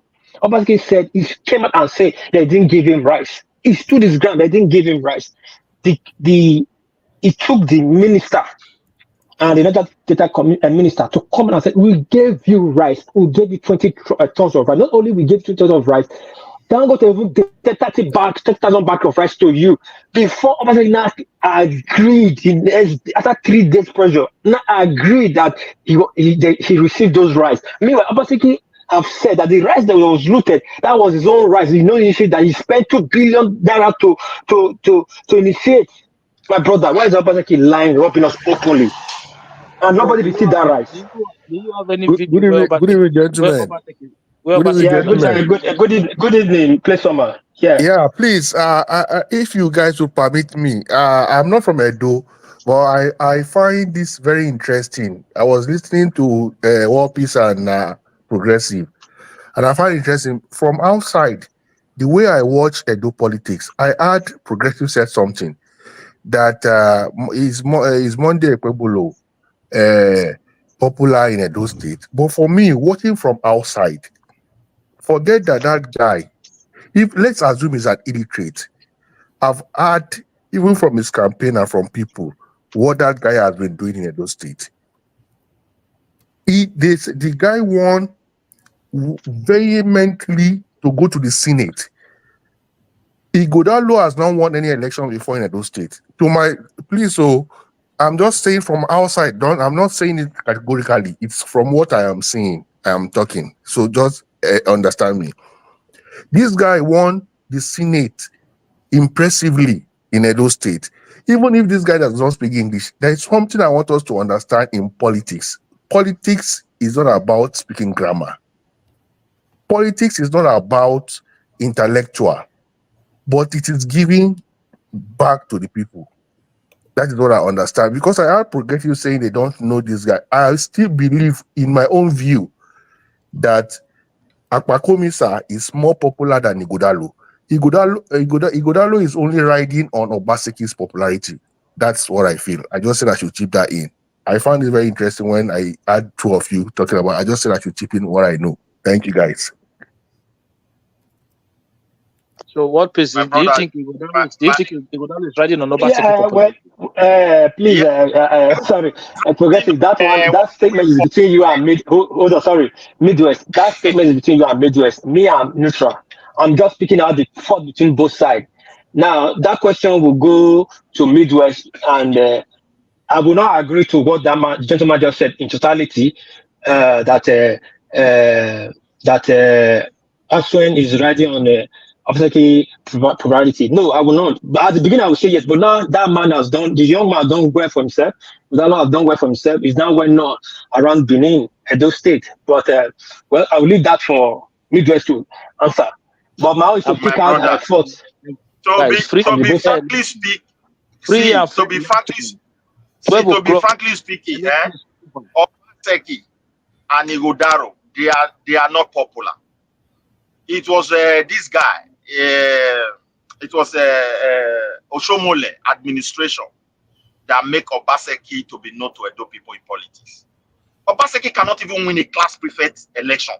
That is why he can't go to rep, he can't go to senate. He knows it. Aswe the same thing. Aswe cannot win his own local government chairman.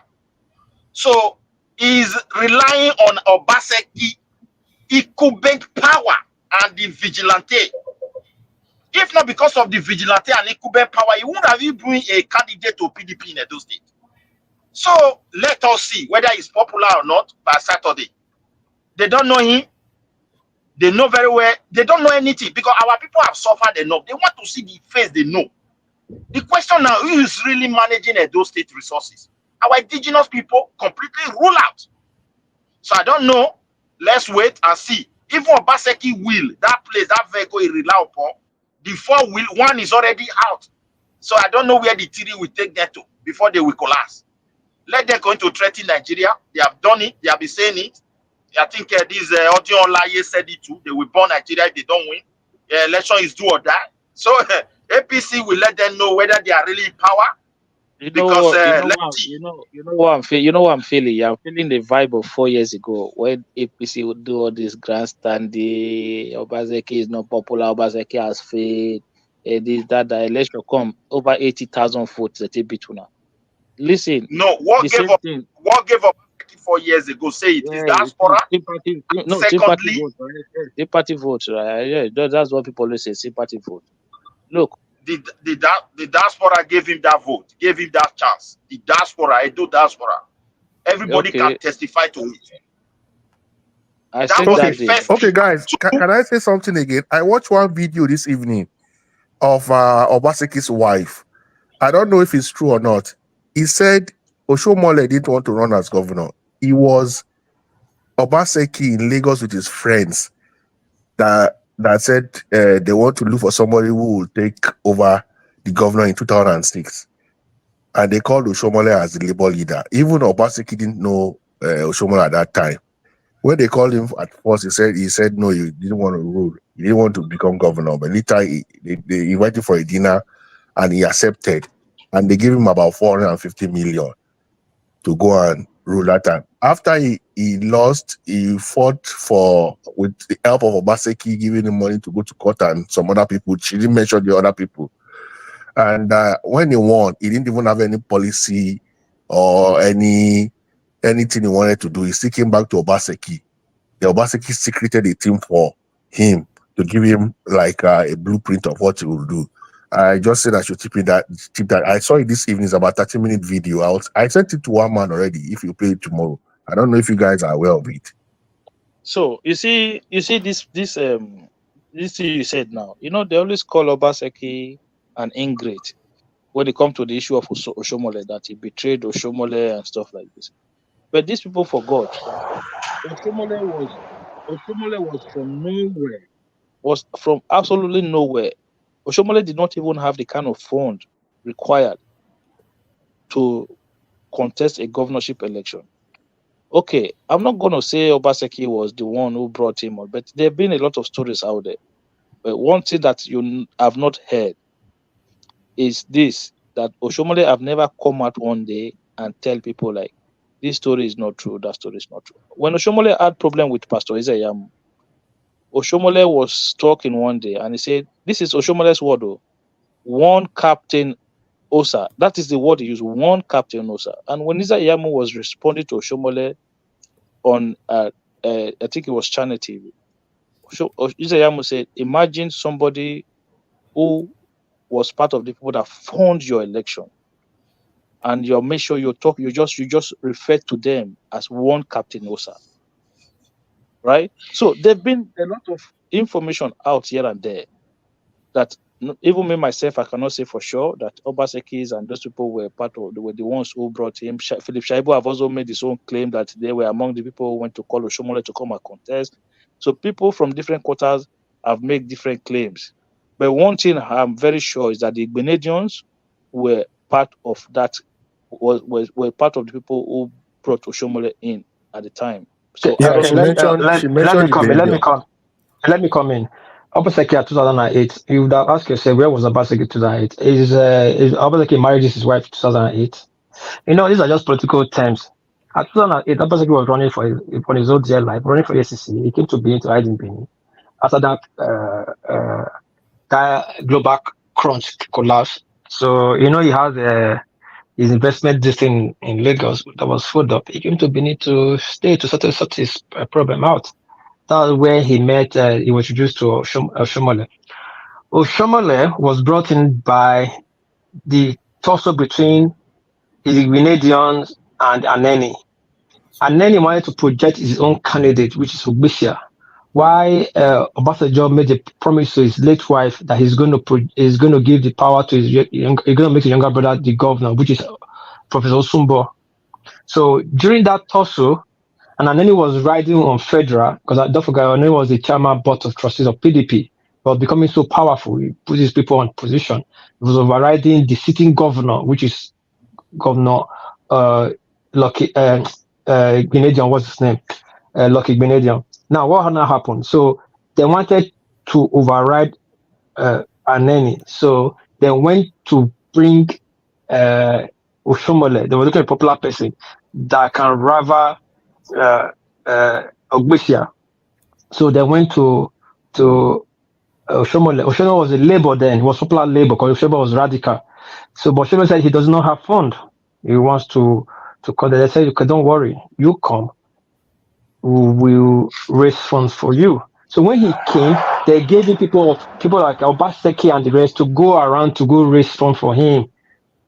Not like Obaseki have money to give to him. The people that sponsored that election was Letos, Captain Osa and the likes of the other big wins in Edo and the governor himself. So they now form a grace group, which with Zay Yamu and the rest, we're now fighting Aneni underground. But behold, on the day of the primary for PDP, Obasanjo came to town, flew to Benin, and said they must he fly to Benin or make a call direct to Benin that they must give a ticket to Osumbo. So they not give a ticket to Osumbo. They not slighted Aneni there. That's why Aneni lost the fire. Aneni wanted to bring Ogbisia. So they now gave it to Osumbo. When they gave a ticket to Osumbo, now Osumbo now face on with Oshomole. Don't forget, Oshomole came under Labour. Oshomole actually was the one that formed Labour Party in Labour wing. So he came under Labour. They told him this Labour will not fly. He now decamped. He now went to I think ANC or that time, but BNPP, something like that, Labour Party. He now went ANC, something like that, before he now went to Labour Party. So he now ran against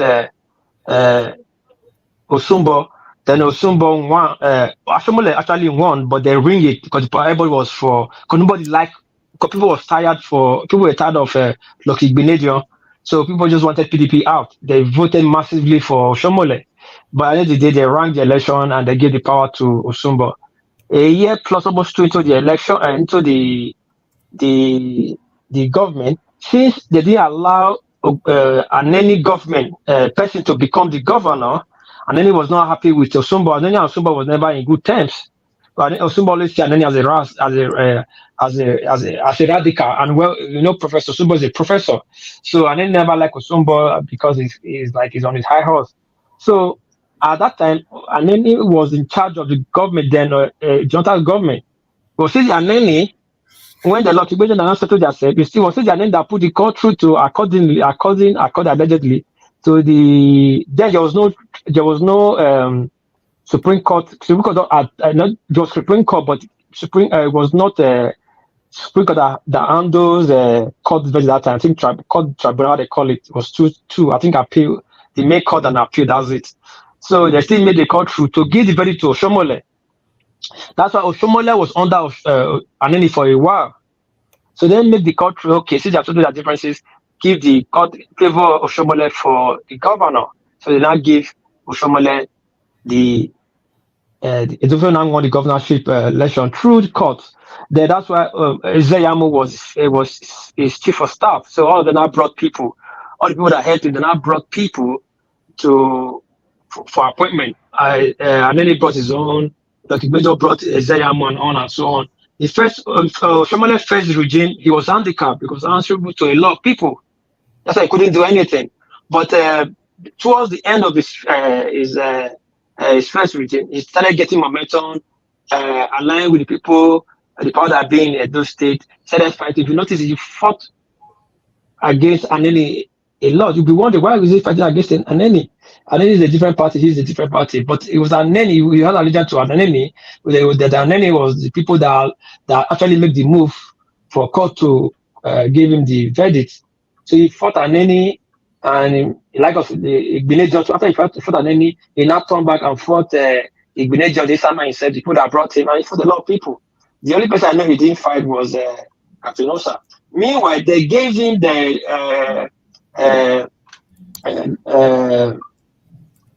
guy now, what's it called? Obaseki, because he was an investment banker that has issue before, to come and work the economic side of it. Because Shomele had no experience in government.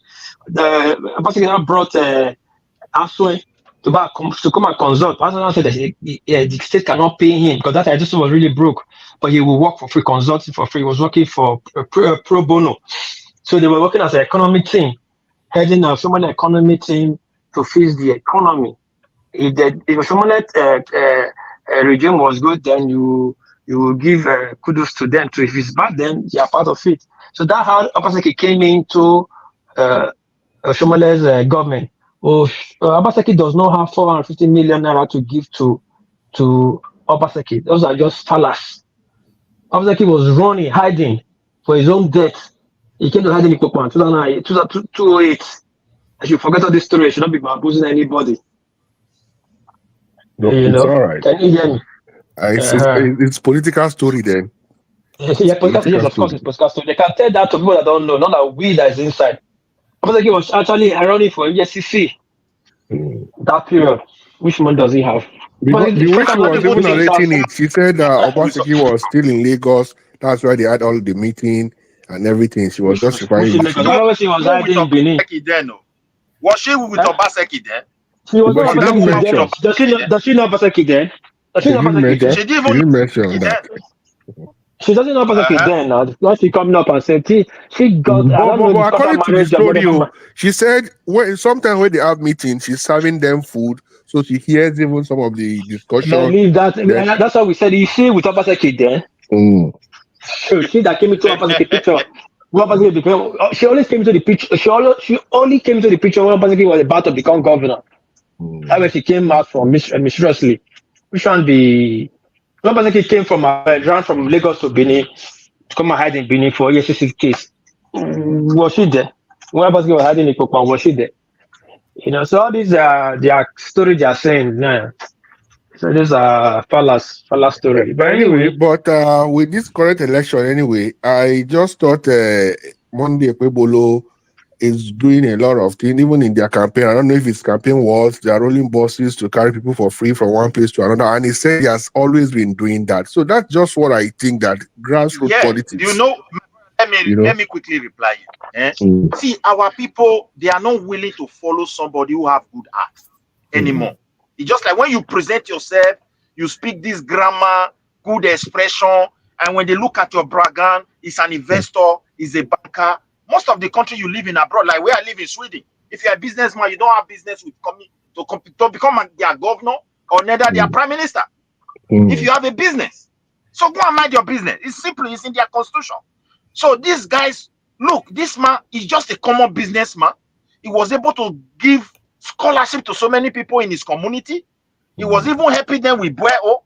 When he saw that these guys were too much in their forest, this Fulani, and the governor is not doing anything, he mobilized his people. He gave them vehicle, he gave them money, and that is why they called him to say, why you not go for this Senate?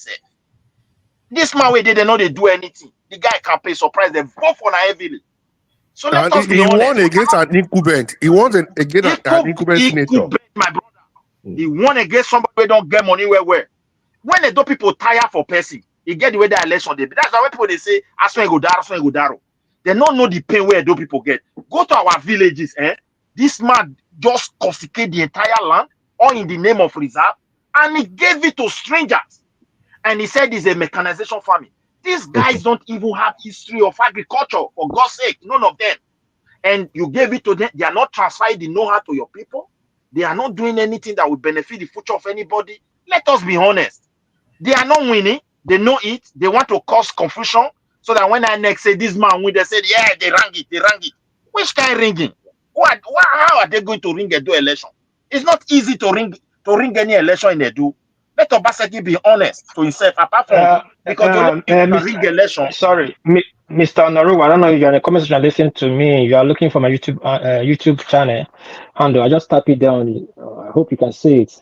If you want to come to the show, come to the show. I think me and one man we're going to be having a joint session show on the live to streamline the show on Saturday. We are working on it so that you can watch it on my platform or one man platform. But you can see it there. If you want to come. If you want to do anything, come. We are waiting for you. But I will tell you the truth. I don't have a dog in the fight. I will tell you what I noticed. How I see it. Mr. Midwest, continue. Thank you. Okay, my brother, what I want to say is so short. Let us be honest. It is time we select somebody that have good heart. And those Obaseki have sold at those states. Now, most of the land where they go and destroy people's house, they are already selling them. How can you do that? This reserve has been, if there's even reserve, are you the one that made that reserve? Why are you selling them without consulting the indigenous people? You have to work with people that owns the land, if that's the case. If you really want your aim and objective is to come and develop them, that should be your priority. So it's sad. Yeah, it is. But anyway, Saturday is just by the corner. We'll cross our hands and see. But for me, I'm not a part of the people who want to hear people speaking grammar or anything, because I even detest it when I see on TV, especially on channels, when they say that your APC candidate cannot speak English. Is that the yardstick to be a good person? I don't know if our media has decided to look so low. Guy can speak English naturally. He has a problem when it comes to children right from birth. That's why they gave you that Akpakomiza. So when some children talk, they difficult for them. No. So It's not even about that one. Intelligent person. Midwest. If yeah, Akpakomisa only speaks Edo language and he is the good person for the Edo, media is not is not the person that will be saying he doesn't speak English. You don't get what I'm saying? We are Nigerians. Coming to express yourself is not the yardstick, but knowing what to do. They check leave unless if they have never mentioned that this guy has been doing this before. The only hammer on he's afraid to come here, he doesn't know what to do. No, that is what I detest a lot. I don't know if you get what I'm saying. They should not bring our election to only speaking it's grammar. just the reality. That's the situation. Our people just want to market somebody. Look, Obaseki is an economist. You tell us what we have benefited as in terms of economy. Nothing. He travel, he studied from America. All they want is they are just transactional people. How to make profit at all costs. They don't even have their people in their mind. And those people have suffered enough. Let's wait till Saturday. The only thing I hate about them, why they say APC want to ring the election? Tinubu want to ring the election? How? You did local government chairman election and councillor, only your PDP one. The rest people, even for them to approach court, there's a paper is supposed to give to them. He didn't give anybody. Ordinary big board, where they put for center of a city. No space for other political party. No space. The one where Akpata put there, they destroy all of them. If not for Abuja, they can't even campaign. Therefore, don't buy many people for Edo. They want to create fear and horror into the heart of. If he doesn't sign, what can Obaseki is too small to fight when it comes to Benin something. People just they look at. Make immunity come out. I tell people, say this guy 915 Benin people, no worry, make that immunity come off. You go see crisis if Obaseki enter Benin when they don't come off for power. Go mark my word. Lucky Benin don't know what he put to upon the influence of his father for that laugh for where they be one killer for Ogbemudia Stadium. President say now he insult. Okay, he has a problem with the Oba. He has a problem with all the old people who receive for PDP. He has problem with the dope market women. He has problem with the youth. Even when you look at them now, PDP in Edo State, those who know how to win election not did there again. Now the new face. It's Midwest. Thank you, my Let me brother. go to bed, though. Bye. Mike. Okay. We're out. Mike, una Oh. All right, baba. man. Good talking, Yeah. man. All right, thanks. I think you guys should put your money where your mouth is. And I just a fight. It's even a bet. I just a shout. All right, let me end the show, man.